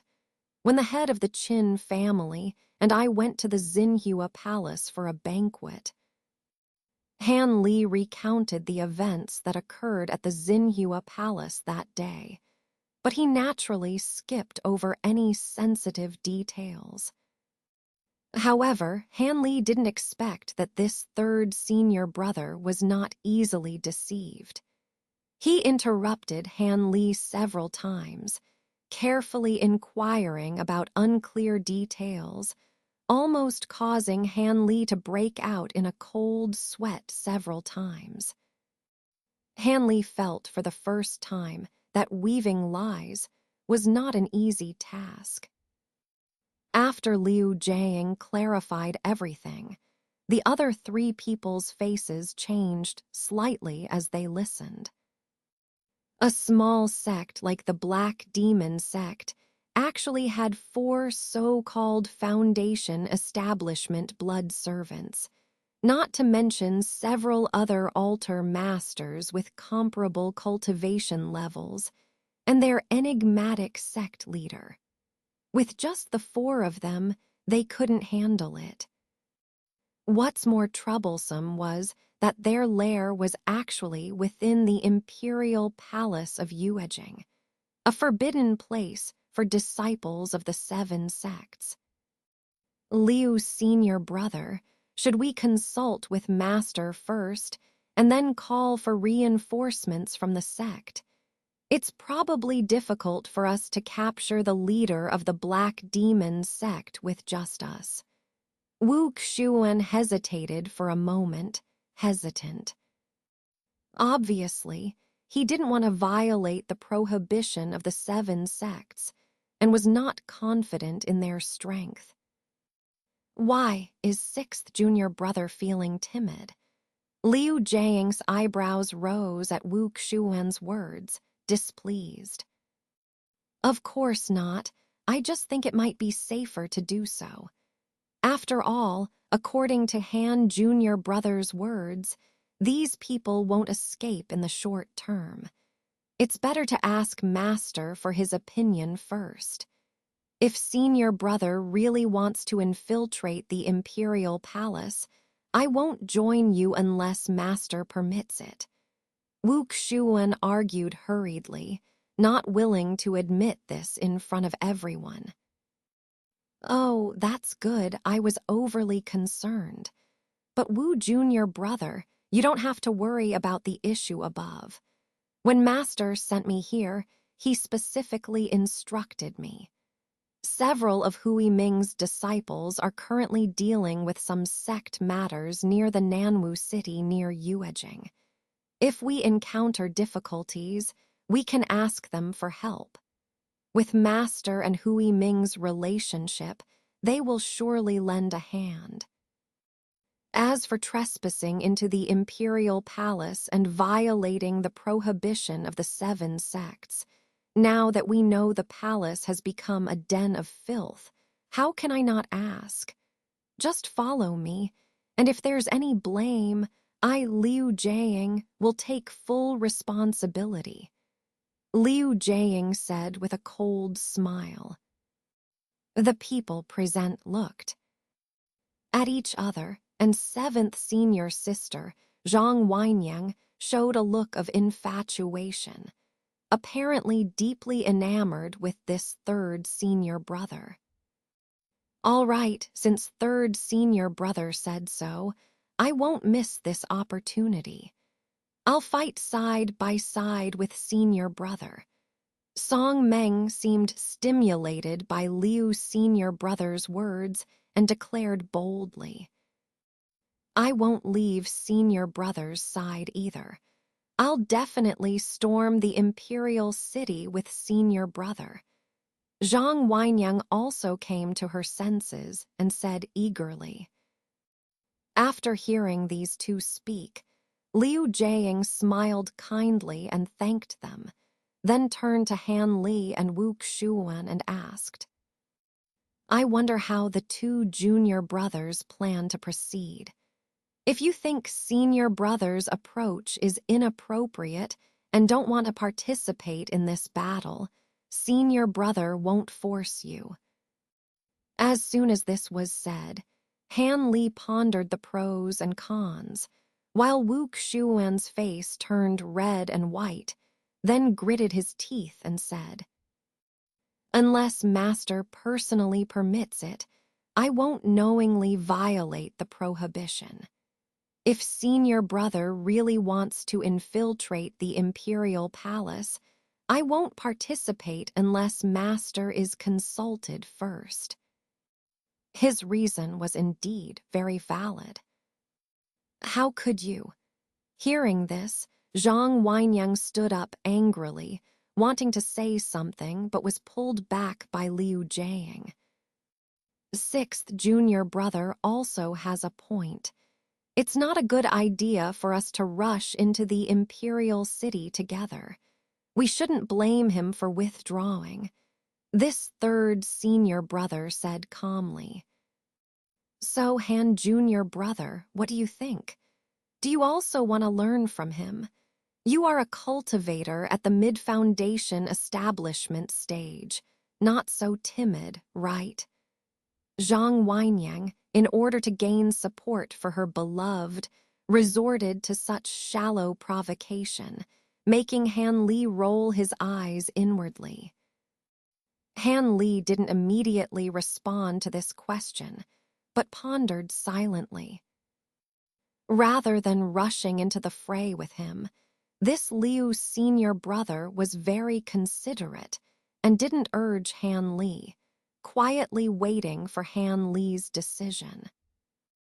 When Han Li uttered these words, Zhang Wenyang couldn't help but smile and praise Han Li incessantly, while Liu Jiang also showed a relieved expression.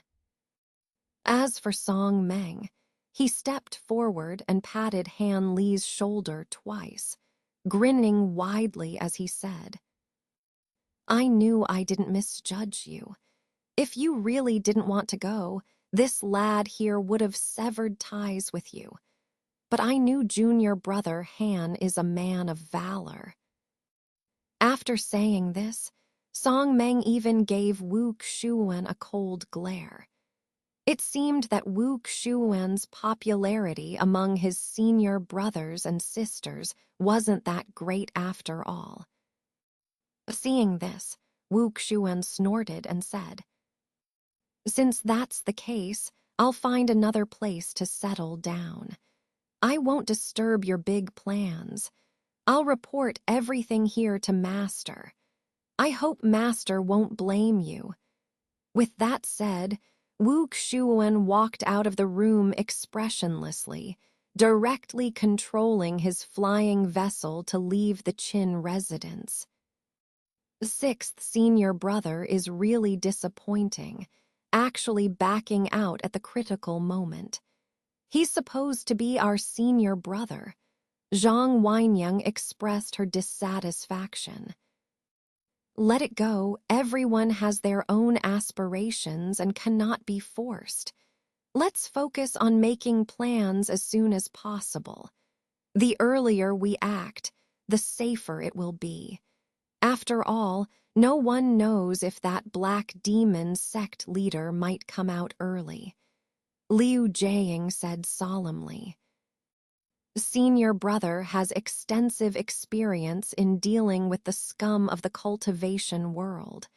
You should make the arrangements. We'll follow your lead.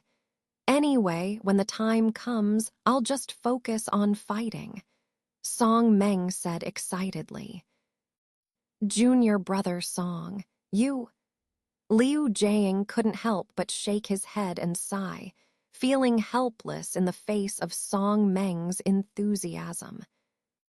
Zhang Wenyang's eyes narrowed into crescents as she smiled sweetly. Meanwhile, Han Li remained silent with a smile on his face. "Seventh junior sister, you're quite familiar with Chen junior sister under Master Huaiming's tutelage. She's currently in Nanwu City. Why don't you ask for her assistance? It would be easier that way." After returning to his usual calm demeanor, Liu Jiang suggested to Zhang Wenyang, "Is Chen Jr.'s sister also there? It's been a while since I last saw her, but we're quite close, so asking for her help shouldn't be a problem." Zhang Wenyang said confidently upon hearing this suggestion. When Han Li heard the name Chen Jr.'s sister, he was taken aback, wondering. Could it be her? It can't be that coincidental, right? While Han Li was still pondering, Liu Jiang spoke to him. "Han Jr. brother, we will probably need to stay at the Qin residence for a while. We need you to communicate with the Qin family and arrange accommodations and places for us to cultivate," the third senior brother said calmly. Han Li naturally agreed without hesitation. "What about me?" Song Meng couldn't help but ask eagerly. "You stay at the Qin residence and guard against any sudden attacks from the Black Demon sect. Sometimes I need to go out and observe the situation on the streets. Since Han Jr. brother has already met them, it wouldn't be appropriate for him to show his face again," Liu Jiang explained calmly.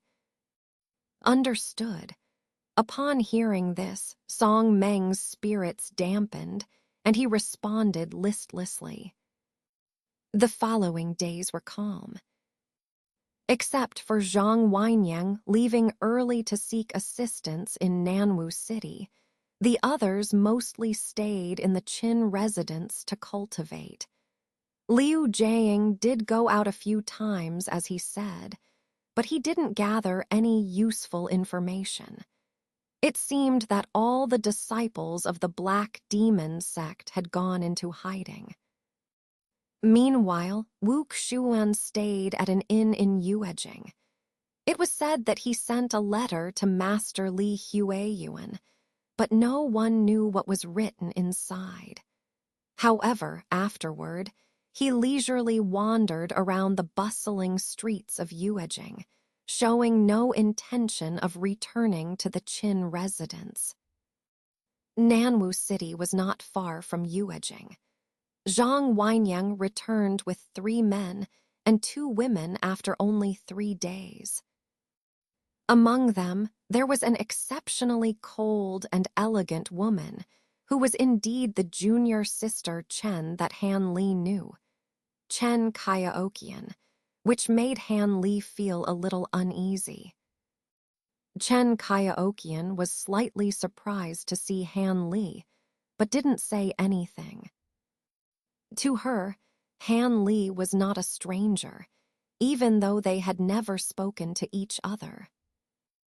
The other 3 men and 1 woman were Chen Kyaokian's fellow disciples, 2 at the mid-foundation establishment stage and 2 at the early foundation establishment stage. When they saw Liu Jiang, they were exceptionally enthusiastic, indicating that they were familiar with him. Zhang Wenyang introduced Han Li to these people as her new junior brother. When they heard Han Li's name, everyone except Chen Kyaokian showed surprise. "So, your junior brother Han. You're really young, but we've heard of junior brother Han's name. One person confronting a dozen or so demonic cultivators on the border. That's really impressive." Another female disciple of Chen Kyaokian, a beautiful woman in her late 20s, smiled admiringly. This remark surprised both Liu Jiang and Zhang Wenyang. They had been on other missions and hadn't participated in the second round of battles between the 7 sects and the demonic cultivators, so they were unaware of Han Li's exploits. Now, hearing such words from familiar people, they were deeply shocked. While third senior brother Liu Jiang had indeed slain countless evil cultivators, there were only a handful of foundation establishment cultivators among them, and each victory was hard-won. But Han Li had achieved the feat of killing over a dozen foundation establishment cultivators. This revelation astonished both of them, and they couldn't help but look at Han Li with newfound respect. Fourth senior brother, we didn't know about junior brother Han's achievements. You should have known. Why didn't you tell me? Zhang Wenyang, after recovering from her surprise, suddenly remembered something and immediately scolded Song Meng, who was grinning smugly beside her, with a stern voice, seemingly intending to question and punish him. "Junior sister, you never asked about it. You were just asking about junior brother Han's cultivation and techniques all the time. I thought you already knew," Song Meng said smugly. He had been wanting to see the surprised expressions of these 2 fellow disciples upon learning about Han Li's deeds for a long time. Now that they had indeed expressed their astonishment, he felt extremely satisfied. Zhang Wenyang could naturally hear the insincerity in his words. She glared at him fiercely and refused to give up. However, Liu Jiang laughed and said, "Well, I didn't expect junior brother Han to be so talented. With this, we have a better chance of dealing with the leader of the Black Demon sect." As he said this, his face was filled with joy and hope. But Han Li felt a chill down his spine and couldn't help but feel uneasy, thinking, could this third senior brother want me to face the leader of the Black Demon sect alone? As this absurd thought crossed his mind, Han Li chuckled at himself and pushed it aside. Next, Han Li and the others entertained Chen Kaiaokian and her companions. Although at their level of cultivation, they could abstain from eating for long periods, they were in the mortal world, so they naturally indulged in some delicacies to satisfy their appetites. After the meal, Han Li instructed the Qin residence's servants to clear away the banquet, and everyone began to discuss how to deal with the Black Demon sect and infiltrate the imperial city. Liu Jiang immediately declared his willingness to take full responsibility for the consequences of violating the prohibition of the 7 sects. So Chen Kaiaokian and her companions set aside their concerns and agreed to join them. Based on the intelligence obtained from Han Li, it seemed unlikely that any other high-level experts of the Black Demon sect, besides the so-called 4 blood guards, were currently in the imperial palace.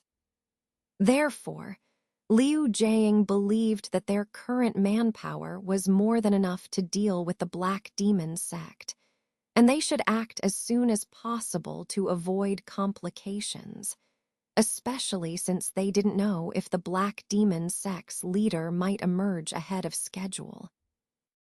The others agreed with his reasoning, so they decided to let Chen Kaiaokian and her companions rest for a day. On the following night, when the mortals in the imperial city were still asleep, they would sneak into the palace and eradicate the evil forces. Han Li watched with a smile as the others became more and more excited as they spoke. However, he couldn't help but sneer inwardly. These people really thought the disciples of the Black Demon sect were pushovers. After the battle was over, who knows how many of them would still be alive to speak here. If it weren't for a secret he learned from the young prince, which could be useful for his future nascent soul formation, he wouldn't have taken such a risk to infiltrate the imperial palace. What others did to cultivate demonic techniques had nothing to do with him. The families and friends of those victims would naturally seek revenge. He just needed to leak this information a little bit, and they would come. As for the so-called punishing evil and upholding justice, Han Li always believed in acting within one's capabilities. If there was no risk and didn't require much effort, he would be happy to do it. But if the opponent was too strong and had nothing to do with him, he wouldn't risk his life for other people's business. It wouldn't be a wise decision. Although 6th senior brother Wu Xuan seemed annoying, his decision to distance himself from this matter was indeed wise. Otherwise, after a burst of enthusiasm, he would risk his life. This time, Han Li reluctantly agreed to accompany these people to raid the Black Demon sect's headquarters, violating the principle of self-preservation. But he believed it was worth the risk. Because Han Li's spiritual roots were so poor, He wouldn't let go of anything that could increase the chance of forming his nascent soul by even a bit. Moreover, he was somewhat confident in retreating unscathed. For this, he had prepared a trump card to ensure his safety. Otherwise, with Han Li's cautiousness, he wouldn't have agreed to this without a good reason. When night fell and the surroundings became quiet, Han Li quietly slipped out of the house without saying goodbye to anyone and flew alone towards the direction of the imperial city on his flying vessel. Standing on the divine wind boat, Han Li looked at the massive black structure in front of him, the huge gate of the imperial city, and smiled faintly before flying directly past it. To Han Li, the prohibition of the 7 sects forbidding any disciples from entering the imperial city was nothing but a joke. He only followed regulations that were beneficial to him. Otherwise, he wouldn't be so obedient to arbitrary rules that sought to restrict his actions. That would be utterly ridiculous. He had never been someone who blindly followed orders. As Han Li sneered inwardly, he flew to a height of over 100 feet above the imperial palace. With the cover of the dark night, Han Li silently surveyed his surroundings, his gaze sweeping towards inconspicuous areas.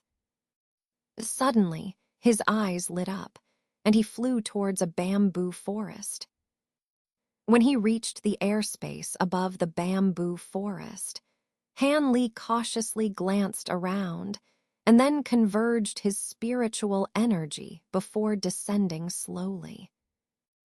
Han Li knew very well that, although the disciples of the Black Demon sect controlled the entire imperial palace, it was impossible for them to have spies everywhere. Even if there were numerous sentries, Han Li was confident that with the great accomplishment level of his nameless Qi cultivation art, he could evade detection by the disciples of the Black Demon sect. Moreover, he had thoroughly investigated the usual distribution of sentries in the Black Demon sect from the young prince. Even if there were changes now, as long as he didn't recklessly intrude into heavily guarded areas, Han Li felt quite reassured. And this place obviously belonged to a neglected corner within the imperial palace. Not only was the bamboo forest filled with dead branches and rotten leaves emitting a faint smell of decay, but the branches and leaves were also lush and flourishing due to lack of pruning. Seeing this small bamboo forest of about a mu in size, Han Li's face showed satisfaction. He formed a soundproof barrier with a gesture, enveloping the entire bamboo forest before solemnly taking out a stack of flags and a formation disc from his storage pouch. It was the improved inverted 5 elements formation given to him by Qi Yung Sao. With this inverted 5 elements formation, even the leader of the Black Demon sect will be unable to defeat me. Han Li muttered to himself as he looked at the formation in his hands. Then he gathered his spirits and walked into the dark bamboo forest. 2 hours later, Han Li emerged from the forest with a tired expression. Due to time constraints, he had only set up a small part of the formation, but it should be enough. After observing his surroundings and confirming that no one had been here, he put away the soundproof barrier, released his flying vessel, and left. Han Li's lone journey deep into the palace to set up the large formation was silent and uneventful, without alerting any disciples of the Black Demon sect. Under the orders of the leader of the Black Demon sect, the 4 blood guards were indeed very vigilant. However, as Han Li had expected, they only deployed dense sentries around the leader's secluded palace. In other areas, security was much laxer than before. This was one of the reasons why Han Li was able to come and go so smoothly. When he returned to the Qin residence, the sky had not yet brightened. Han Li simply didn't go to sleep and instead meditated on the bed until dawn. By the time morning came, he casually walked out of the room like everyone else and gathered in a large hall with the others, chatting and laughing as usual, discussing the upcoming battle, without mentioning the inverted 5 elements formation at all. In Han Li's mind, the fewer people who knew about this life-saving tactic, the better. If he could win the battle without needing to use the formation, he would be even happier. This inverted 5 elements formation could still become his trump card. Of course, Liu Jiang and the other Yellow Maple Valley disciples were unaware of Han Li's thoughts. But when they talked about the battle tonight, everyone showed eager expressions, tinged with excitement. Among them, except for a few individuals like Liu Jiang, most of them had no experience in fighting Foundation establishment cultivators, which was the main reason why Han Li was not very optimistic about this operation. Han Li always believed that cultivators who had not experienced the bloodshed were bound to suffer greatly when facing experienced opponents. It wouldn't be surprising if they lost their lives because of it. So when he saw these people laughing and joking, he occasionally showed a strange expression in his eyes. After all, these cultivators who had reached the Foundation establishment stage had all endured countless hardships to achieve their current cultivation level. But after tonight's battle, many of them might be buried here. Just thinking about it, Han Li couldn't help but feel a bit regretful. Han Junior brother, would you mind accompanying me for a walk? Chen Kaiaokian, who had been chatting and laughing with Zhang Wenyang, suddenly turned her gaze towards Han Li's face and inexplicably invited him. This sentence not only surprised Han Li, but also left Chen Kaiaokian's fellow disciples tongue-tied with disbelief. They all looked at Han Li, and their usually aloof junior sister with incredulous eyes. Seeing Han Li's stunned expression, Zhang Wenyang seemed to have thought of something as she suddenly leaned close to Chen Kaiaokian's ear and whispered a few words. Instantly, Chen Kaiaokian's face flushed red, and after glaring fiercely at Zhang Wenyang, she walked out of the hall with a calm expression, seemingly expecting Han Li to follow. Junior brother Han, why are you still standing there? With a beauty like senior sister Chen waiting outside, what are you hesitating for? Liu Jiang walked over with a smile, lightly patting Han Li's shoulder, teasing him. Han Li rubbed his nose vigorously, trying to force a smile, but for some reason, he couldn't. He could only laugh dryly a few times before following Chen Kaiaokian out. If he hesitated any longer, it would seem like he was too guilty. He didn't think there was anything to fear from the other party.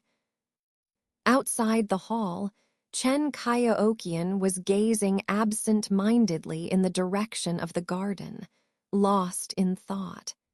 When she heard Han Li's footsteps approaching, she didn't turn around but said coldly, "Accompany me to the garden. I have a few things I want to ask junior brother." After saying this, Chen Kyaokian didn't wait for Han Li's reply, but walked away on her own, as if she was sure Han Li would follow. Han Li looked at the charming figure in front of him and couldn't help but knit his brows. After thinking for a moment, he still smiled silently and followed her. Taking a stroll with such a charming beauty was indeed a delightful thing to do. As Han Li admired her graceful figure from a few steps away, he felt that this trip was well worth it.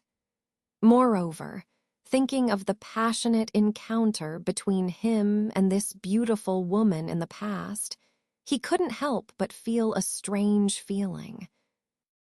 In his heart, "I never thought that my senior brother and I were both blind.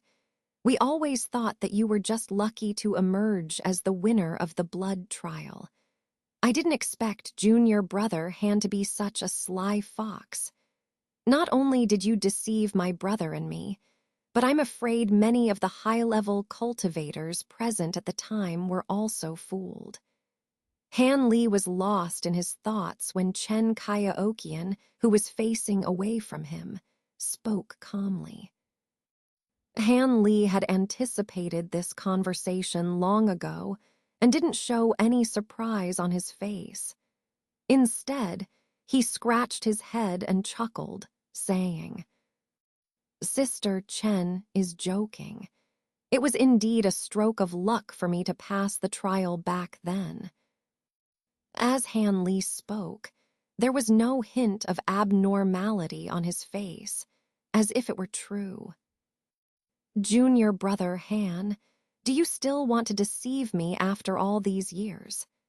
Chen Kyaokian's voice was slightly colder, and her eyes suddenly turned icy when she turned around.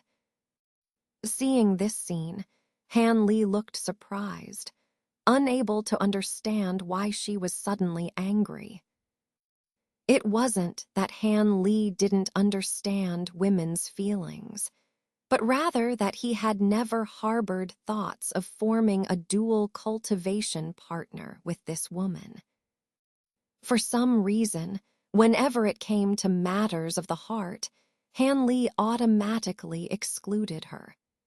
Perhaps the intimate scene between her and senior brother Lu Bak then still made it impossible for him to accept her. "No, 7 or 8 years ago, I was helping Senior Ma with the medicinal garden. Didn't the blood trial happen around that time? Sister Chen, why do you ask?" Han Li raised his head, calmly answering, even showing a hint of curiosity on his face. Chen Kyaokian's face turned pale in an instant. After biting her lip, she stiffly said no. "But I remember brother Han went out exactly once back then, and the timing seems just right." "Oh, that was when I was preparing for the blood trial, so I went out to purchase some talismans and tools. However, nothing unexpected happened," Han Li calmly denied. Hearing Han Li's words, Chen Kyaokian fell silent for a moment, just staring at him coldly, making Han Li feel a bit uneasy. "Since that's the case, there's nothing more to say. Junior brother, you can leave. I want to be alone for a while," Chen Kyaokian said with a hint of barely noticeable disappointment, turning her face away gently, her voice filled with weariness. Seeing this, Han Li sighed, knowing that regardless of whether she believed his words or not, Sister Chen wouldn't bother him anymore. because she should sense his distant attitude. With her proud personality, she wouldn't come looking for him again one after another. "Sister, then I'll take my leave."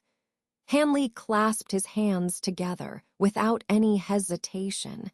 He turned and left the garden. After Han Li's figure completely disappeared, Chen Kyaokian turned back with a complex gaze, looking in the direction of the garden gate, and softly muttered, "If not you, then who else could it be? Back then, who else had such strength in the valley and happened to be away? Only you, junior brother Han." After saying this, she gracefully walked to a blooming peony, gently plucked it with her jade-like fingers, sniffing its fragrant scent under her nose. With the fragrance of the flower, Chen Kyaokian sank into a contemplative state. Han Li walked out of the garden, took a deep breath, shook his head, and then quickly returned to the hall. Seeing Han Li return so quickly, everyone was a bit surprised, but no one was so indiscreet as to inquire about it. Even though some people made a few jokes about Han Li and Chen Kyaokian, Han Li just laughed them off, showing no signs of unease. Before long, Chen Kyaokian also came in, her expression unchanged, still sitting next to Sister Zhang, whispering to her. Seeing this, others naturally felt embarrassed to joke about the two again, immediately shifting the topic back to the impending battle with the Black Fiend sect. Time flew by, and soon it was already late in the day. The cultivators from the Yellow Maple Valley had all returned to their respective rooms, preparing for the battle ahead. Although everyone felt that with their large number of Foundation establishment cultivators, victory should be assured, they were all extremely cautious. After all, no one would risk their lives carelessly. However, the thought of the numerous benefits they would gain from wiping out the Black Fiend sect's base filled them with excitement.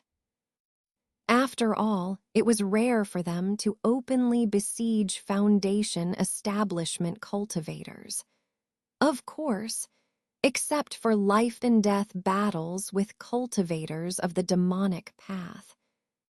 This time, there were not just one or two Foundation establishment cultivators from the Black Fiend sect. Presumably, there would be plenty of good materials and treasures to be obtained from them, especially those fellow disciples who came to help. Most of them came for this reason alone. Otherwise, who would come here to risk their lives just for the sake of exterminating evil cultivators? Han Li stayed in his room, quietly inspecting the puppet beasts in his hands, while the four friends of Meng Shan respectfully stood in front of him, looking up to him. Speaking of which, since Han Li's fellow disciples arrived, the black-faced elder also wanted to get closer to these Foundation establishment cultivators and see if he could gain some benefits. However, whether it was Song Meng and the others, or the later disciples like Sister Chen, they wouldn't even spare a glance at the black-faced elder, a chi refinement cultivator. After a few rude words, they sent him away. This made the black-faced elder realize that not every Foundation establishment cultivator in the 7 sects was willing to associate with them, thus increasing their reverence for Han Li. This time, there's no need for you few to participate in the battle with the Black Fiend sect. It's better to leave the capital overnight and take shelter for a while, Han Li said indifferently after collecting the puppet beasts into his storage pouch. But Senior, how can we retreat at this critical moment? The black-faced elder hurriedly spoke on behalf of the others. It's not a matter of retreat or not. You simply won't be able to participate, and joining in would only be throwing your lives away. Here, take a few high-grade magical treasures each. Consider it a parting gift from me. Han Li shook his head, then smiled faintly. After saying that, Han Li swept his sleeve on the table, and several shiny, exquisite magical treasures appeared. Han Li indeed had plenty of spare top-grade magical treasures, and he had quite a few of them. After all, he had killed so many Foundation establishment cultivators, so his collection was quite astonishing. However, Han Li didn't intend to give these to them. Several high-grade magical treasures were already good gifts for these Qi refinement cultivators. If he had taken out top-grade magical treasures, it might have stimulated their greed, which would not be conducive to his future subjugation of them. Sure enough, when the four friends of Meng Shan saw these magical treasures, they all had pleased expressions, thanking Han Li repeatedly. They promised that if Han Li needed their help in the future, they would be willing to serve him. Han Li sent them off himself, making them even more grateful. However, when they were about to leave, the black-faced elder suddenly pulled Han Li aside and whispered cautiously, "Senior, is fifth sister not going to appear in the Black Fiend sect? Senior, there's no need to say anything. We brothers already know it in our hearts. Fourth brother is probably aware of it too. But no one has mentioned it yet, after all. Fifth sister is deeply involved, and it's better for her not to appear in front of us anymore." With a meaningful tone, the old man seemed to have relieved himself of some burden and respectfully bid Han Li farewell before leaving. Han Li stood in place, watching the four friends of Meng Shan gradually disappear into the distance, pondering the hidden meaning behind the black-faced elder's last words. After a moment, Han Li suddenly smiled faintly, then floated back to the city. Returning to the Qin residence, it was already dark. While the cultivators from the Yellow Maple Valley were all in the hall, ready to set off, Han Li was surprised to find that third senior brother was not in the room. Han Li couldn't help but ask Song Meng, who was polishing a blue long sword artifact, "Fourth senior brother, where's third senior brother?" Liu's senior brother went to persuade sixth junior brother again. If Marshall, junior brother, agrees to join us, we'll have a better chance tonight. But in my opinion, Liu's senior brother is just wasting his time. If Marshal Xuan were willing to help, he wouldn't have left in the first place, Song Meng said without lifting his head. Looking for sixth senior brother, Han Li frowned slightly. Just as he was about to ask for more details, Liu Jiang, who had a strange expression, returned alone from outside. Liu's senior brother, is Marshall junior brother still unwilling to come? If that's the case, it's fine. We can do without him. It doesn't matter if there's one less person. 9 of us are enough to deal with the Black Fiend sect, the eldest male disciple among Sister Chen's disciples said indifferently. If that's the case, that's good. The key is, when I went there this time, I didn't see Marshall Jr. brother at all. Liu Jiang smiled bitterly and slowly said. At this moment, everyone, including Han Li, was stunned. What's going on, Liu's senior brother? Didn't that coward live in the nearby inn? Did he check out and return to the sect early? Zhang Wenyang blinked her eyes and guessed.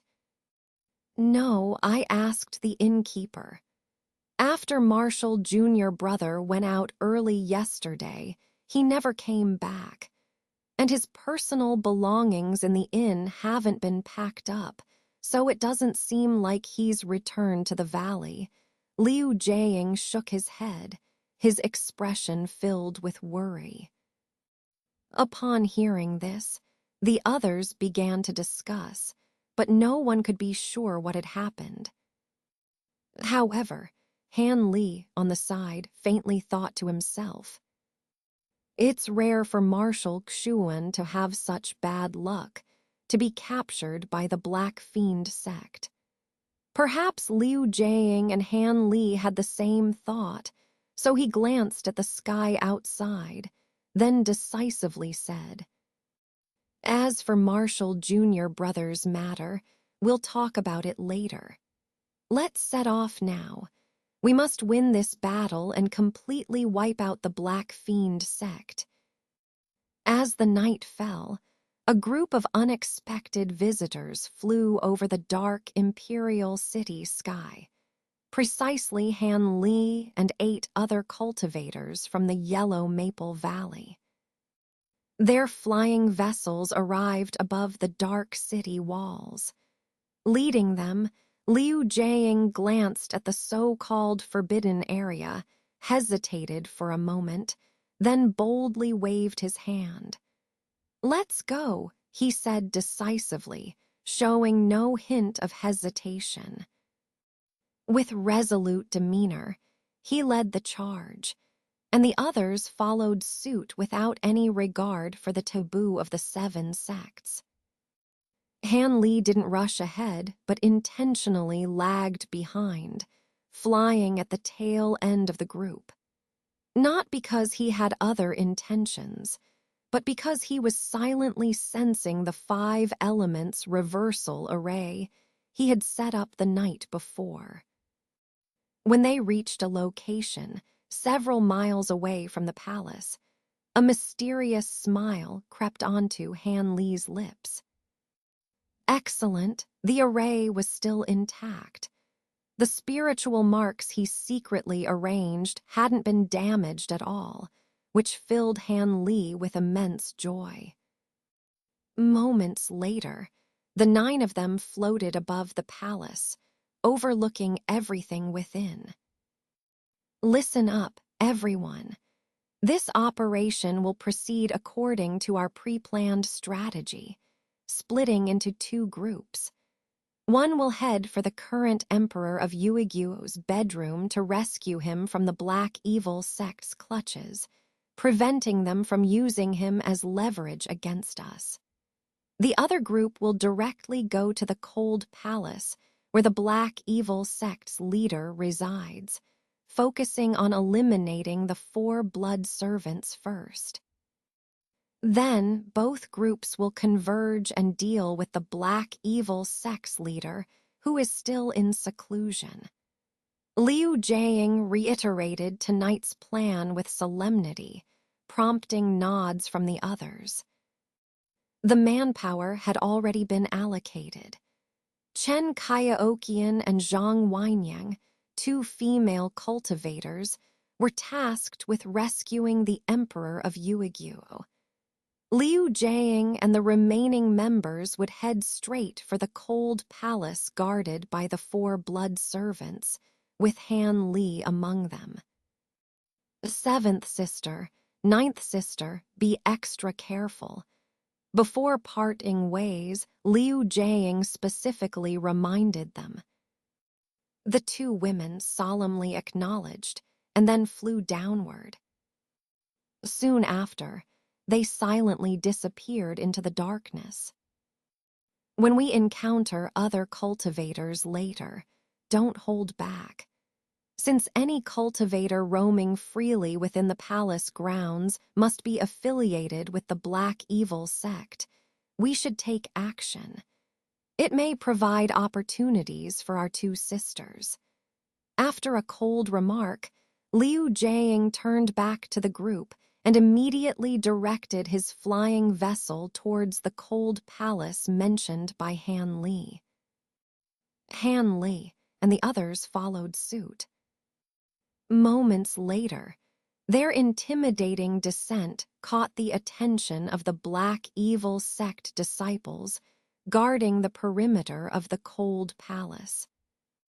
Suddenly, several sharp whistles resounded, and various spells and magical treasures poured forth from concealed positions near the cold palace, launching towards them. Even the light of a firefly dares to contend with the brilliance of the moon. With a wave of his hand, Liu Jiang released a shimmering silk cloth, which instantly transformed into a massive shield, covering him and the others. It seemed he was quite confident in the power of this magical treasure. Indeed, as soon as the silk cloth unfolded, the spells and magical treasures struck it simultaneously.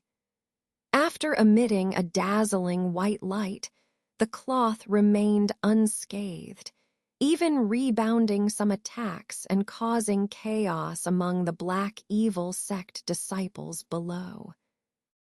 Liu's senior brother, impressive technique. Song Meng, who was charging alongside Liu Jiang, praised loudly. Then, without hesitation, he threw his own magical treasure.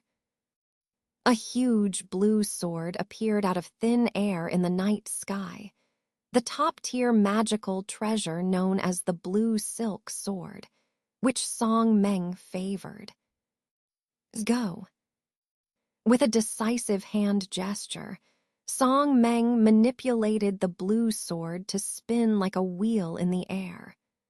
The sight of the giant rotating sword struck fear into the hearts of the Black Evil sect disciples below. Seeing this, Song Meng smirked. He extended 2 fingers and pointed them towards the blue silk sword, which had transformed into a large disc. Instantly, the blue light on the disc fluctuated, and countless thin blue threads shot out, enveloping an area of dozens of meters below. Witnessing this scene, the Black Evil sect disciples below were terrified, frantically deploying defensive spells and magical treasures to resist the overwhelming assault. A series of screams echoed, filling the air.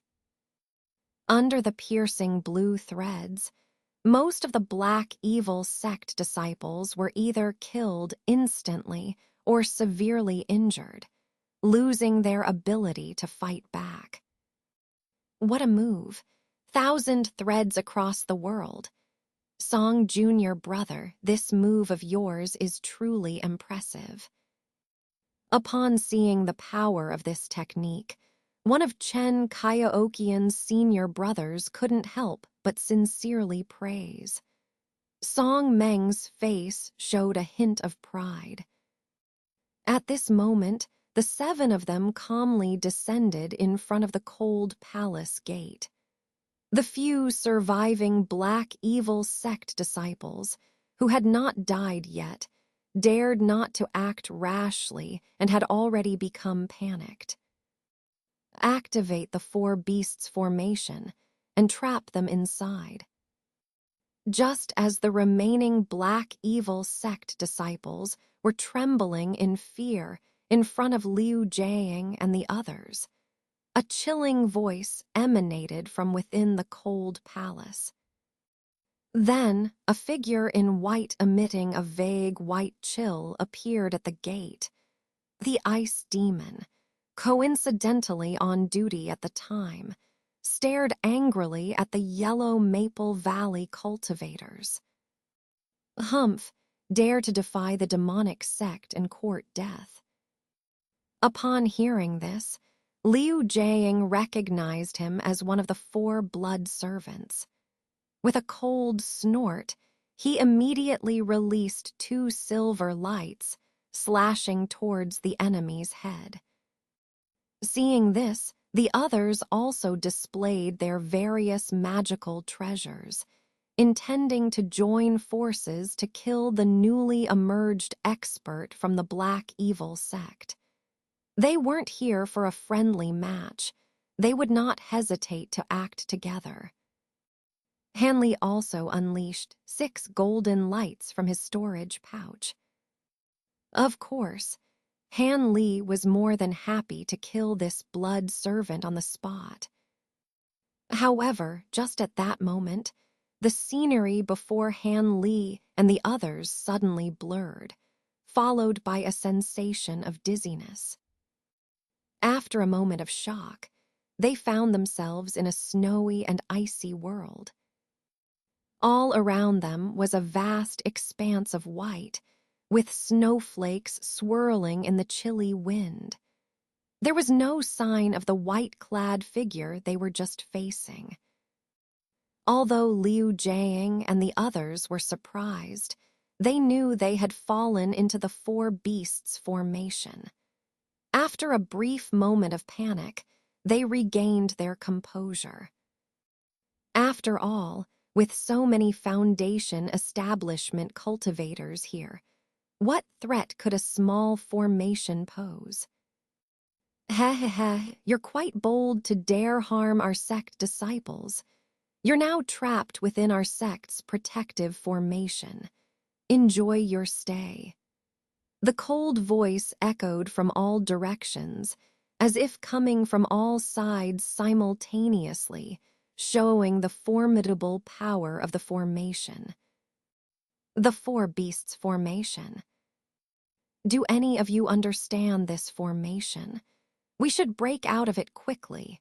Otherwise, letting the 4 blood servants gather together would be disastrous. Liu Jiang ignored the ice demon's furious words and instead calmly asked the others. Upon hearing this question, the others looked at each other, but no one spoke up. I have some knowledge of formations, and I've heard of the 4B. Ast's formation before. However, I haven't studied the specific methods of breaking it. This formation is considered relatively obscure in the field of formations. Not many people would research it. One of Chen Kaioukian's senior sisters hesitated, seeing the group's puzzled looks. Well, this is troublesome. Do we really have to rely on brute force to break the formation? Liu Jiang frowned, reluctantly murmuring. Using brute force to break the formation was not only a simple and direct method, but it would also take a long time and consume a lot of their spiritual power, which would be extremely disadvantageous for the upcoming battle. Perhaps this was exactly what the enemy intended by activating this formation.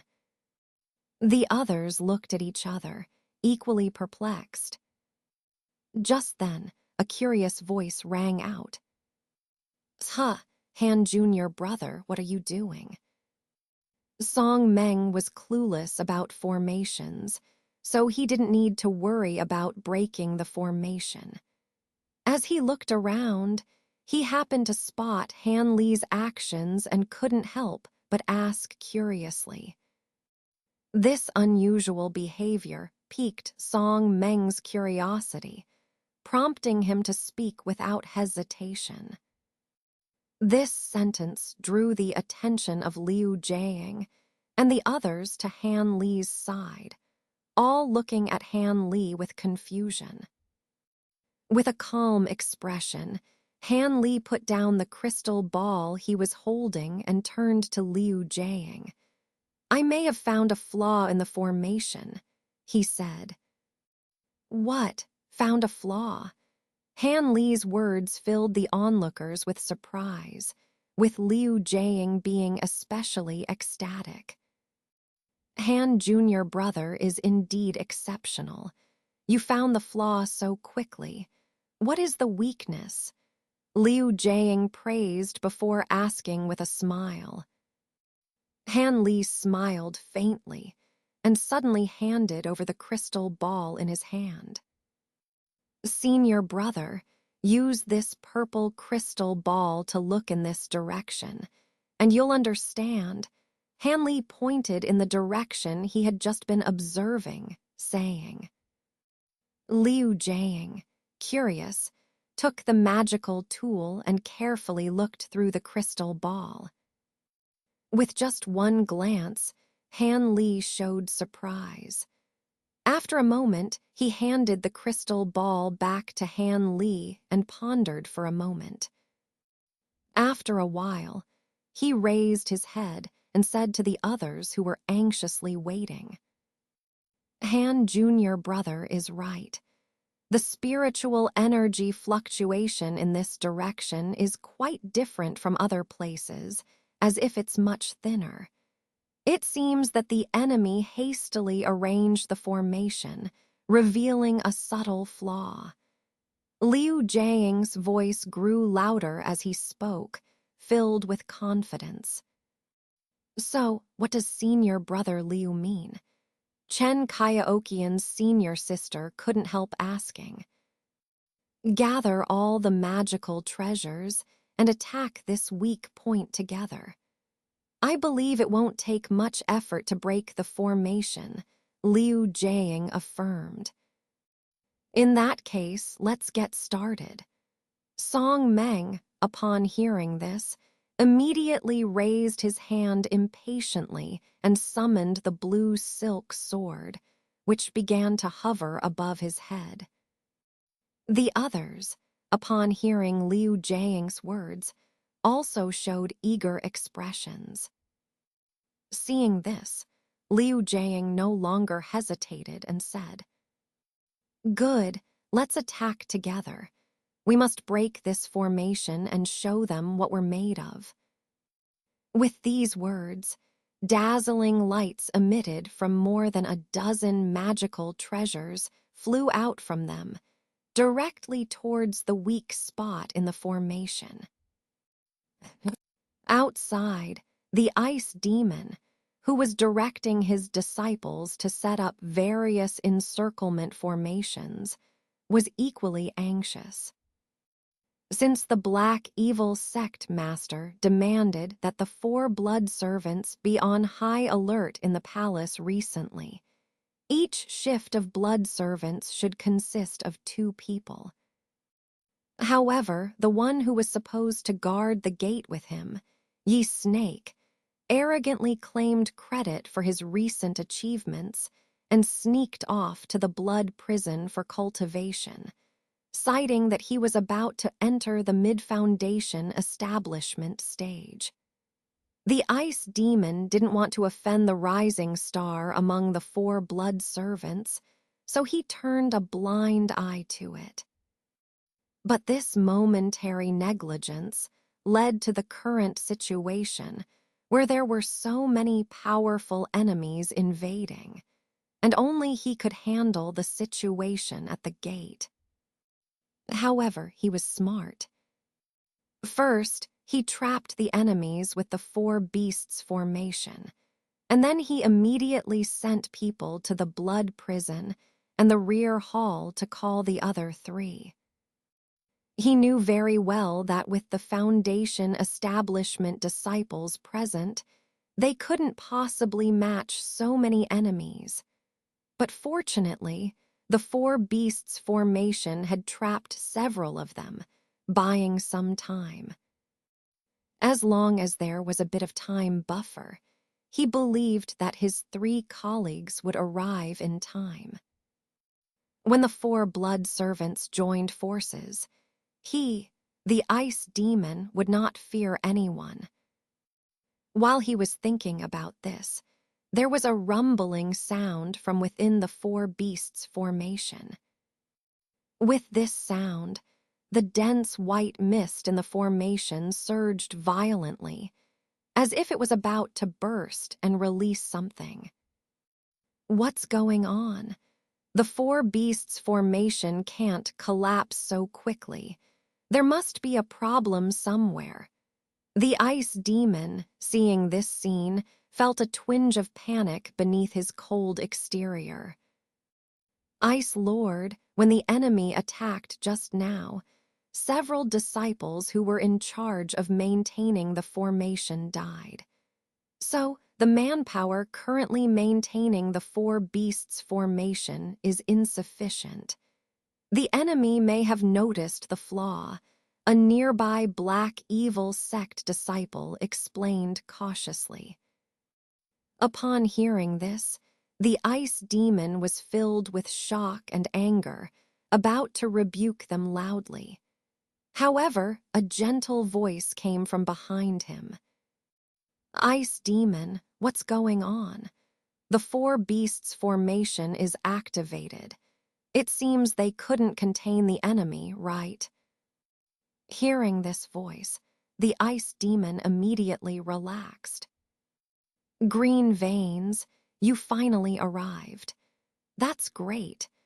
The ice demon's voice was filled with undisguised joy as he turned around to look.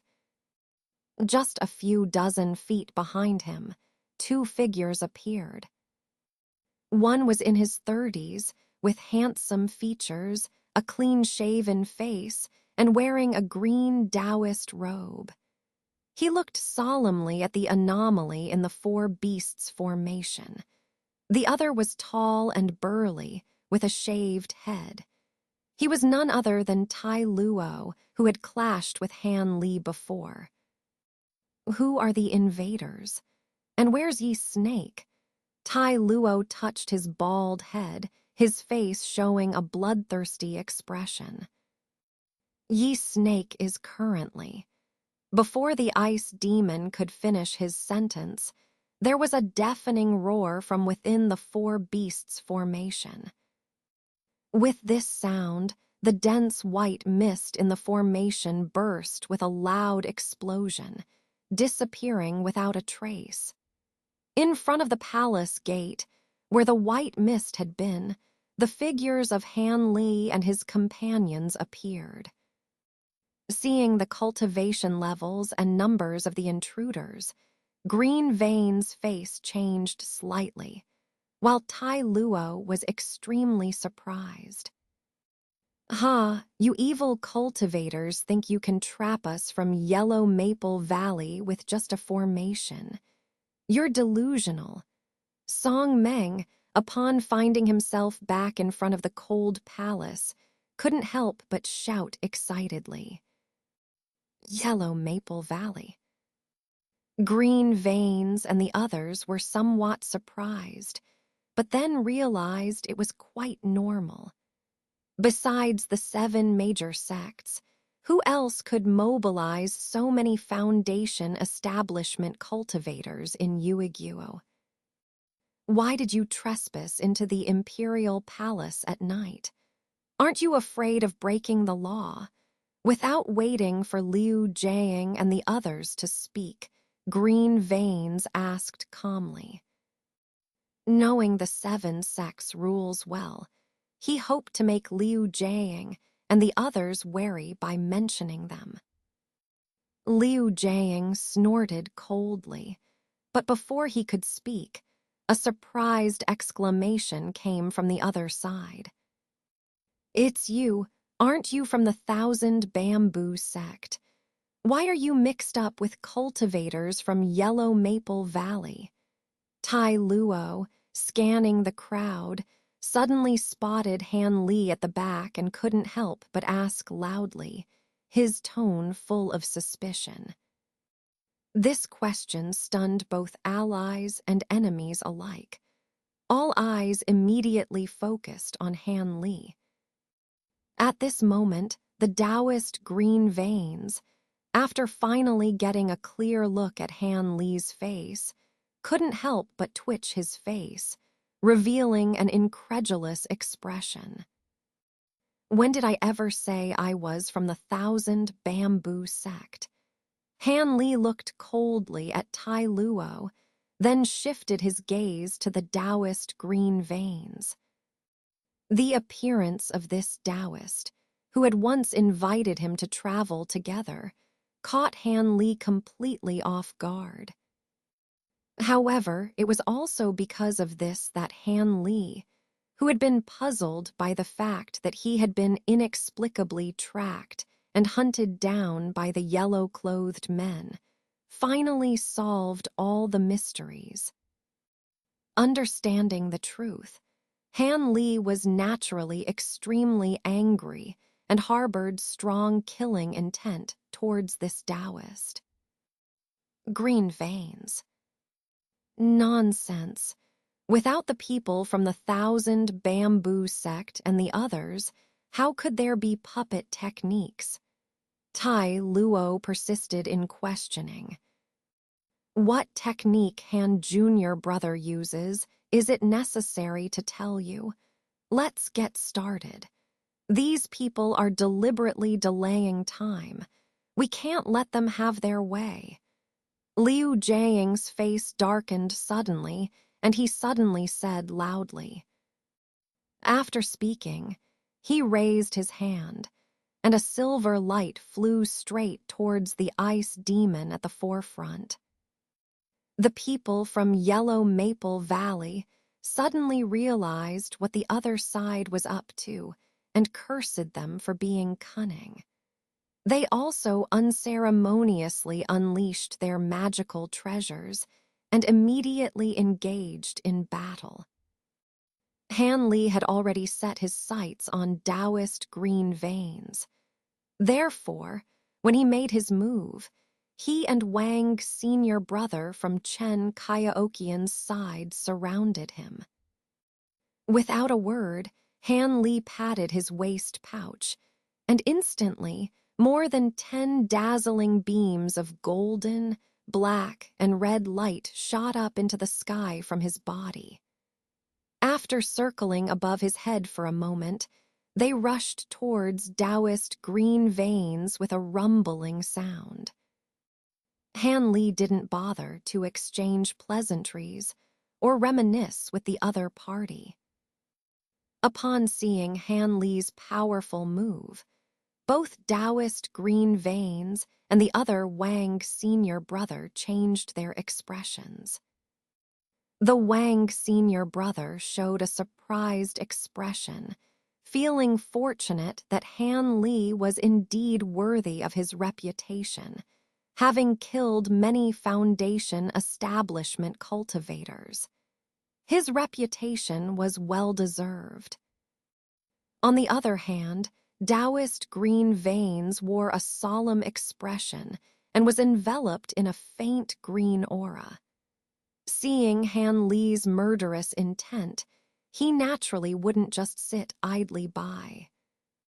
So, without saying a word, he suddenly stretched out his hand and opened it. 5 green, spherical magical treasures flew out from his hand and quickly arranged themselves into a pentagonal shape around him. Then, with a flash of green light, a hazy green mist appeared around Taoist green veins, forming a pentagonal prism that securely enclosed him within. After a burst of colorful radiance, Han Li's golden beetle maternal blade, black dragon seizes, and flame chain fork all hit the green prism, emitting dazzling light, but the strange shield remained intact. It's not necessarily. Han Li sneered coldly, his voice icy.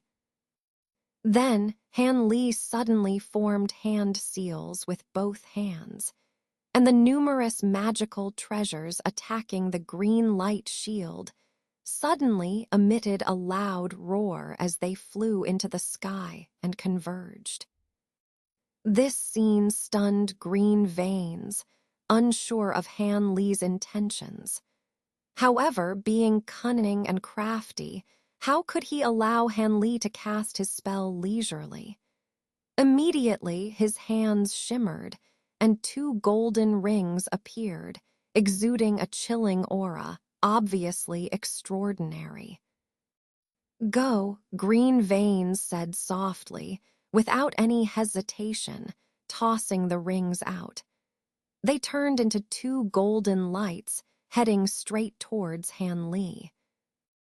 Han Li's eyebrows furrowed, and his hand, emitting a murderous aura, grabbed the white phosphorus shield.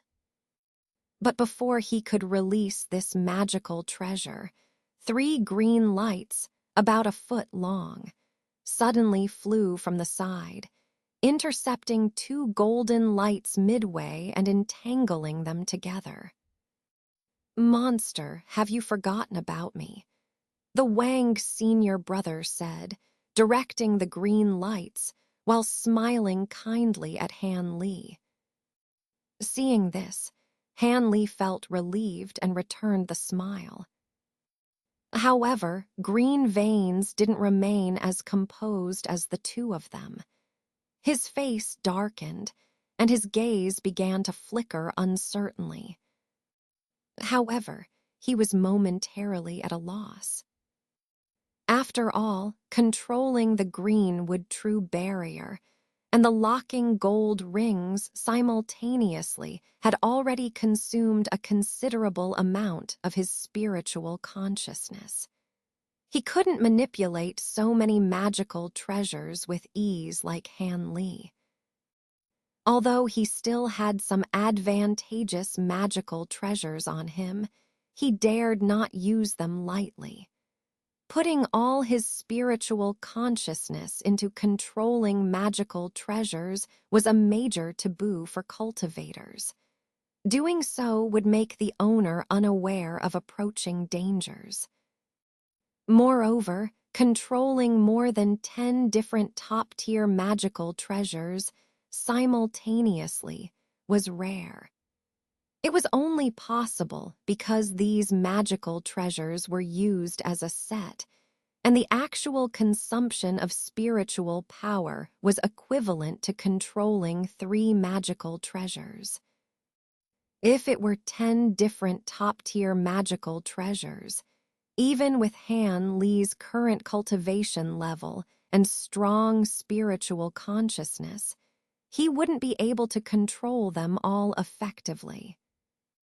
Controlling 5 was Han Li's limit.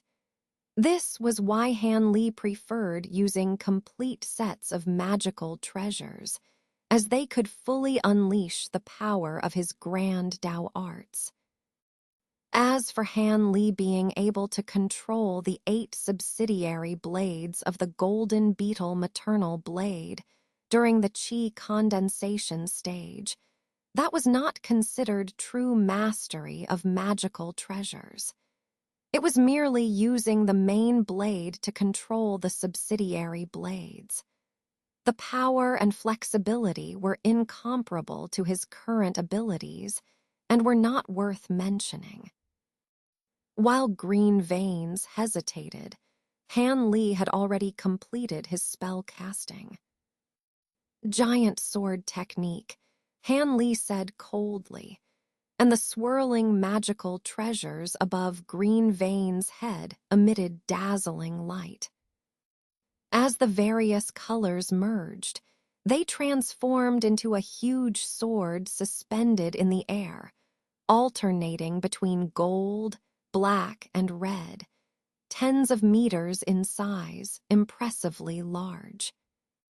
This giant sword technique of sword manipulation was something Han Li had found in the gold pages that recorded the complete set of green origin sword rays. It was the only sword manipulation technique he could currently use with his foundation establishment cultivation, and its power was naturally far beyond what it used to be. Green veins and the Wang senior brothers' magical treasures were still entangled, but they both showed expressions of shock, clearly aware of the tremendous power of Han Li's technique. Green veins felt bitter in his heart. Without hesitation, he abandoned the 2 golden rings and suddenly produced a bright brass mirror in his hand. But at this moment, Han Li pointed at the giant light sword with a stern expression. The giant sword descended without a sound, displaying an overwhelming momentum, as if it would crush both the shield and the person beneath it. Seeing this scene, the Wang senior brother also forgot to take advantage of the moment when Green Veins was distracted and quickly destroy his magical treasures. Instead, he stared blankly at the imposing sword, lost in his thoughts. At this moment, Green Veins, with a solemn expression, threw the brass mirror upwards. The brass mirror swiftly rose above the light shield, emitting a bright yellow light that quickly turned into a cloud, obscuring Green Veins' position. In the blink of an eye, the yellow cloud solidified into a huge bronze shield, spinning rapidly above his head. Han Li's expression darkened, and he quickly formed hand seals. The giant light sword emitted a deafening, thunderous roar as it descended with even more terrifying momentum. In an instant, it struck the bronze shield. With a loud explosion, although the bronze shield emitted a strong yellow light, it was shattered by the force of the giant sword's impact after just a moment, splitting into pieces.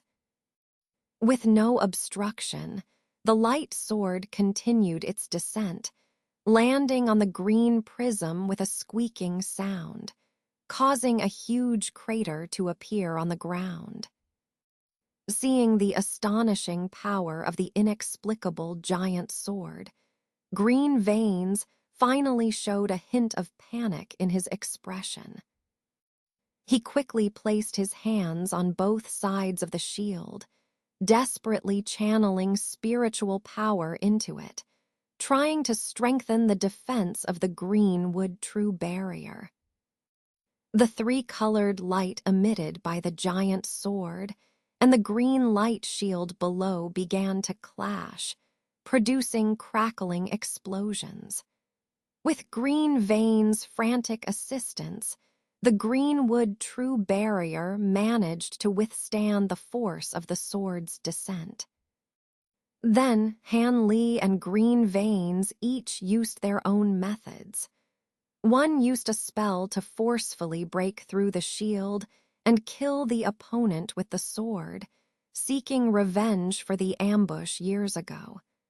The other poured all his spiritual power into the shield, trying to sustain it until the opponent's technique exhausted, in an attempt to save his own life.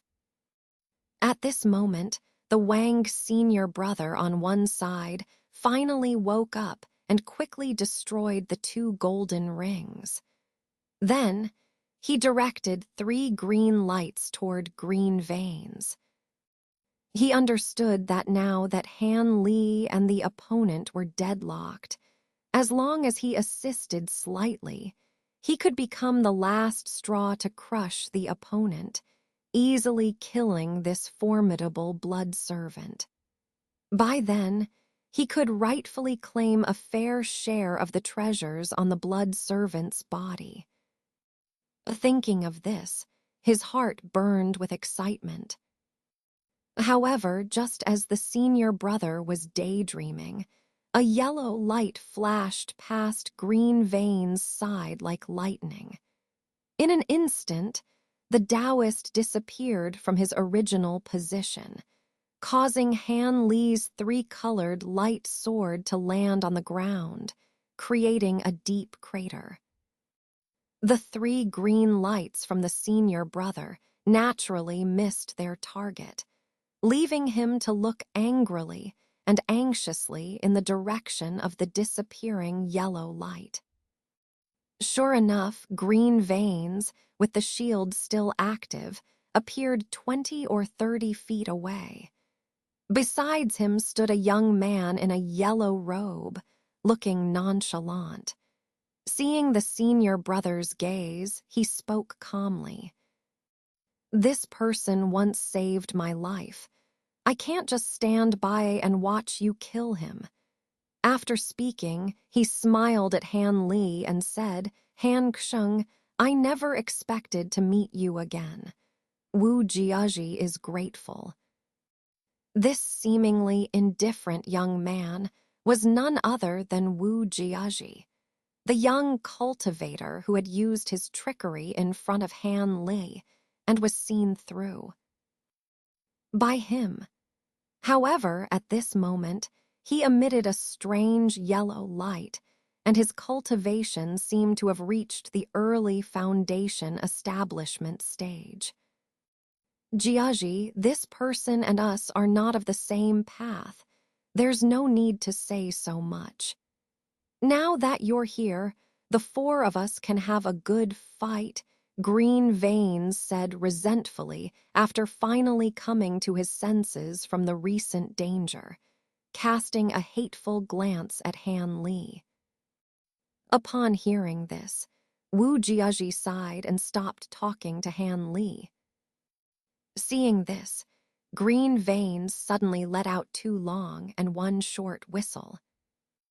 Tai Luo and Ice Demon, who were fighting against Liu Jiang and the others, heard the whistle and showed surprise. They immediately leaped out of the battle and flew to Green Veins and Wu Jiaji's side. "What's going on? Another person has appeared. This is trouble," Liu Jiang murmured when he saw Wu Jiaji suddenly appear. He frowned slightly, realizing the situation in the field. Upon seeing this scene, Liu Jiang and the other cultivators from the Yellow Maple Valley had already learned from Han Li that these demon cultivators could transform, so they knew exactly what the other side was up to. Without hesitation, they unleashed their magical treasures and Taoist techniques towards the four cocoons of light. They also knew that before the opponents transformed, these blood servants were easy targets and wouldn't miss the opportunity to weaken them. Unfortunately, as Han Li had said, these cocoons of light were incredibly sturdy.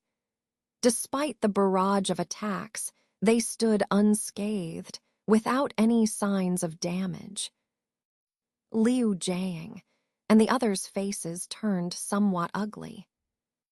"Don't hold back, everyone. Use all your tricks. If we wait until they transform, it'll be too late." Liu Jiang's voice was resolute as he urged his companions. After saying this, he put away his magical treasures and solemnly took out a golden talisman, holding it between two fingers. Then, he began to chant incantations, and under the mysterious spell, the golden talisman gradually emitted a dazzling golden light. Han Li was amazed to see this. Although he didn't know the grade of this talisman, the fact that Liu Jiang, at the mid-foundation establishment stage, needed an incantation to activate it indicated that this talisman was definitely extraordinary. Seeing this, the others exchanged glances and also began to display their abilities. Of particular note were senior sister Chen Kaiaokian and Song Meng. They each took out a talisman inscribed with magical symbols and immediately began to concentrate on activating them. Threads of blue and gray light radiated from their talismans, much to the envy of the others. Talismans were not something every Foundation establishment cultivator could easily possess. To have such items was enough to prove that these two either had the backing of a powerful family or were highly favored by their sect elders. Otherwise, how could they have such opportunities and wealth to possess these talismans? While others envied, they didn't show weakness. Some unleashed sharp spells, while others summoned even more miraculous magical treasures, launching the next round of attacks, causing brilliance to fill the sky and magical treasures to dance wildly. Meanwhile, Han Li neither used the talisman nor the powerful giant sword technique he had displayed earlier. He simply used the most efficient means. With a light wave of his hands, several heavy objects fell to the ground, and 4 beast puppets appeared in front of him. As soon as these puppets opened their cold eyes, they unleashed beams of light like long white ribbons, fiercely spraying them out.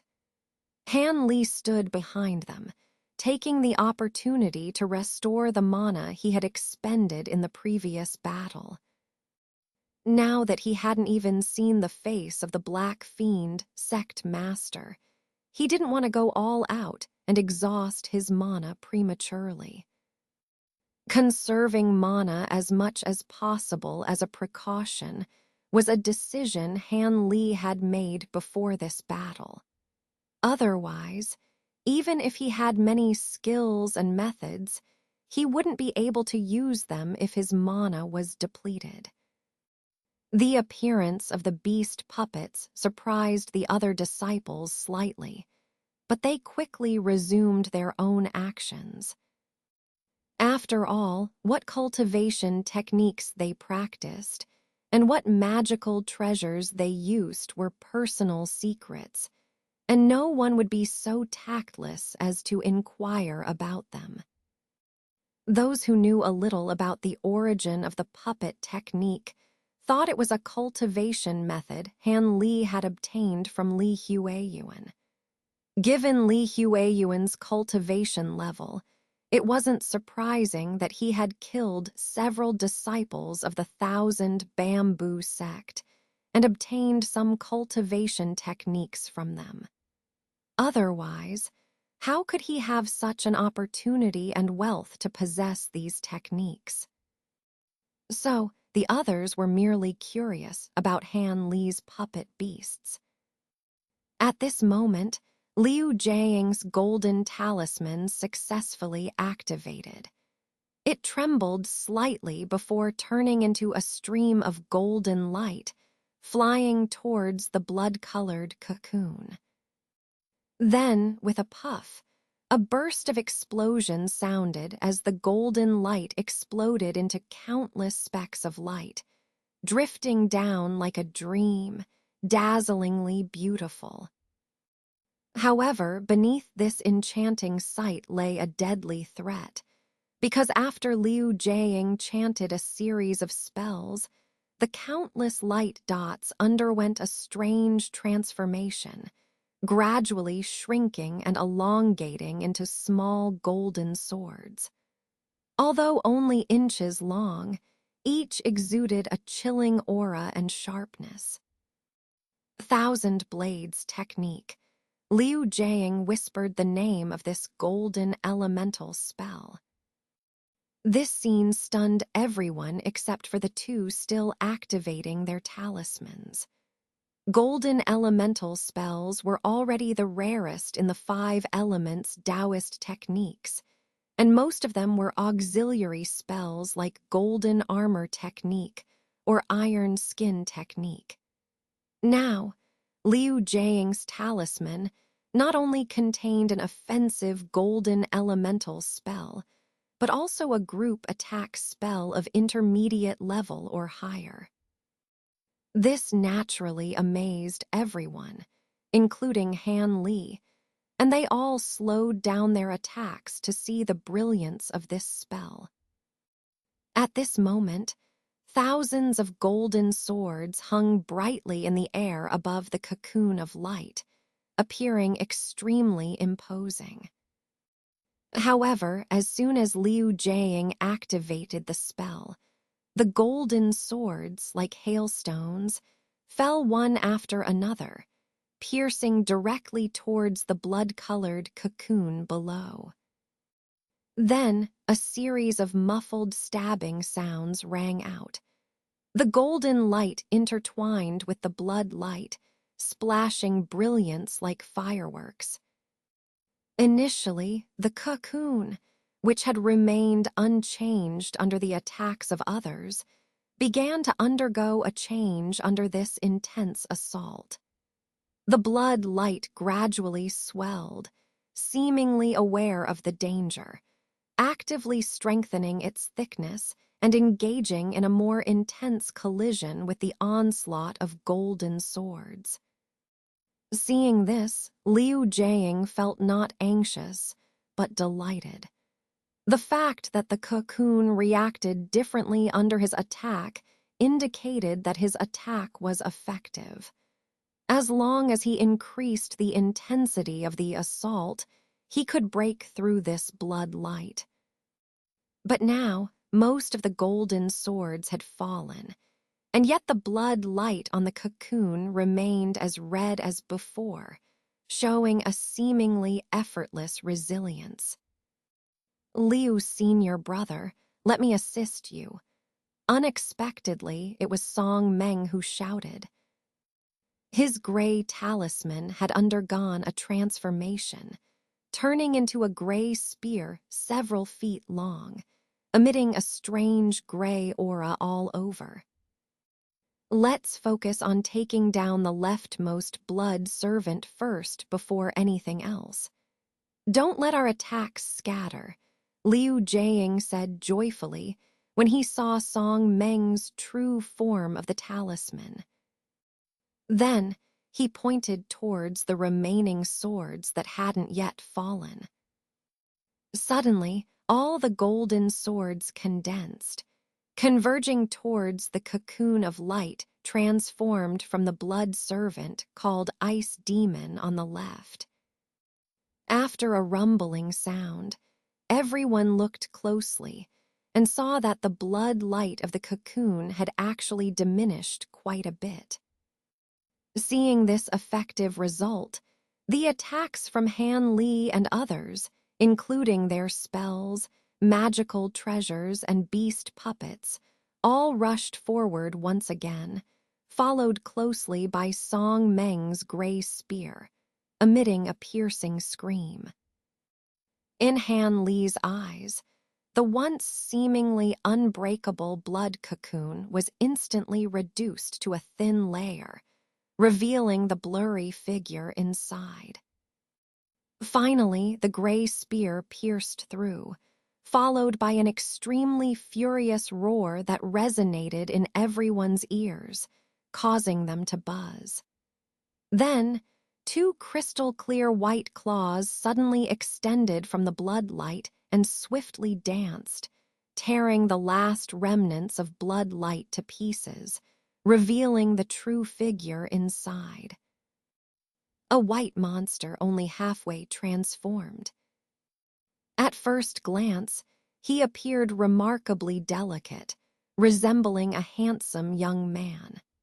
However, two small white horns protruded slightly from his head, and a foot-long pure white tail grew from his buttocks, shimmering with faint white scales, not to mention the two extremely sharp claws and layers of semi-transparent milky white demonic patterns covering his body. There was a gaping, blood-soaked hole the size of a bowl on his shoulder, with nearby flesh and blood constantly squirming and shrinking, making it a horrifying sight. However, in the blink of an eye, the wound seemed to be closing and healing. "You're seeking death." The ice demon, only halfway transformed, still maintained enough sanity to fiercely shout at everyone. For him, although the transformation wasn't complete, his demonic form's characteristics were sufficient. It was enough to delay until his companions completed their transformation. Liu Jiang and the others, who had never seen a demonic transformation, were taken aback by the horrifying appearance of the opponent.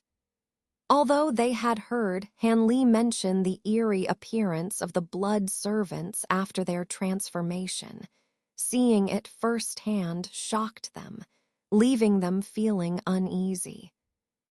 Several flashes of white light shot towards the ice demon's bare upper body, causing him to fall heavily to the ground, looking quite embarrassed.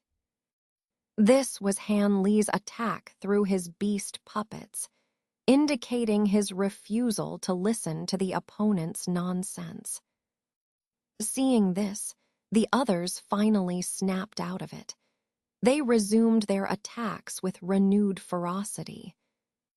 However, the fallen ice demon emitted a cold mist from his body, and after the mist dispersed, he disappeared into thin air from his original position. Now, the others were filled with horror and began searching frantically.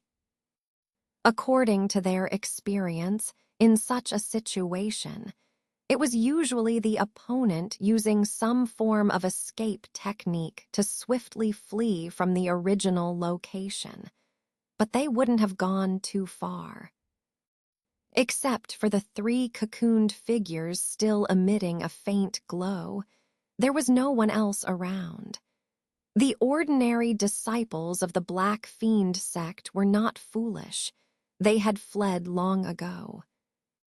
At this sight, Han Li's heart skipped a beat as he suddenly realized something.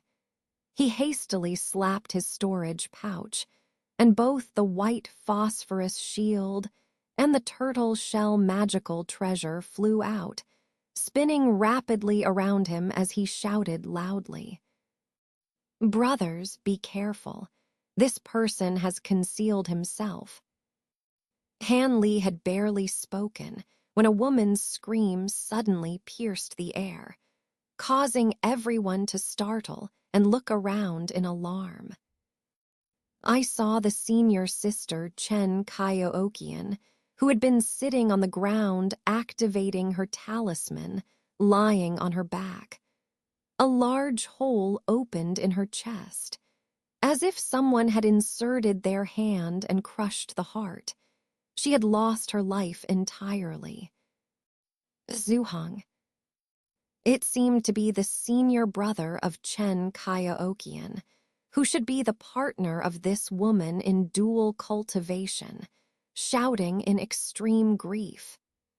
Then, with a wave of his hands, a dark cloud shot out and danced wildly around the woman's body, attempting to find the ice demon who had harmed her. Speaking of which, the death of this woman named Zhuhang was really unjust. If she hadn't been so eager to show off and used a talisman, she might still be alive and well. Before using the talisman, she always had a light veil defense artifact floating by her side. But in order to shorten the time to activate the talisman and save some mana, she carelessly put away the artifact, and as a result, without any protection, she lost her life. But to say that this woman lacked experience and was too careless to make such a big mistake would be unfair. She only dared to drive the talisman so confidently because she saw that the enemies in front of her had all turned into cocoons of light, and she felt safe among fellow disciples. But who could have expected that the ice demon would suddenly emerge from the cocoon and immediately target her while half transformed into a demon? At that moment, the woman was in the final moments of activating the talisman. Even if she wanted to stop, she couldn't do it immediately, which led to disaster. Speaking of which, when Song Meng activated the long spear talisman, he also didn't use any protective measures. It's just that Song Meng's talisman had less power, so he succeeded in activating it early. Otherwise, who knows which one of them the lurking ice demon would have attacked. And not to mention the two of them, even the Han Li and others who had just attacked didn't activate any defensive artifacts.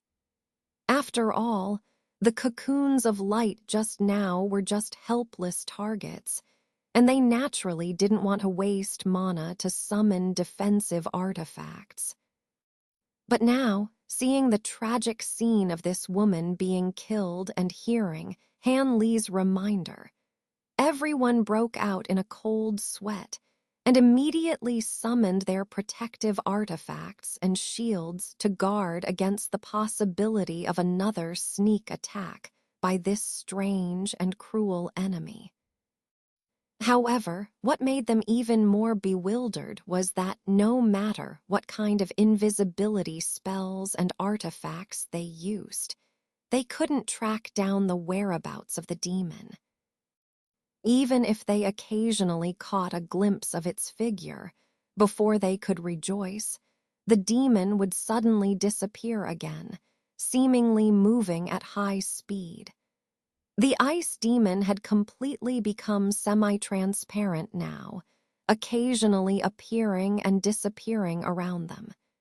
Even spiritual artifacts with high sensitivity couldn't actively track it, and they were quickly shaken off. Now everyone felt in danger and constantly kept their eyes peeled, afraid to move, all of them anxiously paying attention to the movements around them, completely suppressed by the half-demonized ice demon. Only Han Li, watching the scene in the field, flashed a strange expression on his face. Wang Shixing, who had fought side by side with Han Li before, had never seen such a bloody scene. At this moment, his face was extremely pale, showing a look of fear. For him, the tragic death of his sister, whom he had just laughed and joked with, seemed like a dream, completely different from his preconceived notion of himself showing off his might and easily defeating the enemy. Thinking of this, he glanced at the dual cultivation partner of the deceased Zhu Hong with a more unpleasant expression on his face. Perhaps the more one fears something, the more likely it is to happen. Whether his expression of guilt was noticed by the ice demon or he thought he was an easier target, at that moment of hesitation, a transparent, icy claw suddenly appeared from behind him and viciously grabbed towards his heart. The protective artifact of this senior brother Wang, a bronze shield, was quite spiritual. Before Wang could activate it himself, it moved on its own and blocked the attack perfectly.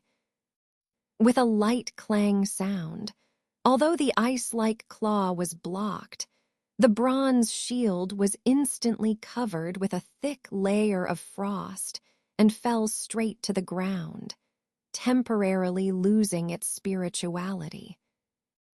Only then did senior brother Wang notice the sudden change behind him. His face went as pale as a sheet, and he instinctively turned around, looking around in panic. Seeing that there was no movement nearby, he hesitated for a moment, then suddenly bent down to pick up the bronze shield. He needed to thaw his artifact in time so that he could use it again. Move. Seeing his actions, Liu Jiang, who was nearby, shouted in shock and anger. What? He couldn't help but be stunned. Before he could understand what was going on, the water attribute shield behind him emitted a crisp, cracking sound, followed by a bone-chilling cold wind rushing towards his back. Oh no, Wang Shixing almost immediately realized what was happening. The invisible ice demon didn't leave after one attack, but turned around and launched another fatal blow from behind him. In that instant, senior brother Wang's mind went blank, and the only thing he could think of was the scene of his sister Zhuheng lying dead in a pool of blood. I never thought it would be my turn so soon. This was the only thought that came to senior brother Wang's mind. But just then, his vision blurred, and then his body felt light, as if he was flying through the clouds and mist, and then a series of roaring winds and thunders sounded beneath him, accompanied by someone's angry roar. Then his feet touched the hard ground, and he stood steadily. Wang, junior brother, are you okay? Just as this bewildered senior brother couldn't tell if he was dead or alive, a voice full of concern came.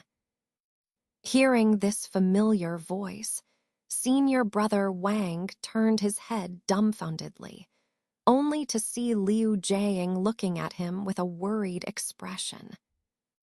Seeing this face, senior brother Wang finally realized that he was indeed unharmed and alive, and couldn't help but feel extremely grateful. Liu, senior brother, did you save me?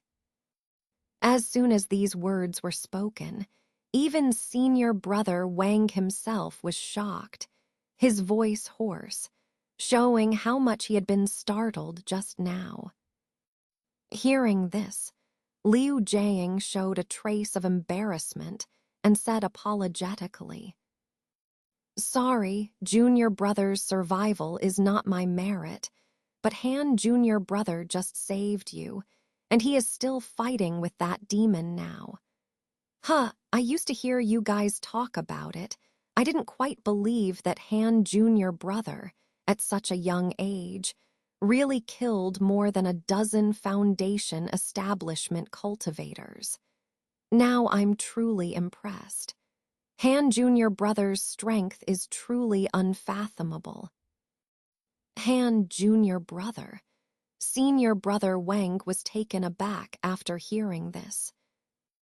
He clearly remembered that Han Li was 5 or 6 zhang away from him just now. How could he have time to make a move? Thinking about it, senior brother Wang hurriedly turned his head to look at where the fighting sounds were coming from. The scene he saw left him dumbfounded. He only saw that the place where he had been attacked was empty, but there were sounds of fierce fighting and someone's low growls and shouts, and inexplicably, several sharp blades and sword chi shot out, cutting the nearby ground into numerous deep or shallow grooves. It took senior brother Wang a while to come back to his senses. He was just about to open his mouth to ask, when suddenly a strong wind blew on the ground ahead, and then a white translucent figure appeared out of nowhere, flying upside down, making senior brother Wang startle. This figure was none other than the blood servant who had attacked him earlier, but now he looked even more bizarre, as if his whole body was crystal clear and transparent. It's impossible. How can you see through my invisibility and keep up with my speed?" There was a look of shock and anger on the crystal-clear face of the demon, and even a hint of fear. But after saying this, he let out a beast-like low growl and pounced forward with astonishing speed, disappearing again. Then came Han Li's cold snort, and the paused sounds of battle resumed, even more intense than before, and they began to spread out in all directions instead of being confined to one place. This made Liu Jiaying and the others, who could only hear but not see the fighting, all pale and kept retreating. Even the dual cultivation partner of the revengeful female cultivator could only temporarily evade, fearing that they would unknowingly be affected by Han Li and the demons battle and die for no reason. They knew that they couldn't intervene in this invisible battle for a while. "Look at the ground," Song Meng exclaimed. Upon hearing this, everyone lowered their heads and saw something astonishing. In front of them, the ground had somehow frozen into a thick layer of ice, shimmering in the moonlight, smooth as glass. This demon is so cunning. He actually turned the ground into this, which is not good for Han Jr. brother. Song Meng's face showed anxiety, expressing his concern. Not necessarily. Although we don't know what kind of escape technique Han Jr. brother is using that even we can't detect his trace, judging from the sound, Han Jr. brother is not at a disadvantage. Obviously, this ice ground doesn't have much effect on him. However, the unexpected changes after these demons transformed are truly beyond our expectations and have caused one of our fellow disciples to die here tragically. I really can't shirk the blame for this. After a moment of silence, Liu Jiaying slowly said. After hearing this, the others didn't know how to comfort him when they saw Liu Jiaying's heavy expression. These people didn't know that the junior brother they mentioned, Han Li, was at this moment cursing fiercely in his heart while fighting with the ice demon. Han Li was extremely annoyed. It wasn't because he had softened for a moment and was forced to use the smoke-weaving step and fight the demon because he had saved senior brother Wang and was then harassed by the demon, but because Liu Jiaying and the others hadn't seized the opportunity to eliminate the other blood servants who were still in transformation. Once those three transformed as well, that would be a real problem.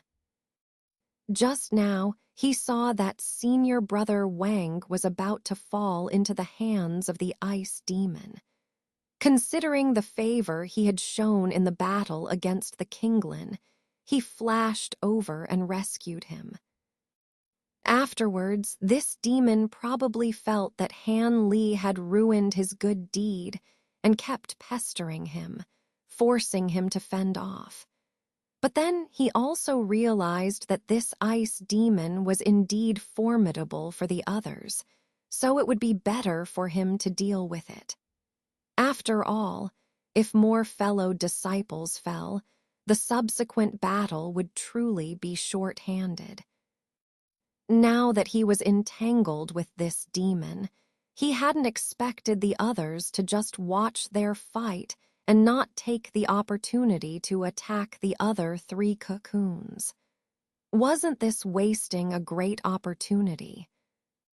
However, he faintly guessed that the others probably weren't unaware of seizing the opportunity, but rather because the ice demon's strange invisibility and the fact that someone had died by its hands made them afraid of the semi-demonization of the other blood servants. So even though they knew that the fully transformed blood servants would be even more formidable, they were still hesitant, perhaps even having some thoughts of retreat. But Han Li didn't come here just to eradicate the Black Fiend sect. He had another purpose, so how could he easily give up? Moreover, although this semi-demonized ice demon had killed one person on their side as soon as it emerged from its cocoon, as long as they were careful, it wasn't that big of a deal. In Han Li's eyes, this demon was even less troublesome than the bald man from before. This demon only made its body transparent, allowing it to move at extreme speed and manipulate some cold air. Even its so-called invisibility was just an illusion of high-speed movement, like his smoke-weaving step. It was just because of the strangeness of its transparent body that it was even more difficult to detect. But this kind of strange body technique could only show its power on the ground. As long as everyone flew into the sky and created distance, casting large-scale spells, they could force it to reveal itself. After all, rapid movement of the body could still be fierce in close quarters, but it couldn't keep up with the flying artifacts of cultivators over long distances. Liu Jiang and the others had never experienced this kind of close combat with short weapons, so naturally they felt that the opponent was extremely elusive and difficult to deal with. But Han Li frequently fought using this method himself, so he naturally had extremely rich experience in dealing with it. Thinking of this, Han Li suddenly used his silver sword to repel the opponent's claws, suddenly revealing his figure, and said loudly, "Senior brother Liu, you guys fly into the sky and continue to attack those 3 blood servants. I won't let this demon here disturb you." After saying this, Han Li's figure suddenly flashed, disappearing without a trace. In reality, the silver sword in his hand was moving so fast and invisibly that it forced the ice demon to retreat repeatedly, with no chance to fly off the ground. The silver sword in Han Li's hand was the spoils of the blood essence trial, capable of directly blocking the opponent's claws without any damage.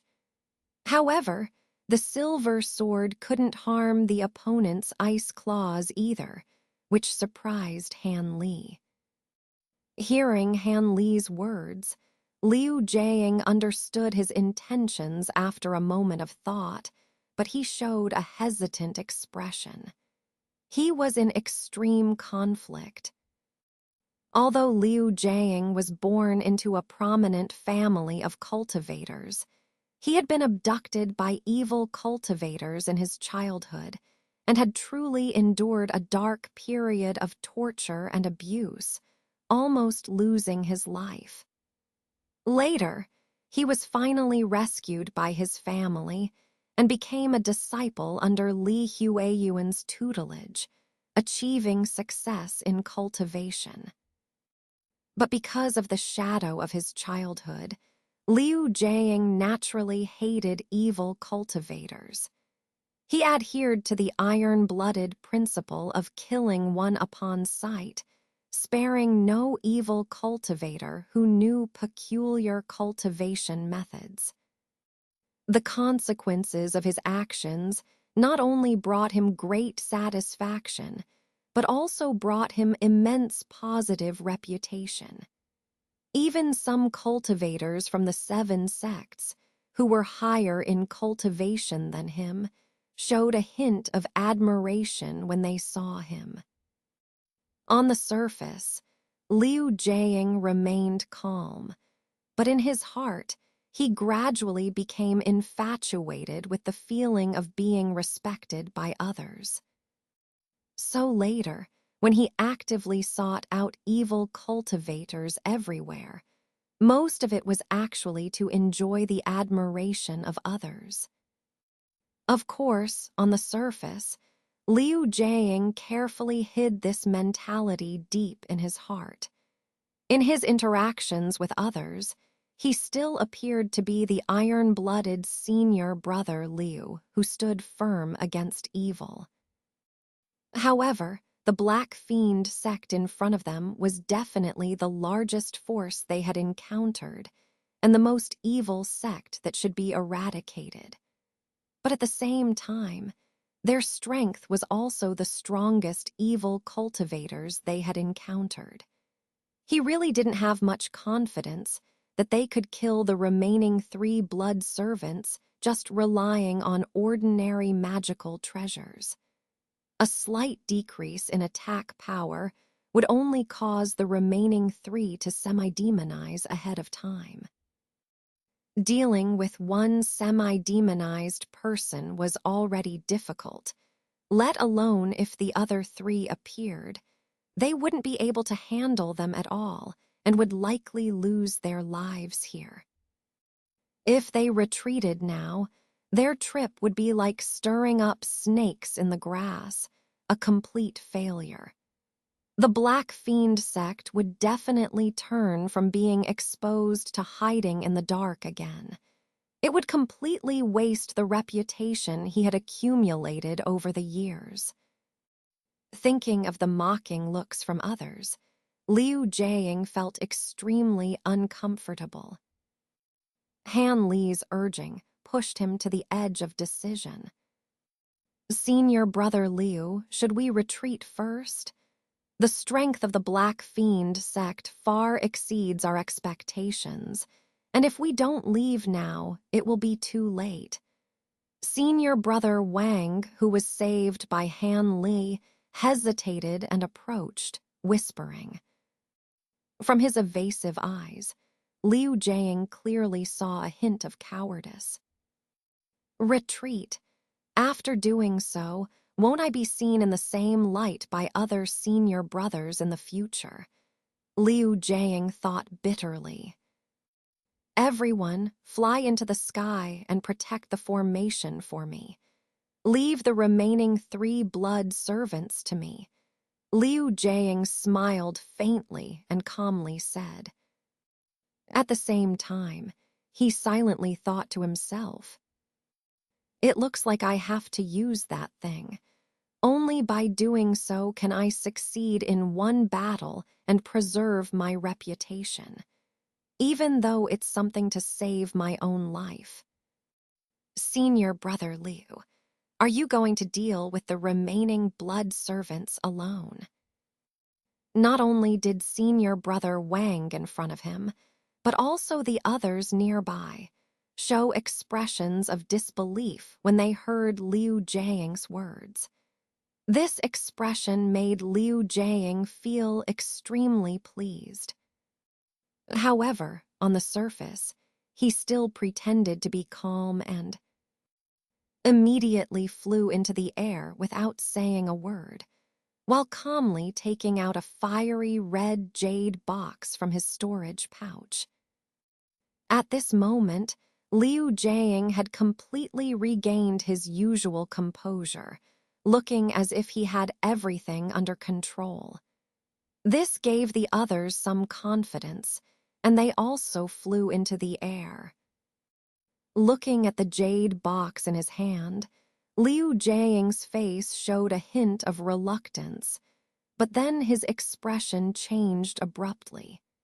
He suddenly clapped his hands together, and the entire box shattered inch by inch, revealing a peculiar talisman wrapped in red light. There was a fiery red phoenix pattern on the talisman, and the phoenix in the middle of the talisman kept flapping its wings back and forth, freely moving like a real bird. Even the eyes of the bird emitted a faint blue light, occasionally turning.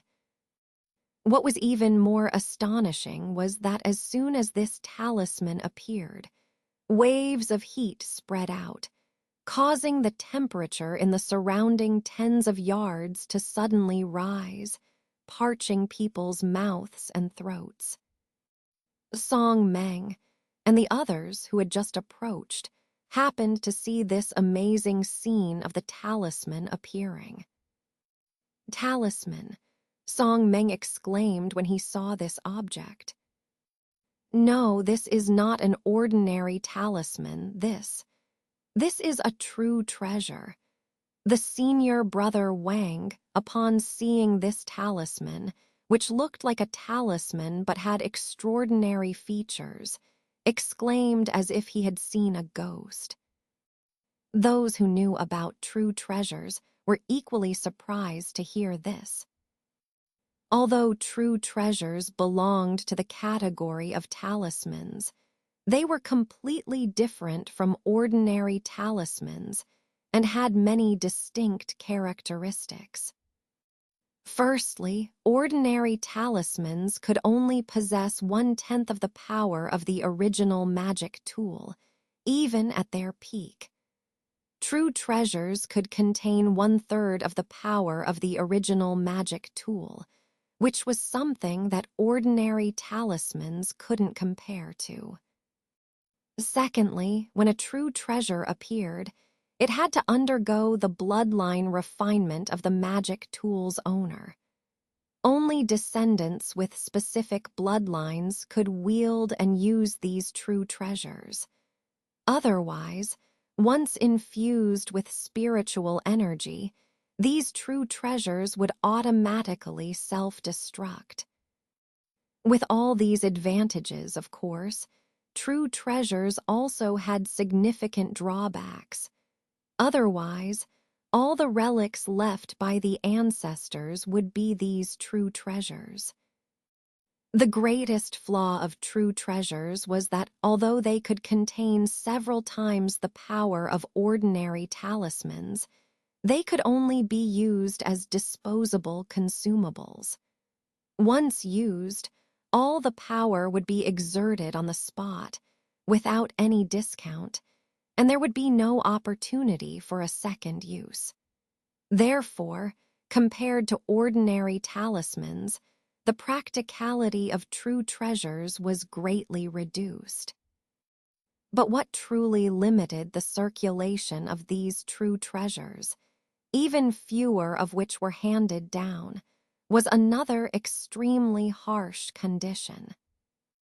Once a magic tool was refined into a true treasure through bloodline refinement, the loss of power to the magic tool would be permanent and irreparable.